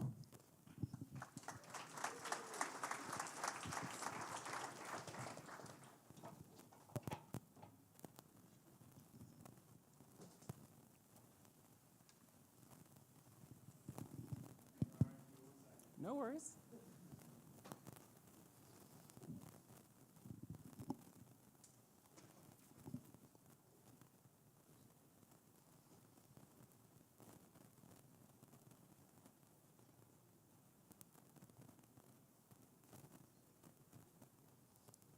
All right. Have you thought about what it takes to grow the food that nourishes our bodies? Well, that's largely thanks to chemical fertilizers. But chemical fertilizers are killing our planet. Their production is ultimately responsible for 2% of global CO2 emissions, 500 million tons. That's the equivalent of 1 billion miles driven by gasoline-powered cars. But what's the alternative? Well, in nature, microbes act as tiny chemical factories that can produce fertilizer in the soil. But with such a great solution, why hasn't this been adopted? Ultimately, no one has been able to produce them. In fact, what we've heard is the holy grail in this industry is product stability. By being able to deliver live organisms in a stable form, we will revolutionize this industry. And what I'm proud to say is, now we can. We are CEP Bio, and we have a unique custom coating that individually protects microbes from key production, storage, and transportation stressors. In fact, these microbes are readily formed, extremely thin. We like to think of them as nanoscale suits of armor. They're inexpensive, made from commodity chemicals, and those chemicals are also food grade, so it's generally recognized as safe. In fact, you can see these coatings form in a matter of seconds. Perfect. Here, you can see the coating ingredients being added to a solution of microbes, and the color change from clear to dark blue indicates the formation of our unique coating. Our coating protects against the worst case transportation stressors. Temperatures as high as 150 degrees Fahrenheit, which is high enough to cook an egg. In fact, on this survival curve here, what you see on the bottom is uncoated microbes, which have very little to no survival. When our coating is applied to that same lot of microbes, we see over 6 orders of magnitude more survival, 1 million times more cells. And in fact, we believe our technology is the only way to enable the widespread adoption of beneficial microbes. A lot of microbial technologies, protection technologies already exist. Our unique technology is the only one that can be enabled at scale, meaning that it can be integrated into existing manufacturing systems, as well as being species agnostic. We've tested these against gram-positive, gram-negative, as well as anaerobic bacteria that are sensitive to oxygen. And the best part is, our coating ingredients are over 100 times cheaper than the next alternative. And we think that this will help unleash the promise of microbial agriculture products. That market today is only $4.3 billion, growing at a 12% CAGR. And with our technology, we ultimately believe that we can capture the chemical fertilizer market, which is over $180 billion. What's more is our technology is actually a platform technology that we believe can enable the agrochemical market. For example, there are companies looking at producing microbes that can produce pesticides, that can help with drought tolerance by producing hormones. This agrochemical market is projected to be over $250 billion. How will we do this? Well, Seya Bio is a coated microbial manufacturing company. We will work with companies looking to produce proprietary microbes that already use contract manufacturers. What they've told us is their contract manufacturers are not only expensive, but they're inconsistent and offer untimely solutions. At Seya Bio, we have ultra-fast formulation screens to optimize coatings for our customers. We have unprecedented viability, enabling those products to hit the market, as well as improved shelf life and improved batch-to-batch consistency and cost. But at the end of the day, what does that mean for our end user, the farmer? Pleased to say that we'll be able to double our farmers' profits. We can reduce their fertilizer costs, where they're spending upwards of $130 to $200 an acre, down to about $30 per acre. Additionally, we'll be able to increase their crop yields and reduce the sensitivity and volatility to fertilizer pricing, which is heavily dependent on energy prices. And so we've developed a business model that will provide year-over-year sustainable revenue. We will first work with those customers who are developing proprietary microbes and bring them in through our analytical optimization screen. We'll provide a custom coating for them and screen against those key stressors: heat, UV light, salinity, and humidity, and recommend a coating for manufacturing. Long-term, we will be a coated microbe manufacturer, delivering these coated microbes for our customers in whatever form that they want to choose. And the best part is, our margins are in the 50 to 80% range. And we are certainly well on our way. We have over 12 LOIs that are projecting to produce $2.3 million in year one revenue. And so I'm excited to share our journey to being a global leader in microbial manufacturing. We've already incorporated and have office and lab space here at the Engine. In the next 6 months, we're hoping to take advantage of non-dilutive funding opportunities like the Climate and Energy Prize to build out and expand our team and really scale up our manufacturing. Next year, we plan to build our first manufacturing plant to meet the demand that we see from our customers and really expand our team into new markets. Speaking of our team actually has the unique experience and expertise to bring this to life. My name is Tim Moy, and I'm an EMBA candidate here at MIT Sloan. I also received my PhD at Caltech, and for the past 10 years, I've been an R&D leader at the Clorox Company, most recently leading our disinfecting wipes business during the unprecedented demand due to the COVID-19 pandemic. So in terms of scaling up things, know how to do that successfully. My co-founder is Professor Ariel First, who's a professor of chemical engineering here at MIT. She received her PhD from Caltech, has over 45 peer-reviewed papers, and has been granted 5 patents. Ben Burke is an undergrad here at MIT who will be graduating and joining us this summer. And we are actively recruiting a head of manufacturing, who will hopefully show up, to help us scale up our manufacturing. We're led by a team of advisors who have over a century of experience and raised over $7 billion in funds. And we've taken advantage of many of the opportunities here, such as the Blueprint program here at the Engine, the I-Core program, as well as Delta V, to really validate our business model and our product market fit. And so at Seya Bio, our mission is to enable the full potential of microbes in everyday life. So if you share our sustainable vision for the future of food, please come talk to us. Well, thank you for your time, and we'll take any questions.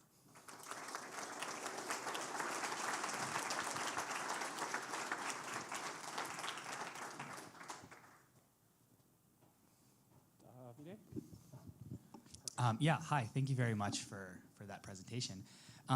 So you mentioned a little bit about what you think is holding the microbe industry back. It'd be great to talk a little bit more about what maybe some of the other barriers are, and basically, understanding what it is that you need from the microbe manufacturers to do for your solution to basically be much more widely adopted and really go after the full fertilizer market. Yeah, that's a great question. So farmers are obviously very reticent to change their practices, especially because of the domination of chemical fertilizers on the sales side.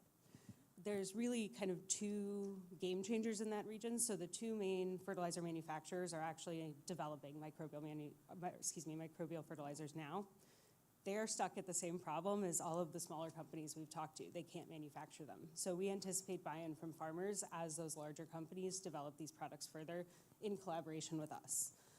Additionally, we have seen buy-in from farmers at the small scale, so say 10% of their overall fertilizer use, as insurance. So you can add a microbe that will protect your crops from drought. You're not giving up on chemical fertilizers, but you're slowly transitioning. And we anticipate that continuing in the future as those farmers see improvements with their yields year over year with these microbial products. Yeah, thanks for the presentation. Can you walk me through the kind of margin stack that you're envisioning? Because your inputs themselves, the microbes, like that will have a cost, and then you need to sell the finished product to the end customer. So can you walk me through kind of the overall market size you think for your slice of that and how the margin stacks? Focus mostly on the manufacturing piece. We think we can produce these with our coatings at approximately $3 per acre, then selling it to a microbial producer for about $14 an acre. And there's a huge spread between the current chemical fertilizer prices, which are about $130 to $200 an acre. So we imagine creating significant value across the chain. There will be some input costs that are related to like how many coatings we have to put on. Is it just 1, 2, 3, 4? But ultimately it's baked into our margins. So what you sell to the end customer at $14 an acre, does that include the microbe, or is that just the coating piece? Okay, so you procure the microbe and you apply your coating for $3 an acre. Okay. Thanks. A quick point and a question. I appreciated the highlight of the enormous amount of greenhouse gas emissions due to fertilizer production, not just from the CO2 emissions due to how we make hydrogen, but also, I mean, I think if you added N2O emissions and the potential that microbial fertilizers have to reduce N2O overproduction and runoff, you probably have an even larger than 2% like greenhouse gas emissions number. So yeah, that point is just like hugely important problem. Yeah, and we didn't even include the transportation costs because most chemical fertilizers are being sprayed at about 40 pounds per acre. Mm-hmm. Microbes can be somewhere between the 50 to 1 gram per acre, so you're getting a significant transportation savings as well. Amazing. The question here is, could you talk us through your IP strategy a little bit, especially as your inputs include commodity chemicals, and so the question is, how will you maintain defensibility over time? Yeah, that's a great question. So we have a significant composition patent from MIT, and they have basically given us the rights to do continuations with that as, say, a bio with whatever we want. So we have exclusive license on that initial patent, and now we are building a defensive patent portfolio not only on additional aspects of coating and manufacture processing, but also on developing our own products, which would be a microbe coating combination. Have you done any trials with farmers? We have not, but we have done grow trials. So we've done greenhouse scale trials, but not full field trials yet. We do get about 150% higher germination rates with our coated microbes than even fresh microbes. And have you done any testing with microbes on seeds and seed coating? Yes, so those were the germination tests. Yeah. Okay. So sorry, the germination is the seed germination. Got it. Yep. Perhaps related to that, is there any obvious priority for crops, regions, soil types, and so on that you would seek to target, or are you fairly agnostic? That is a great question. So we are targeting the crops that our LOI customers are targeting, which are generally row crops, especially in regions that are difficult to deliver chemical fertilizers to. So those are places like rural agricultural areas in Brazil and India, where you not only have trouble actually delivering chemical fertilizers, they're really expensive and make up a significant portion of the farmer's costs, about 50% overall. And you can't even store them in many of those places because of explosion risk. So because we have the ability to keep these less expensive alternatives stable at very high temperatures and humidities, that is a perfect market fit, and that's also where our customers are interested in delivering microbial fertilizers to.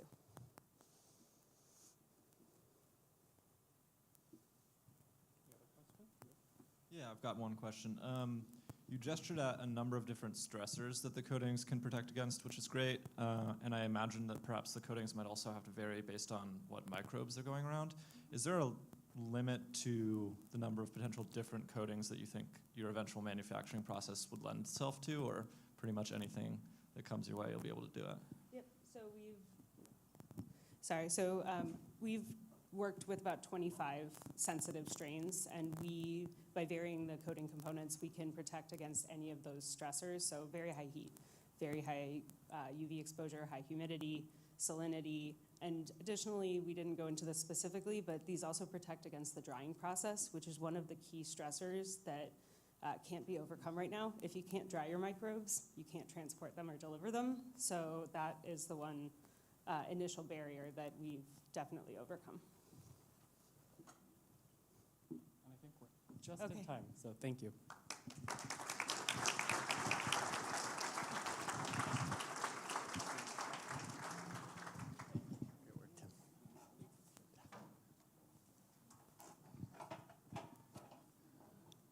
All right. Give it up one more time for Saya Bio. Notice how I mispronounce the team name when they come up, and then when they go down, then I know the right pronunciation. And I'm going to try not to do that with this one. So they're coming from New Haven, Connecticut to recycle or upcycle banana crop waste into leather alternatives. This is Benofi leather.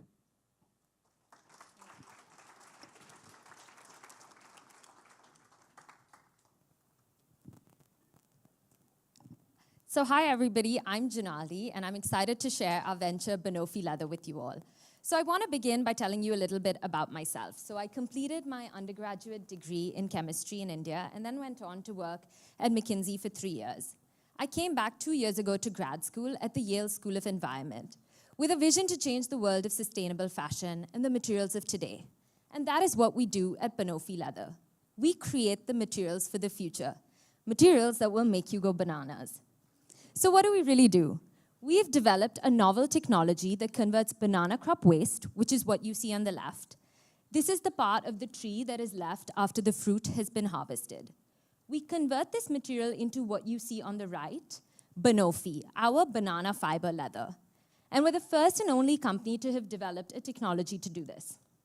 So why are we doing this?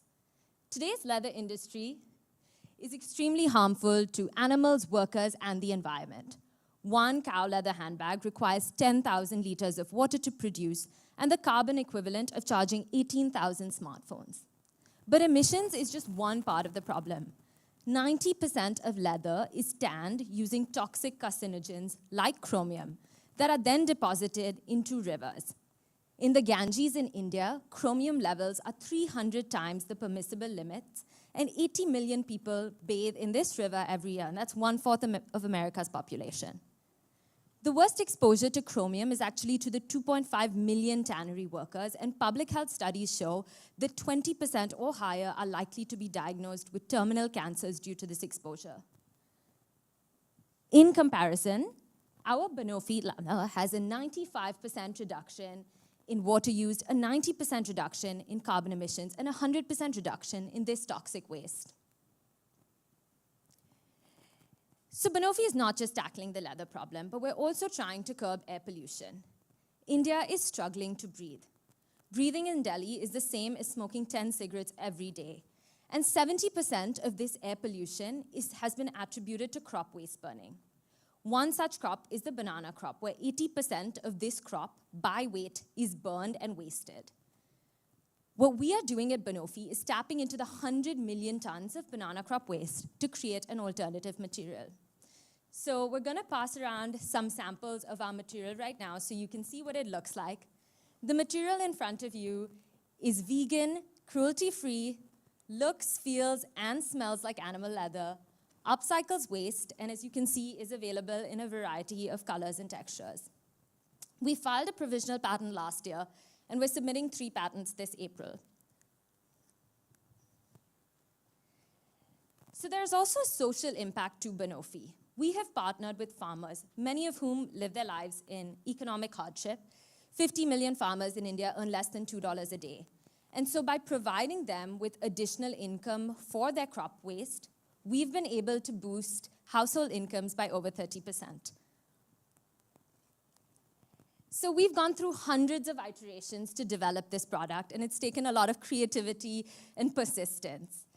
I'm happy to say that the materials in front of you are made up of 60% banana crop waste, and the other 40% is 40 other components. Some of these include rubber, gum arabic, tree sap, and they've all been treated at specific pHs, temperatures, and pressures. We're also passing some around to the audience so everybody can see them. This material has gone through extensive testing, so physical testing like tensile strength, tear strength, abrasion, chemical testing to validate that this material is phthalate, lead, and chromium-free, and we've also been certified by PETA as a vegan-approved material. So I'm excited to say that we're a B2B company, and so we're collaborating with about 30 global boutiques today. We've been providing them with our material with the focus initially to make bags, belts, and wallets. These prototypes have given us a lot of feedback on our stitching, sticking, creasing that has been very critical in informing our R&D. So brands are already trialing Benofi. You can see some of the prototypes made by our partner brands. And apart from bags, we also created these notebooks. So these were a proof of concept, but we sold $6,000 worth of these notebooks at Yale, and we've gotten considerable repeat orders, which has been great to fill up our manufacturing facility while we're waiting for brands to pilot this at scale. So Benofi has an enduring competitive advantage. The bioleather space does have other players. Players use cultured animal cells, lab-grown bacterial cellulose, plant material like cactus and rubber, but the difference is this isn't waste material, but is specifically harvested or grown for the purpose of creating an alternative, lab-grown mycelium. And while a lot of these compete on quality, what truly sets us apart is sustainability and price. And so I really want to zoom in on price. We're priced at $40, and this is what we can sell our material at today, and that is in line with animal leather or even cheaper than a lot of the animal leather out there. Other competitors are about 4 to 5 times the price of animal leather. This allows Benofi to expand beyond the world of luxury and really create impact at scale.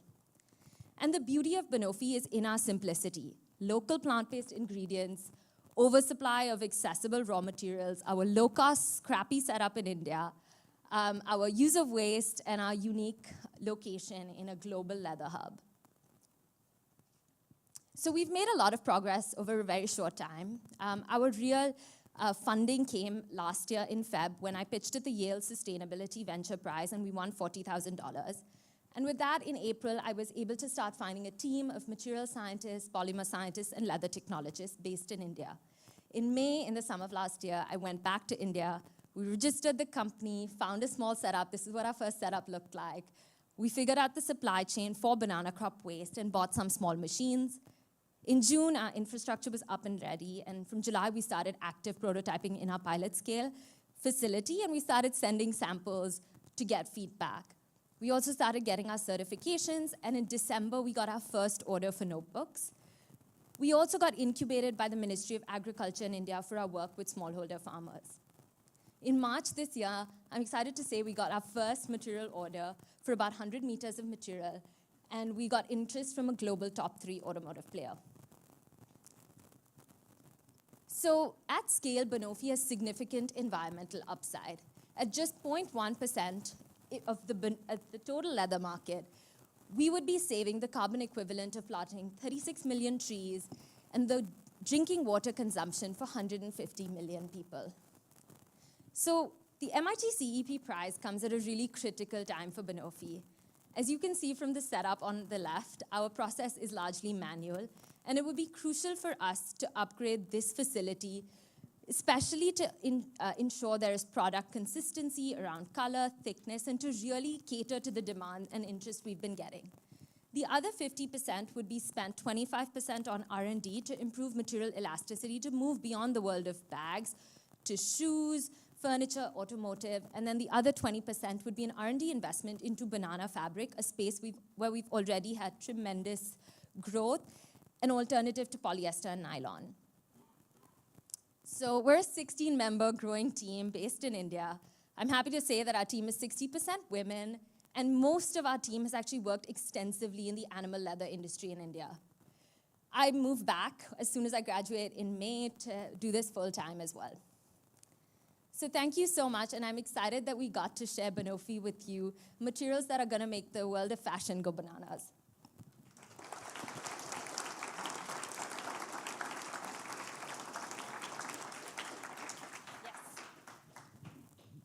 So the first question that came to mind was why bananas?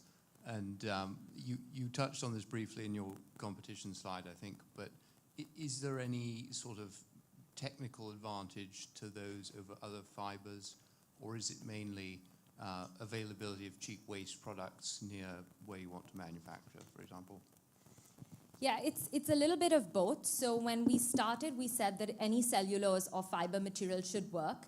As we started R&D, we tried mango, we also tried wheat straw, and we also tried banana.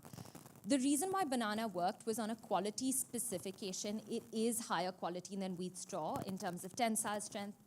But what's also true is banana is a perennial crop, which means we have waste all year round, no need to store it, no problems with supply chain, which is also why it made sense. The banana crop is very interesting. Once you plant it just once, it will never fruit again. So the entire tree, which is 80% of the tree by weight, is cut. And this is a big problem for farmers. They burn this waste, or it causes waterlogging in the fields, causes breeding of snakes, scorpions. So it was also a problem that seemed very easy to source this waste, and it would also help farmers. So it was a lot of combination of things and how we landed on banana. Can you talk a little bit about your IP strategy? Yeah, absolutely. So I'm happy to say that when we registered this company, we filed a provisional patent in the name of the company. So it's not owned by anybody else. A provisional patent is owned by us. And then we're filing 3 patents this year. All of this technology has been developed in-house by our team. Oh, I have 2 questions, Yes. sorry. Well, one is, could you talk about the scale match between banana waste and leather demand? Yes. So we've done an analysis, and my team right here from Yale, they actually did a long project about what does it take.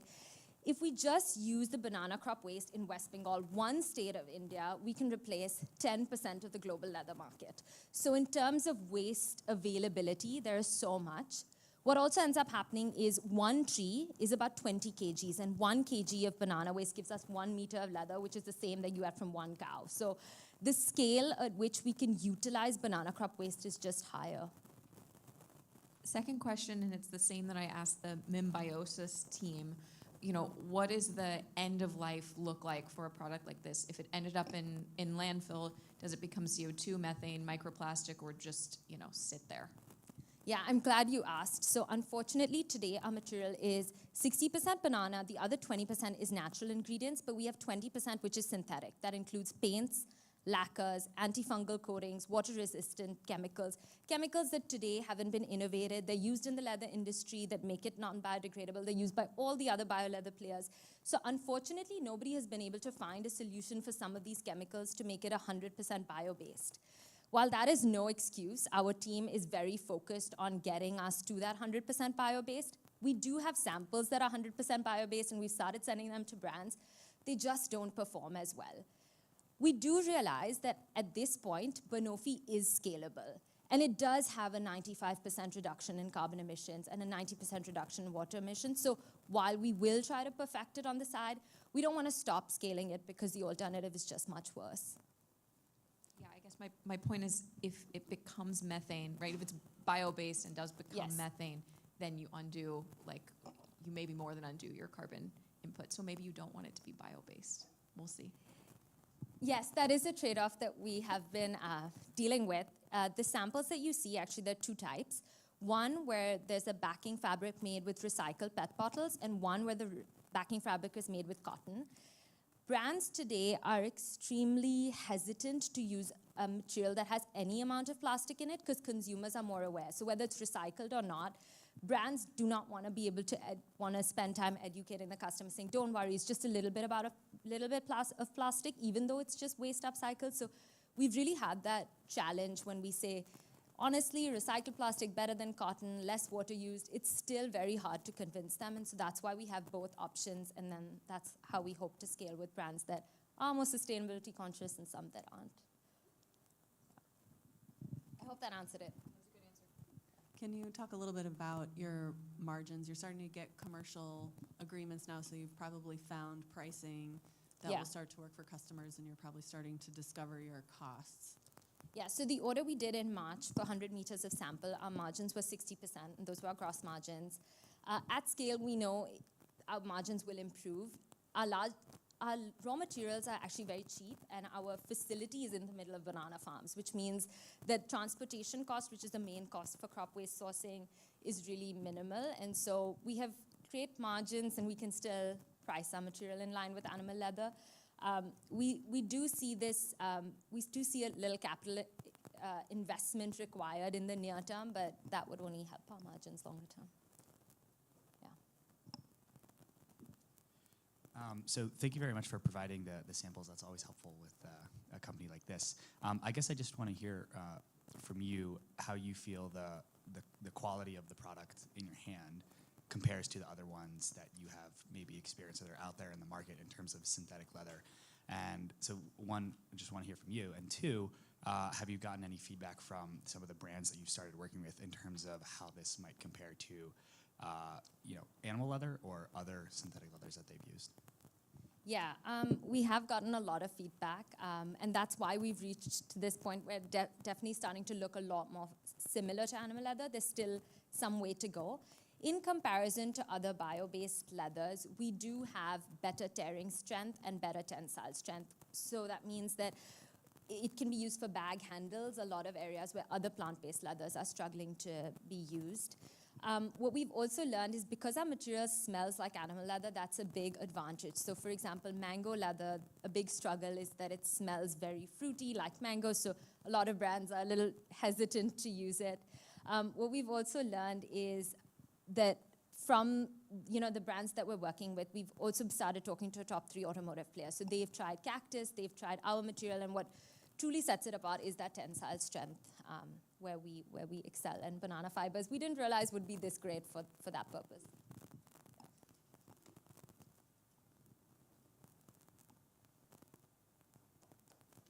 Oh, thank you. Sorry.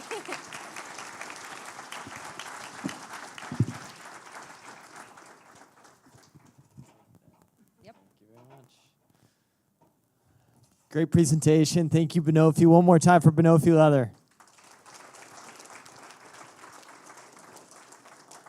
All right. This is the 8th and final group to present today. They are Key Hydrogen. They're developing a novel biomass electrolyzer technology that's hoping to solve green hydrogen's energy problem. From London, England, welcome, Key Hydrogen.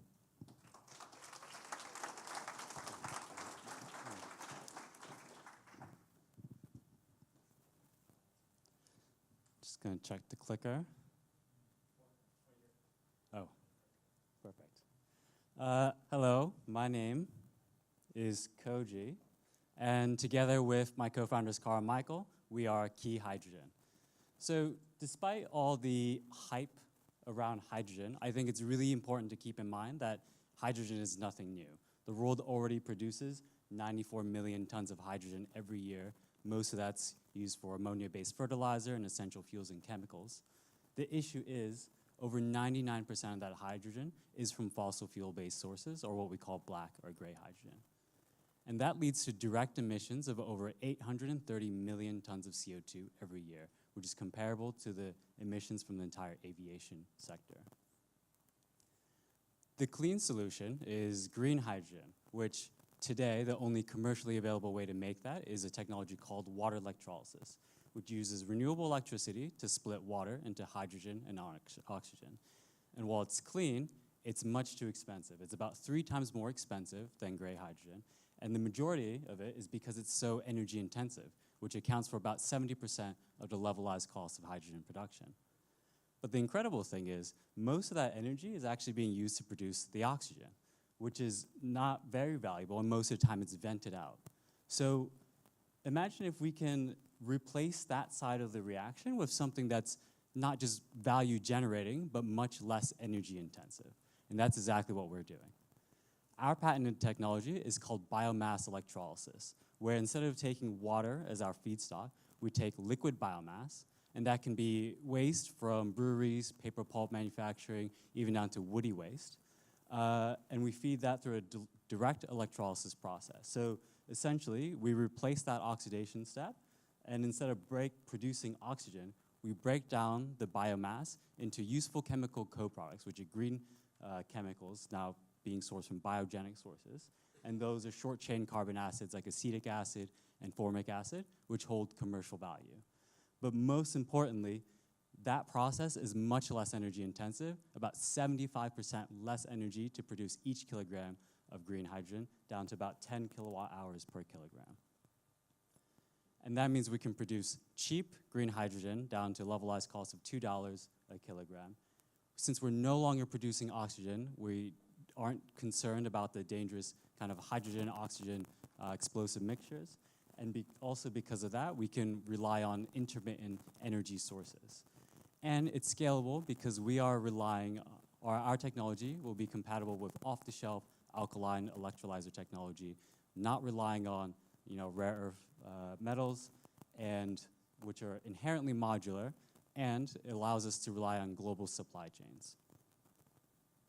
So our technology is the only low hydrogen or low energy, zero emission hydrogen technology that's compared against, for example, methane pyrolysis, which you still have significant emissions at the extraction and methane leakage, and gasification or microbial, which produces a mixture of gases including carbon monoxide, carbon dioxide, which needs to be separated and sequestered.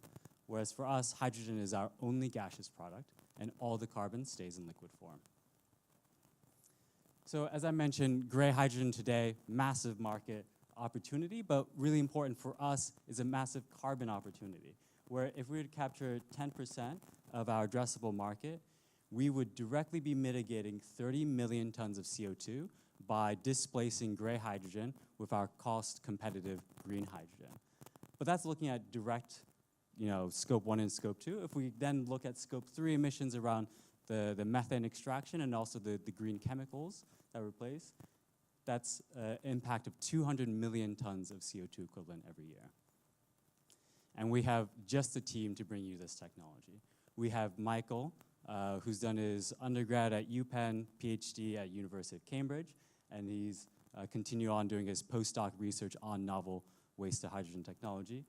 Myself, I've worked on an $800 million hydrogen project, the largest in the UK during my time at ExxonMobil. I'm currently a second-year MBA at London Business School.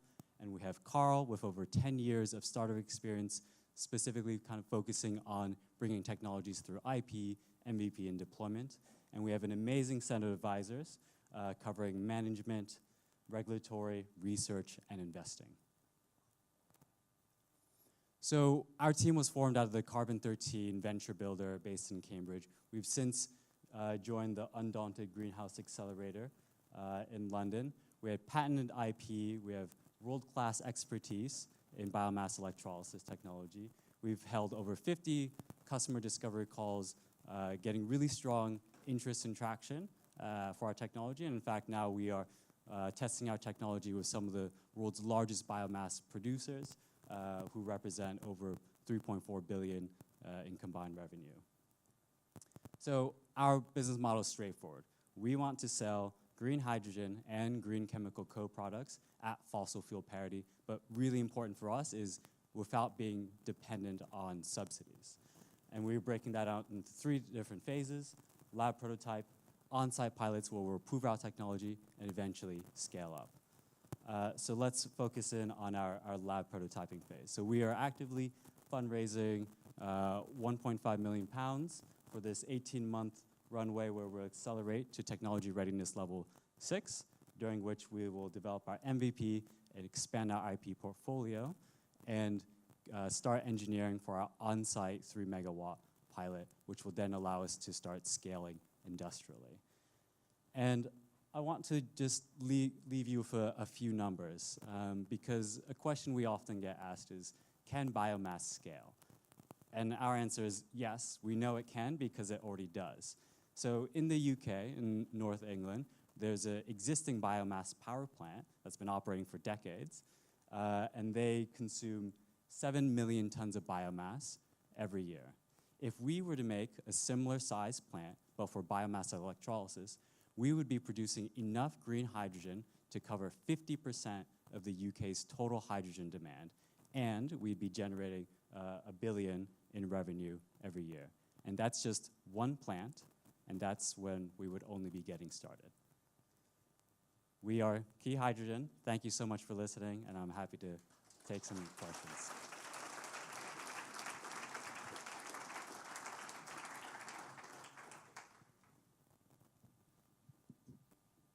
Yep, thanks for the presentation. Can you talk a little bit about the relative scale of kind of the different industries you will be touching, both from the feedstock, hydrogen, and then the co-products that you're producing? Sure. So in terms of our go-to-markets are breweries and then things like paper pulp, sugar manufacturing. And for that, it's a kind of a nice, clean solution because when we build our on-site pilot, we can produce hydrogen from their waste, and these companies have already been looking at using hydrogen on-site. So then, cycle that right back in. We don't have to worry about the transportation or logistics of hydrogen. But of course, we know we have to kind of scale beyond that. So then eventually we'd be getting to more agricultural waste, woody waste, in which, then globally we're talking trillions of tons of, waste produced every year. In terms of, in terms of, I think, on the other side, you said the outputs. Yeah, so the hydrogen market, I think, understandably, is significant and available. Like we said, there's already about 100 million tons used today. It's projected to go up to anywhere between 500 and 800 million tons in the next 30 years, depending on what you believe about hydrogen. And on the side of chemicals, just in terms of the acetic formic acid specifically, so kind of the first steps there, you're looking at a potentially smaller market, so more in the tens of millions of tons there. We think that's also where you have some ability to build out your oxidation selectivity and move into different kinds of chemicals, depending on what you're looking at. Hey, great presentation. Curious about the feedstocks, namely sometimes biomass feedstocks are heterogeneous, or they'll have other atoms, potassium, et cetera. Could you talk through what fouling of your membranes is like and just, these issues? Yeah, so right now we're looking at feedstocks that are kind of the easiest to go for, so we're looking for the things that are the most homogeneous. And you're right in terms of like scaling this and how will that work in terms of robustness, and that's really what our focus is going to be on. And you can think of things like membrane coatings or rinse cycles or things like that, but because we're using sort of much more commodity materials in terms of the electrodes, even if you had to kind of replace them on a regular basis or a semi-regular basis, that's kind of less of an issue. But that's kind of, there's two kind of arms to what we're looking at. So one is looking at real waste streams, and then how can you support these different waste streams and the pre-processing that's needed for that.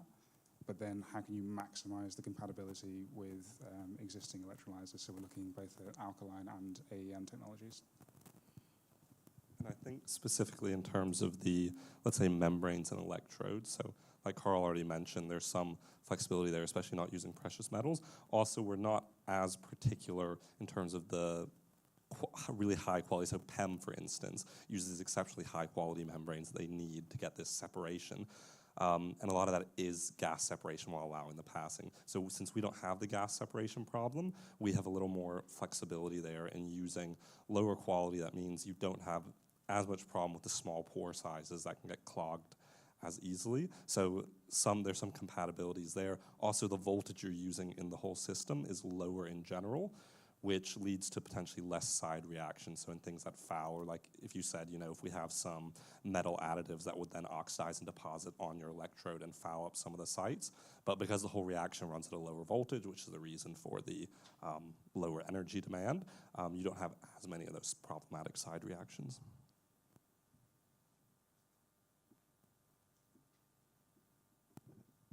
Got a couple of questions. Thanks for the presentation. First one is, it seems like there's a lot of demand now for biomass and lignocellulosic waste for different use cases, fuels and heat and energy. How do you think about, have you done any competitive analysis on, I think you showed a little chart on the North UK example. What's the revenue that they would produce from just getting to electricity versus taking that same biomass and producing hydrogen? Yeah, so I don't know whether the question is more around whether you'd want to burn the biomass or that kind of thing, or... Yeah, is the biomass better suited for another end use case versus producing hydrogen? Yeah, okay. So yeah, to begin with, we're looking at waste streams that are easier for us to deal with right now. And that's kind of just to get us started and getting a foot in the door. But you're right, you're kind of competing in that space. Eventually, we can look at much more difficult waste streams. So then you're looking at things like lignin, which no one really has an answer for. And if you can crack that, then there's a huge sort of waste stream that we can take advantage of that no one else can. So that's kind of the plan is, yes, we're competing right now, but it's to prove out the technology and then do much more difficult things as we scale. And I think important for us is the two-sided nature of our market in that we are making hydrogen and chemical co-products that have that additional value to the chemical industry because of what they are. So yes, and that will bring that added value. So, all the biomass we use could just be burned. Since we prefer aqueous waste streams, there's a bit of a problem drying and the energy there. But we think we can provide better value because you're essentially upgrading this into a commodity chemical or chemical feedstock. So what scale are you operating at right now? And what is your path to getting to a more fulsome scale? So lab scale at the moment. And so like we said in the timeline, it's building that up to kind of a large modular benchtop system and then scaling that modularly into demonstrator and then in-field pilot over the next 18 months.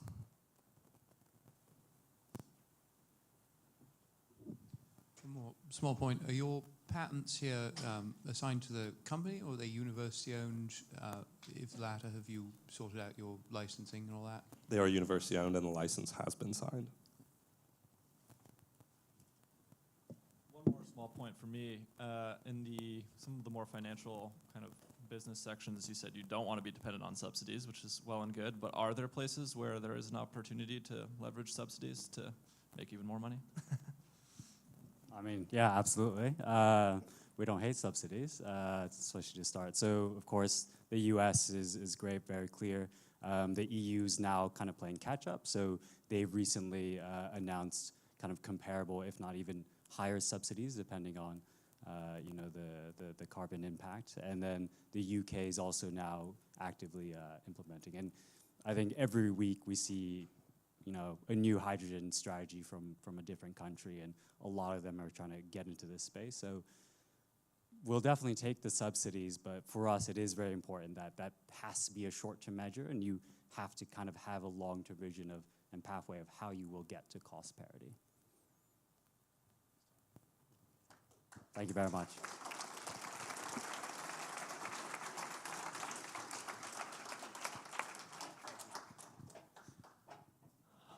All right. Well, we can't leave them hanging. One more time for Key Hydrogen. Okay, so that's eight pitches you all heard. I think what's so incredible is that they were 8 completely different ideas. I think that's really the power of this competition and this community that we've built here. So everyone's favorite part, channeling American Idol a little bit, the Audience Choice Award. So I think we're going to leave this up on the screen for until 5:30. So send it to your mom, your brother, your friends, your landlord, whoever is watching you on live stream or here in the audience. We'll count the votes and we'll award the Audience Choice winner. All right, so what's next? Do you want to post the agenda? The judges will reconvene to decide on who will win the grand prize, as well as the runner-ups, and we'll come back here at 5:30.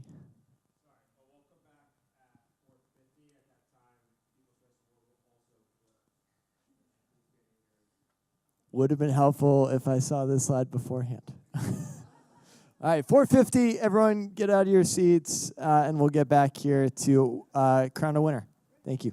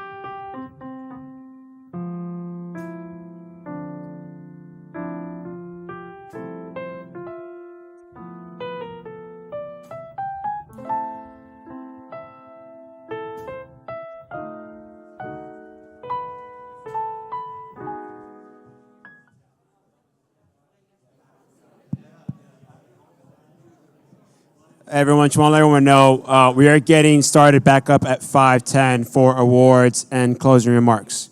So you have another 20 minutes for a bathroom break, networking, or to grab a drink.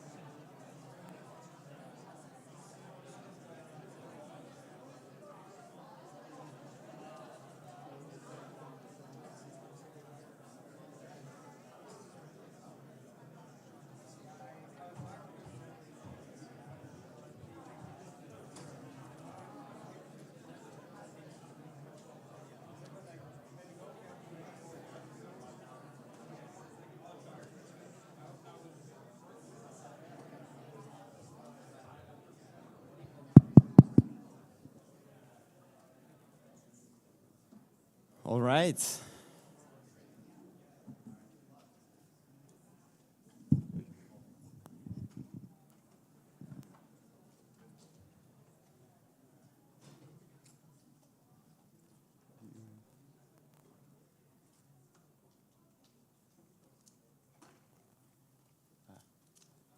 Can we put the first one?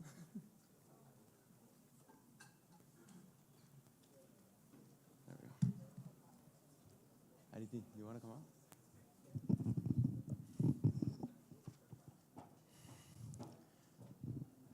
Okay. Hi, everyone. Results are in. But I just wanted to say a few words before. During the last week, you know, building up to the grand final, I've been thinking a lot, you know, like excited about this to be over, have free time again, get a job, you know, go back into real life soon. And I was very excited about like this moment, right? But now I realize that after I hand over these checks, this is basically over. So I'm gonna, you know, walk you through my catharsis process and talk, like I've been thinking during the week, during the event, of a little bit of what brought me here personally. And I was kind of reflecting a little bit, you know, going back. I grew up in Mexico City.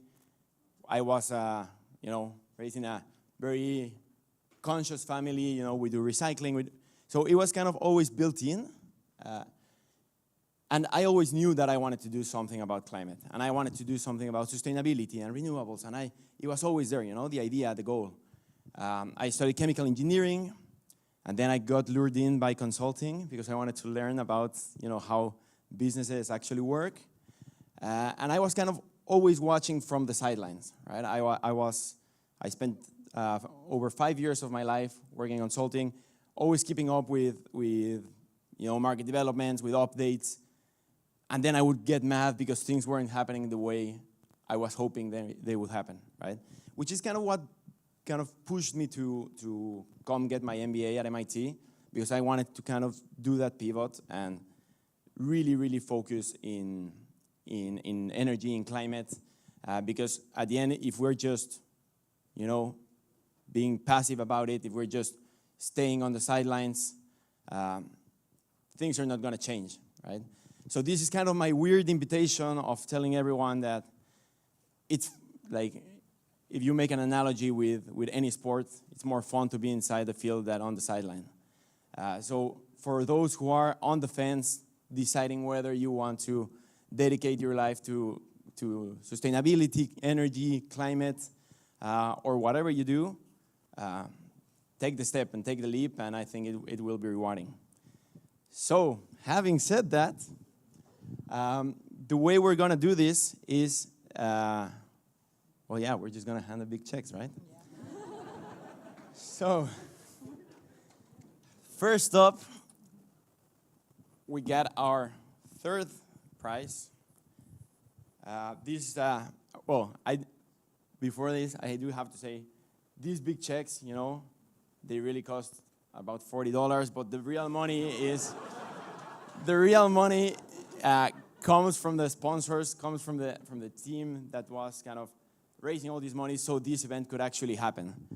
So big shout out to them. You know, you can see them all there, all critical parts of it, all you know, important building blocks of what we're experiencing here today. I was going to say another thing, but I won't prolong it anymore. So, third prize with $10,000, Simon Cycle. Right? Yeah. Where is Simon Cycle? It's Davidi? Yeah. Davidi, where? Ah, yeah, from Temasek. Could you hand over the check? Thank you. Yeah, yes.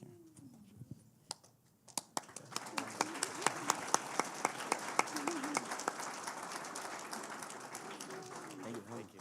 Sorry for not telling you before. Congrats. Okay. Do you want to announce this one? All right, sure. Okay, next we're announcing who's in second place. And to give the award, we wanted to invite someone from EY and from Amgen to hand over the check. And the winner of the second prize is Arben. Oh yeah, and Arben, you win $30,000.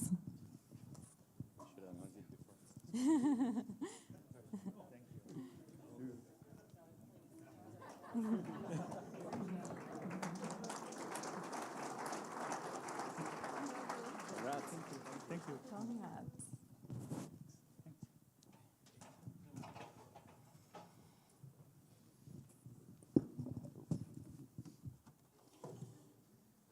Okay. Now, this year we did something differently than past years. Usually we just have a big pool of money and then we just kind of hand it over to winners. Basically what we're doing right now.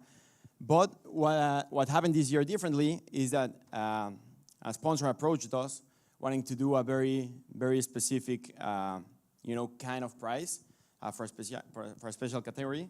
So Brad, if you can come over here to hand over the Oceans Innovation Prize, which goes to Prono.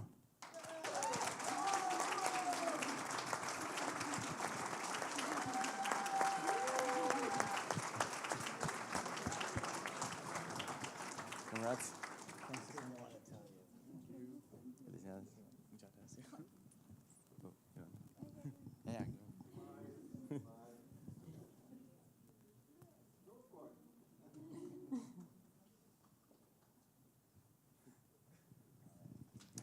Perfect. Congrats. Congrats. And finally,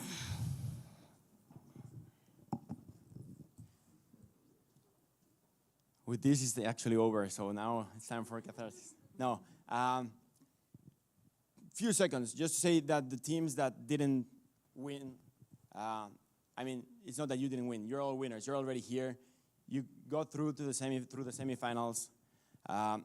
You have great companies. You have great ideas, and now it's just about like pushing further down the line, pushing, going ahead. And if it's not this idea, then move on to the next one and move on to the next one, and don't stop because we don't need anyone to be stopping here.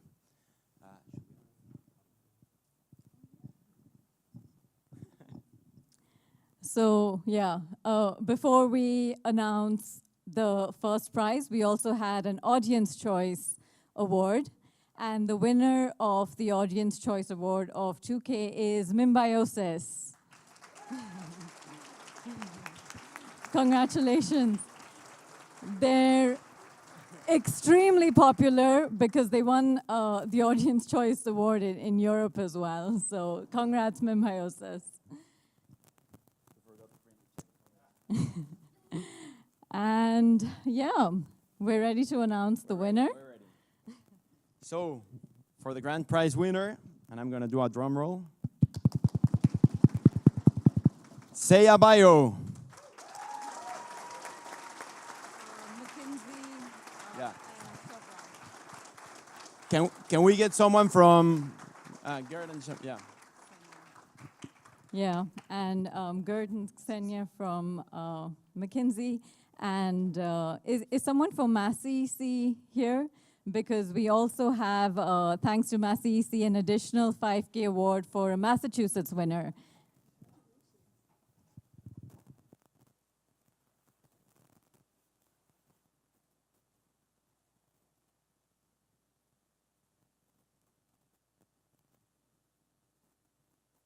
And thank you to our key sponsors this year, McKinsey and Chevron, who are handing over our first prize of 100K to Seiya Bio.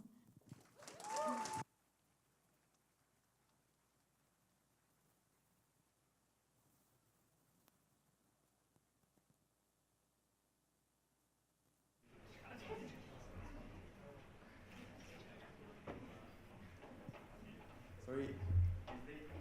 Is David from CEC here? Lost him? Well,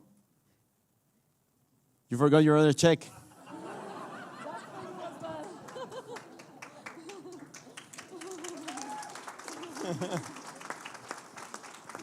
This came a little bit last minute. CEC provided an additional $5,000 for the best team from Massachusetts. So David is not here to give it, but congratulations. Congrats. So with that, we officially conclude the 16th edition of the 2023 Climate and Energy Prize. Yeah, no, I know. I've said it a lot of times. Thank you for being here. Thank you for being part of this. We have a cocktail hour right now, so please stick around, have conversations, enjoy a couple of beers, a couple of wines, and go forward. Thank you.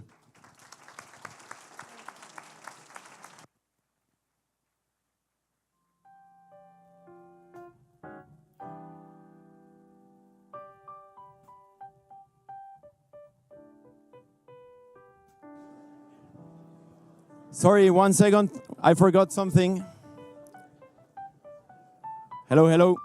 So we additionally organized a round of speed networking for the teams with the judges and mentors. So we're gonna move a little bit around. Starts at 6. For sponsors, judges, and mentors who signed up, speed networking will start at 6 in this very room. Competitors should come and join us at 6 o'clock for intentional and deliberate speed networking.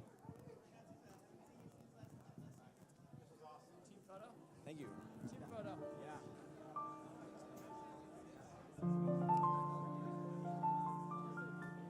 Team photo, team photo.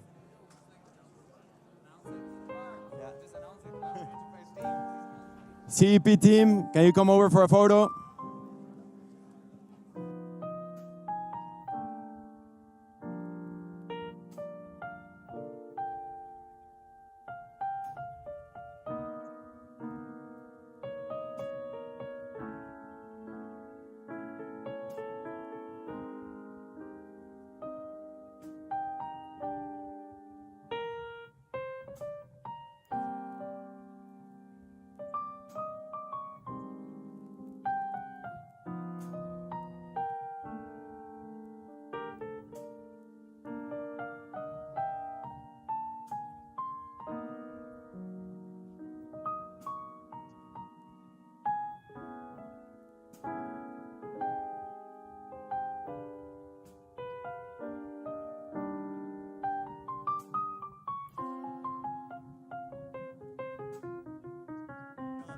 Ross Phillips.